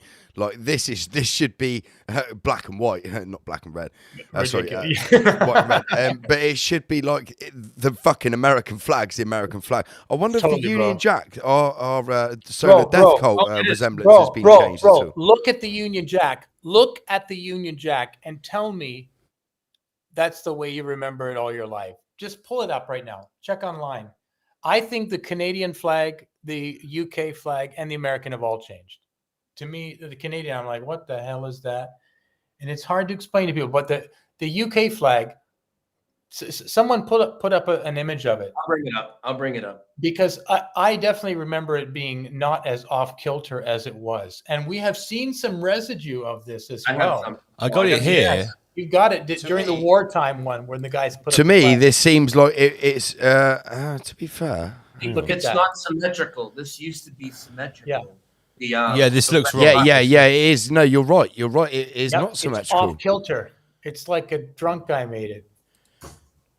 Also, Shit, no, you're right. Yeah, you're right. Fuck. Fucking A. Yeah, I know. Yeah, man, this is wrong, man. You look at that every day. You live there. I hate the flag, mate, because I know what it is. I know. But You this don't is even want to this look is at wrong, it. mate. I don't want to this look is at the wrong. Canadian flag. I don't care. I look This at is it. wrong. What the hell is that? This is not right. It's changed. Yeah, so that used to be symmetrical. And I did a whole video about where they originated the UK flag from and St. Patrick's Cross and all this and overlaying the two things together. There's no reason for it to now not be symmetrical. It's completely and I speculate that many flags have changed. Mate, that is so weird. Yeah, Do you guys think they changed together? Which one? Well, Changed both together? of them. Do you I think don't they know. changed together? What else has changed? Is the fucking German flag changed? The French flag?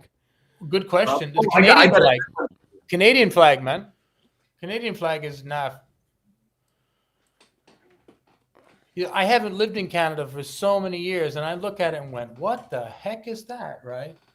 And then I'm asking my friends who live there, and they're like, some of them are like, Yeah, that's wrong as well. That's wrong as well. It couldn't tell why it was wrong. They It's were too like, pointy upwards. It was more flat. It was more. There's the pointy many bits points on it. Too many points on it, man. It's like It's too tall. Look at it. It's got all fractal. It's got all Brian. Yeah, it's too tall. It's too tall. Yeah. Oh, It was freaking more, up. it was like stockier, like shorter, fatter, stockier. Yeah, it's totally weird. Yeah. It's just I'm a wrong. tree surgeon, mate. I know what a fucking maple leaf looks Yeah. like, and that is not it. The maple leaf is turning to the pot leaf. I mean, hey, that's full that's distance, not a maple leaf. Yeah. This is It so has- strange. I got another one that's kind of related. That's a really good example. So in America, there's a very you probably know the character. You know who Uncle Sam is? Yeah, sure. Uncle Sam needs you. Do you know where that originated from? Like the character, the Uncle Sam with the hat and the whole thing. Do you know where that came from? What, before it was on like the propaganda posters? Well, that's what it was. Yeah, it was from the military propaganda posters. Uncle Sam. Yeah. Yeah, it was propaganda That's not posters, what it yeah. was. What does his hat look like if you were going to describe his hat? I believe it was like a top hat, but it had the stars and stripes on the top hat. It was red, white, and blue. Yeah, so let me bring up a screen share. You're gonna love this one because the residue on this is insane. So there's a lot to talk about here. Totally weird. So the stripes are gone. There's no red stripes on his hat anymore. Completely erased from reality. This is the poster. Yeah, that's wrong. That's wrong straight away. Okay. That's the poster it originated from. I can click on it. This is it. Okay. The red stripes are completely gone. Now, when I told you you can go around and find all this American flag residue with the red stripe under the blue, like beach shops and paper plates at a home goods store and like all this random stuff, but not on any flags. When you see Uncle Sam, right? Like, because it's very big around here, especially during certain holidays, people will sell this merchandise a lot. Nearly everything has the stripes on the hat. You literally almost never see the current reality for sale. Like there's almost no merchandise of it. I'm not going to say there's none, but it's like a 90% to 10% slide in favor of the reality which will never exist. This Brian, this image here looks dull. Without the stripes on the hat, it looks dull. It's not right. I can do you even one better than this. So check this out, right? So the guy that is pictured in this poster, right? He's an actual guy that posed for the poster. He went and visited and stood in front of one of the original posters that he posed for in like the 1980s. And look what he is wearing in front of the poster. Check this out. This is Uncle Sam. He's in front of the poster. He's got red stripes on the hat he's wearing, but the poster behind him changed after the fact because they all changed after the fact, just like the people in front of the Thinker statue. This guy remains with this red stripe on his hat. That's actually Uncle Sam. That's Uncle Sam. That's fucked up, man. That's fucked up. 1970, I said. That definitely deserves the hee and an explosion. That's like Henry Ford not knowing his own signature.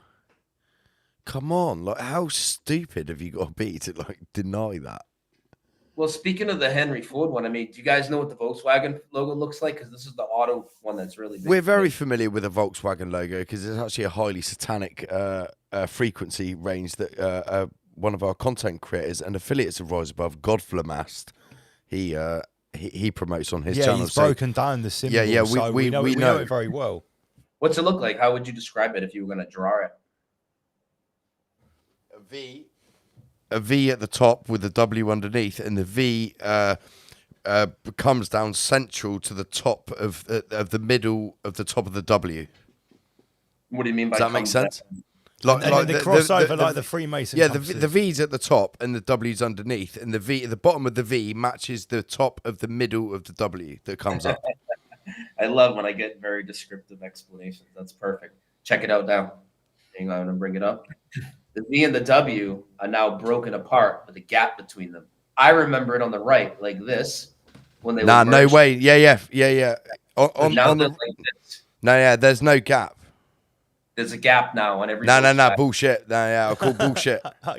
Every Volkswagen, including, this is why it's the whole. Sorry, Brian. The whole point of why Wim Godflash, he did this is because it was one movement that moved together. There's no he reason wouldn't for have that put to be it broken together up. if it was broken. There's no reason for him to put it together. You should ask him about this. Then. That's the person He you drew should it, ask. Brian. I don't know if you're familiar with his work, but he drew it in. It was one movement that went up like that, and you can't do one movement if it's broken. Well, you've got his name on the screen. But the thing is that this change is actually from around. Hard to say when it started, but there were people talking about it in 2017, 2016, whatever, this Volkswagen change, right? It's been around maybe even earlier than that. But so when did he make his video? Vim made it more recently. Yeah, but I'm saying this now basically changes all of his research. Of course it does. Yeah. I mean, this is the fascinating thing when you talk to people about it, right? You think they'd be interested in it because rather than going, oh, this contradicts my research, therefore I want to ignore it. Well, you can't. If new research comes, right, you take it on board and it can augment your own research, right? And if necessary, change it. Sometimes you have to change your opinion because you might go, oh. Like in my mind, that is categorically wrong. There's no way. Yeah, 100%. Like that is correct. Oh, yeah. Gun to the head, like I'll shoot you right now. Sure, of course, 100%. But without, not even use. I'm stubborn as fuck when it comes to the truth, right? Like Lance, course. I'm stubborn as fuck, and like there's no chance. That's ridiculous. And then some people say gaslighting. The gaslighting is the people who are trying to tell you not to trust your memory. That's the gaslighting. People say, "Oh, Mandela effect is a psyop and it's gaslighting." It's like it's not a psyop. The psyop is trying to say that it's a psyop. Yeah, but these people generally the people that just take the information and do what they're told. Yeah, You'd be surprised. Don't think Be for themselves surprised, at though. all. There's a lot of people that know the last 4 years were a lie. They know that NASA's a lie. Right. Know that the news is fake. They know all this stuff, but then they completely shut down when it comes to the Mandela effect. It's very weird. Yeah, and a lot of other subjects, especially when it comes to the occult. And it's interesting. Yeah. So they may know something's not right with reality, but they sure as fuck haven't got a clue what's going on. But it's interesting. Yeah. Sorry, go on. No, I was just gonna say I went to the beach, right? Because I during the last 4 years I was constantly going out and talking to people in the streets about what was going on, and I would talk about Mandela effects too, and I would talk to pastors and preachers on the street. I film all this. I got videos on all this. But anyways, there was a guy. They had like this. Like a farmer's market, flea market type thing going on in Huntington Beach, California. And he's out there, he has a booth, and he's hand carving Volkswagen logos, right? And he's carving them out of wood, and they're beautiful, and they're the old way. And he's got them on a stick type thing that sticks in this base. And the base he got was manufactured from some company. And the base has the logo the new way with the gap in it. So I walked up to him and I said, "Hey, very nice. I love this. I love Volkswagens. I love your work here. Did you ever find it weird that like this logo that you're carving out of wood, you don't see in any other cars on the street anymore? Like all the Volkswagen have this weird break, just like your little base." He's like, "I did think that is a little I did notice that," but he never like tried to connect the dots on it, you know? This is a guy hand carving them out of wood, putting no gap in them because there was no gap. You know, if it was just a Volkswagen and the Mr. Rogers, never mind the fact that South America is 1,500 miles out of, I mean, I'd already be convinced that this is real. My first brand new car was a 1997 Volkswagen Jetta GT. I'm sorry, you're not going to gaslight me into not knowing, into thinking I don't know what the emblem on my brand new car as a 19-year-old kid looked like. I mean, I was all the time. And not only that, it's not the only Mandela effect with Volkswagen. Volkswagen used to have two spellings. There was Volkswagen that ended in an EN and Volkswagen that ended in an ON. EN was in Germany. ON was American spelling. And I'm not, obviously other countries probably had one or the other. But I knew this for a fact.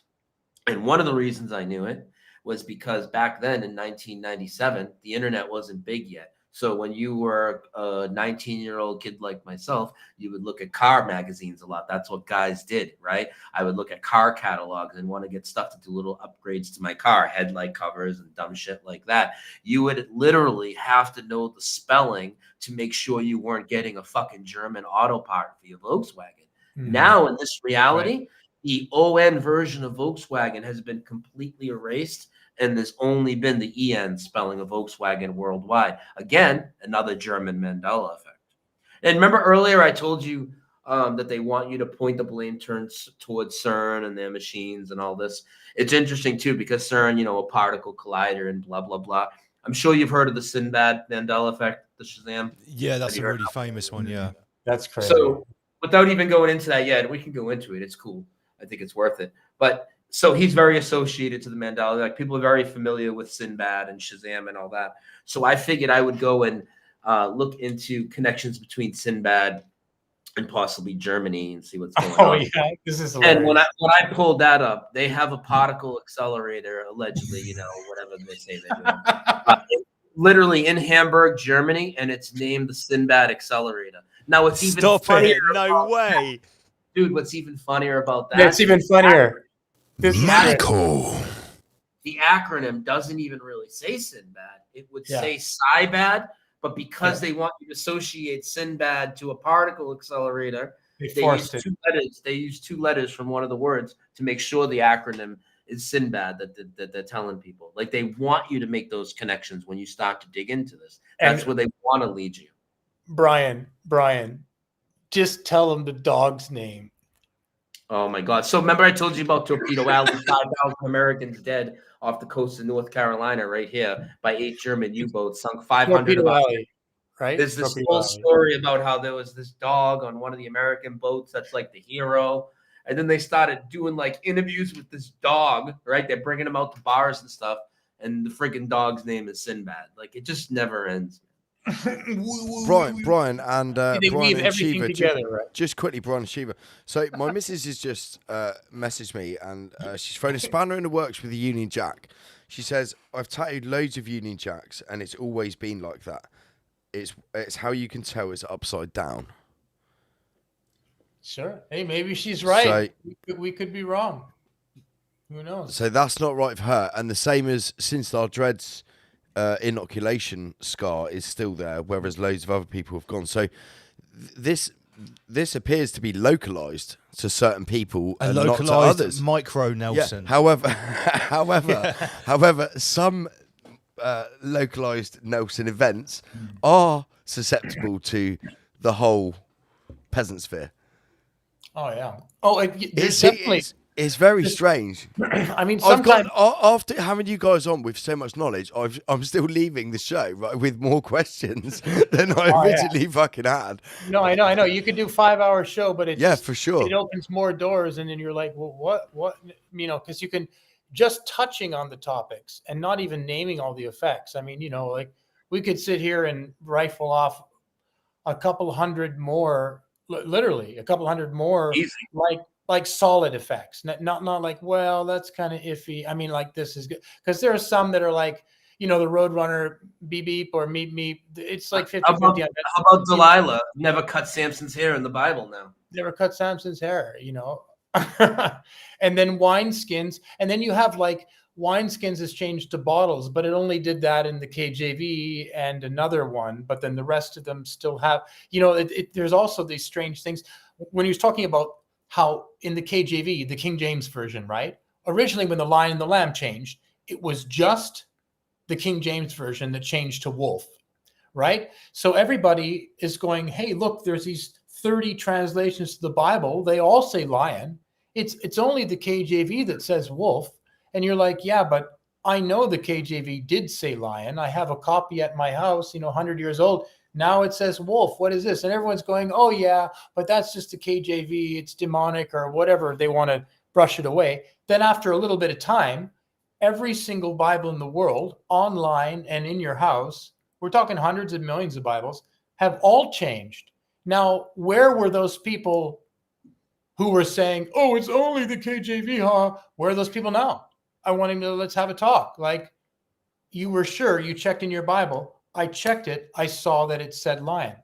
Then they checked it a month later. It says wolf. Now explain that. Oh, I just remembered it wrong. I mean, at a certain point, right? You have to just sort of, I don't know. No, absolutely.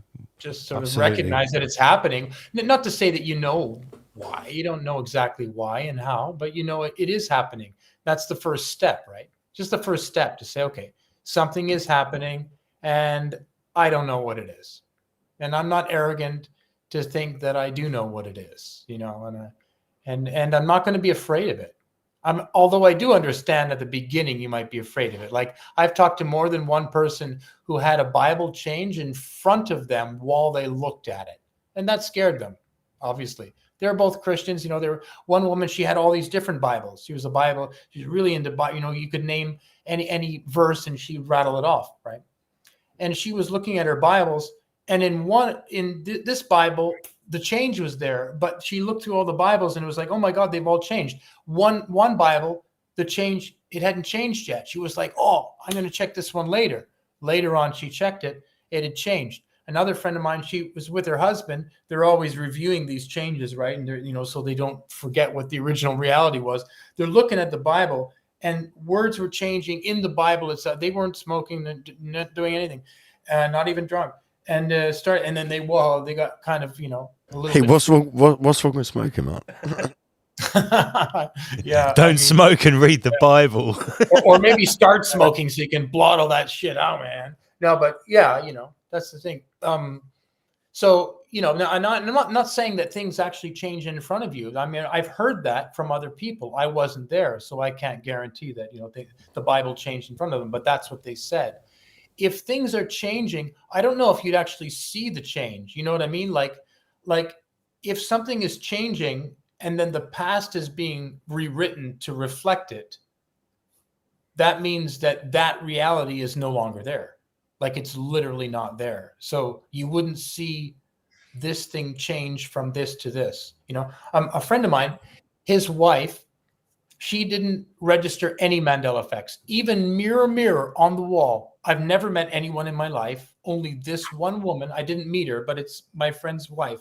She remembers magic mirror, and I'm like, wow. I almost want to study her, like in a laboratory. Like I've never met anyone. Anyway, just being silly. But the thing is, she doesn't register any of these Mandela effects, and he registers all of them. Like he's like, whoa. So he's running all these effects by her. She's not getting any of it, and he's like scratching his head, going, "This is weird," you know.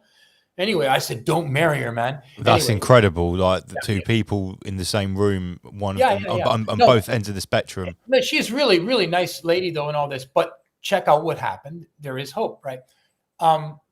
She went and bought a pair of shoes with her sister, and her sister had this pair of shoes with hearts on it, right? I think it was hearts or checks. It doesn't really matter what it was. It was hearts. She wanted to get the same, so she got a white pair with hearts, whatever.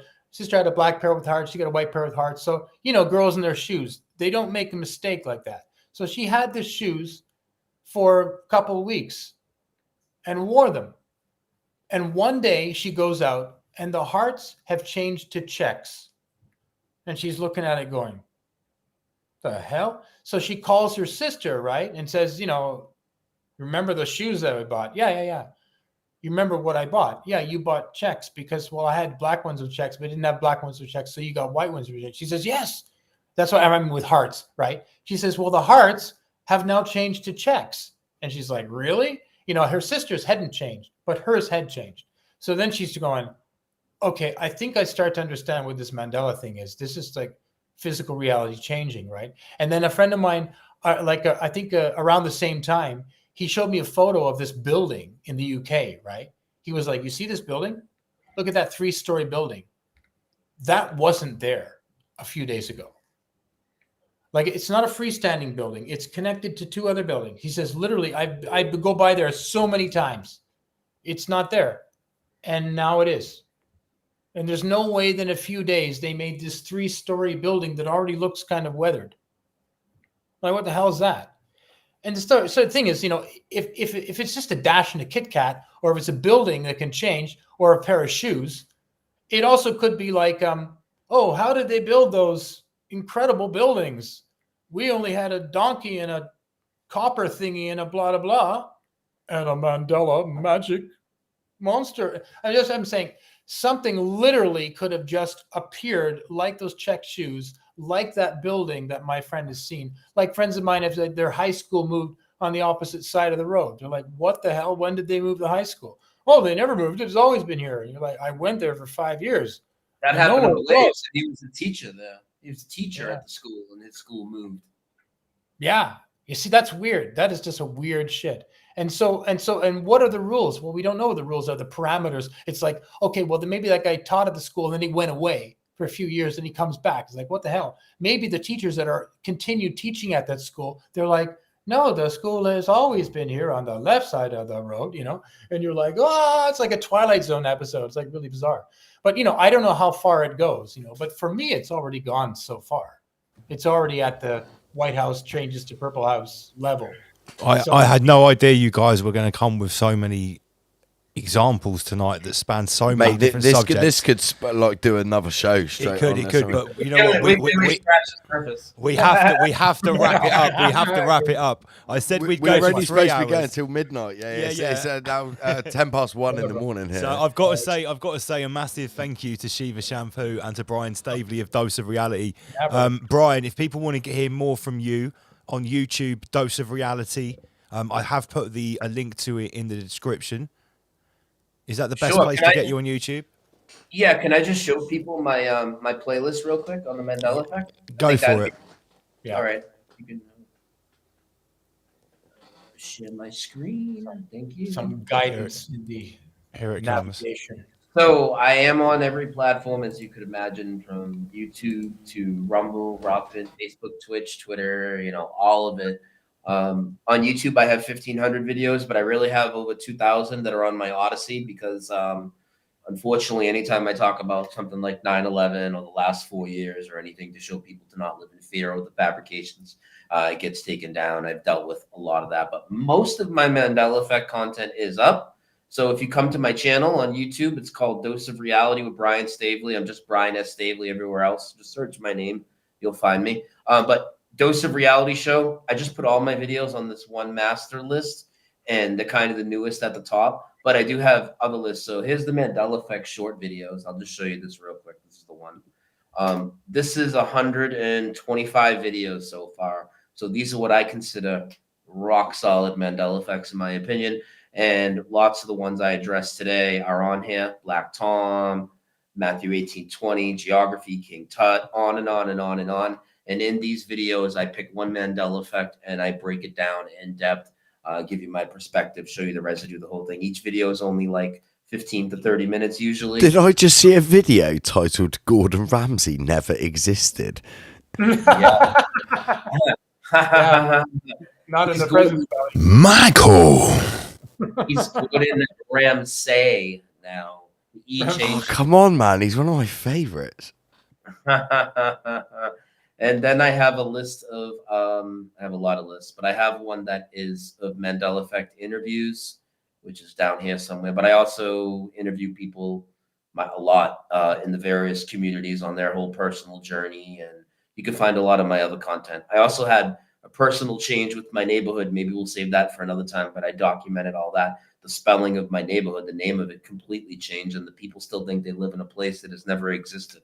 So that's pretty interesting. But my main thing usually, honestly, I do live streams like this. I just did one the other night, 2 nights ago, 4 hours long, 5 hours long, 6 hours long. I usually do really long live streams, 4 or 5 hours, 3 hours. I have a lot of roundtables with some really brilliant people really discussing this topic in depth. I do have a criteria for the Mandela Effect. I'd like to talk about that real quick because I feel some people don't. I don't go out there. If I remember something different than the way it is, I don't go out there and just say, hey, that's a Mandela Effect. I got to have like 80% of people I ask agree with me, plus have a substantial amount of evidence that backs it up. Because I could be wrong about something, So there is some criteria I like to use amongst a lot of other things. So I like to keep my channel to the utmost discernment when it comes to this. That's why it's funny. A lot of people be like, what's the newest Mandela Effect? And I just freeze up a lot because I'm not even worried about what the newest is. I stick to the biggest. If something's really big and it comes up, I'll talk about it. I feel that keeps it really tight for me. And I do take live phone calls nearly every show so people can call in, talk about their personal experiences and all that. So definitely check out my show, Dose of Reality with Brian Staveley. You can find me everywhere. And if you go to doseofrealityshow.com, you can click my links and find all my social media, email, merch, and all that stuff.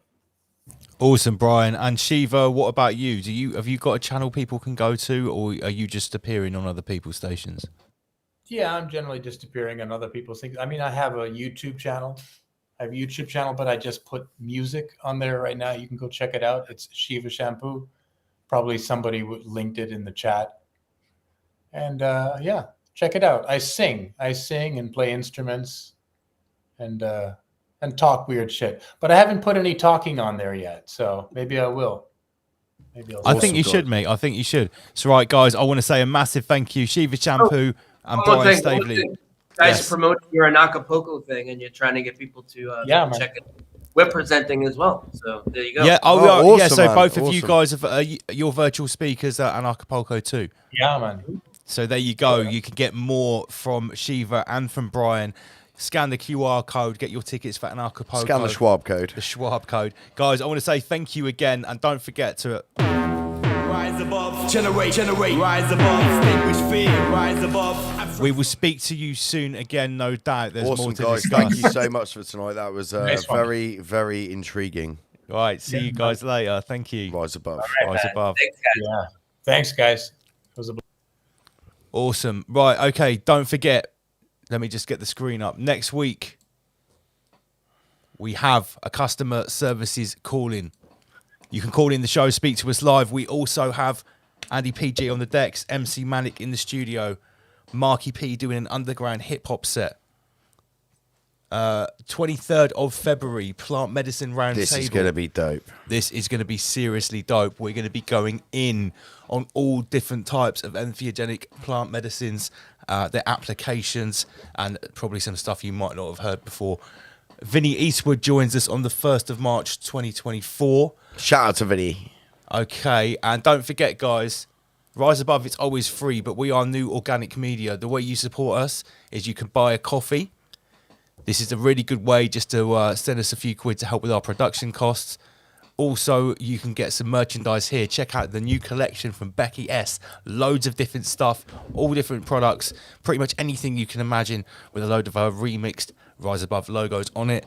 And also, on our main website, we do have beanies now, as well as the new t-shirt designs.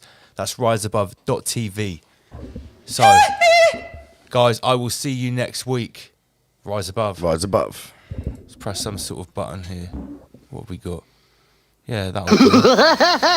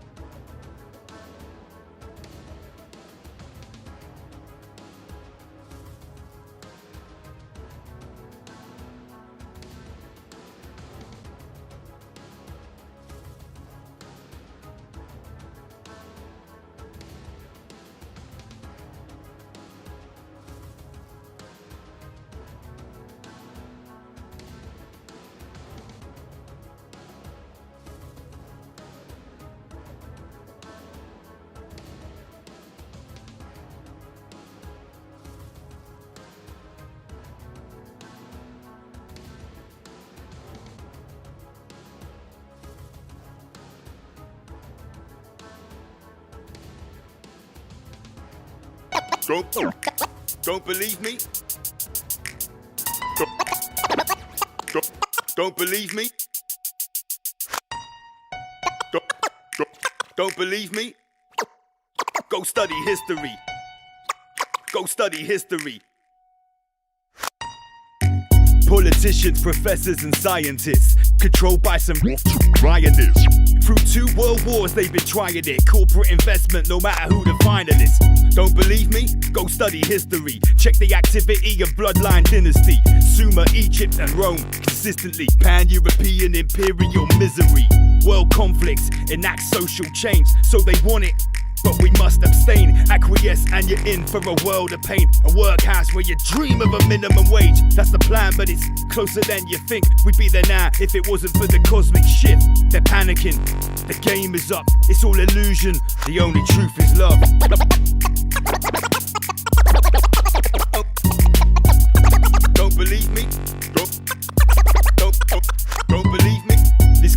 because they rewrote the history books. You can't quote how the real history looks. Empires thrive from the lands they took. We're in the same boat, it's kept afloat by crooks. Been the same way for more than 1,000 years. There's no love here, all you're allowed is fear. Break through the clouds so the sky is clear. Satanic whispers hidden in the sounds of prayers. Dark suits, cold hearts, no empathy.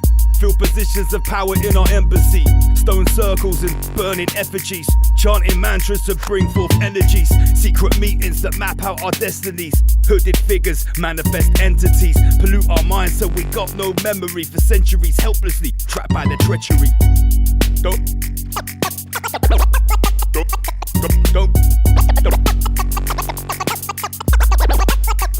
believe me? Obelisks and illuminated torches. Landmarks of malevolent forces. Sorcerers aim to contain your mind state. Open your eyes where you're already blind, mate. You want the truth, better ask and why. Your worldview got squeezed through a needle's eye, and here's the proof. They extinguish lives, conflicts built on evil lies, no surprise. We don't know of no agenda, disguised from the light from the moment you enter. Survival of flight, you're a lifelong member. That's right, since they sliced the placenta. Now, welcome to the slave race. Very few will ever find out how the game's played. Unless you wake up, keep on playing it. They look at me and think, why is he saying it? Don't believe me? Don't believe me? Don't believe me? Go study. Don't believe me? Go study history.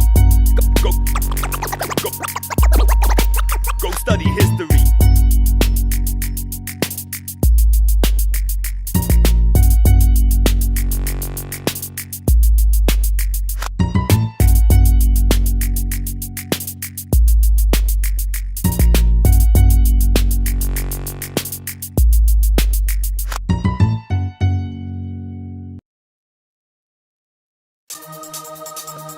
Man hates God. Jesus said that they hated him, they will hate those who preach his gospel. Jesus Christ is the most hated man on planet Earth today. And it's going to get worse. It's going to get worse. But God will prevail because he is the King of kings and the Lord of lords. He is the King of compassion, the lily of the valley. He is the great I am, the Alpha and Omega. He is the beginning and the last. He is the Lion of Judah. Ask questions that are the deepest. What is a religious extremist? A terrorist with a Wahhabi thesis? Pedo priest, praying to Jesus, a rabbi, circumcising a penis, gesturing God, acting fiendish, lecturing mobs back. Who is the cleanest? Claiming we're equal, acting elitist. Listen up, there's lies in his sermon. Why's that? Your vicar is vermin. Hypocrites ain't hard to determine. Gotta rise up, be wise like a serpent. Beware the saving of serpents who prey on the weak, peddling burden. Dissidents are destined for burning. Indoctrination is different to learning. You know the fables are coded. Demons, angels, the meaning's eroded. Reasons known by those who devoted. Revised, rewrote and promoted. Years past, scriptures unfolded. The names changed but never the motive. Translated, wildly misquoted. Sugar-coated, violent, corrosive notions. Charged with bitter emotions. Boarded ships and sail across oceans. Holy books, gunpowder explosions. Hiding text like Trojans. Insidious lines were spoken. Indigenous minds were broken. Many tread the path of the chosen. And then stepped with a hoof full of cloven. But many people want to curse him, but they still he is with who he is. He's Jesus Christ, the Son of the living God. Jesus Christ. God's perfect man and man's perfect God. You can't say that you haven't been warned on the day of judgment. Change your ways and turn to God. Because one day you will die. Dangerous statements. Third degree burns in hospital patients. Far-reaching increased engagement. Fast-speaking procedure replacements. Unleashing. Verbal wordplay leave them seething. Gasping. Belly breathing. Fasting. No more eating. No more 8-bar repeating. You can't greet me with seasoned greetings. When we've got preachers teaching kids. Satan's teachings. Degrading heathens. Concrete beliefs. No reasons. False idols. In league with demons. across unsecular regions. Imams, rabbis, priests, and deacons. From the studio to the stadium, your basic levels, I'm raising them. I drop knowledge to expand the cranium. Free your mind, never enslaving them. No games, I don't play with them. I make a sample sweat gymnasium under the radar. Subterranean bars made hard for the full titanium. From the booth to the bleachers, install the truth for the math for the teachers. Elevate youth, Babylon's reaches. Renegade disfiguring features. Purge inconsiderate creatures. From the earth to the love increases. Urge all illiterate leaders. Learn my words, give birth through the speakers. You will stand before the judgment seat, the Bible says, and he will remind you of your evil ways. You'll be afraid, scared, you will not be able to say nothing. I'm telling you, you can go to a place called heaven where the streets are made of gold, the Bible says, where there's joy and peace. You can go to heaven where you would drink from the throne of God, crystal clear water, you'll never thirst. But if you go to hell, you will thirst throughout eternity. In heaven, the gates are made out of pure pearl. The walls are made out of jasper. And you have precious stones in walls, but the gates of hell will be old, rusted iron gates. If you die today, will you cry out beyond the gates of hell throughout eternity?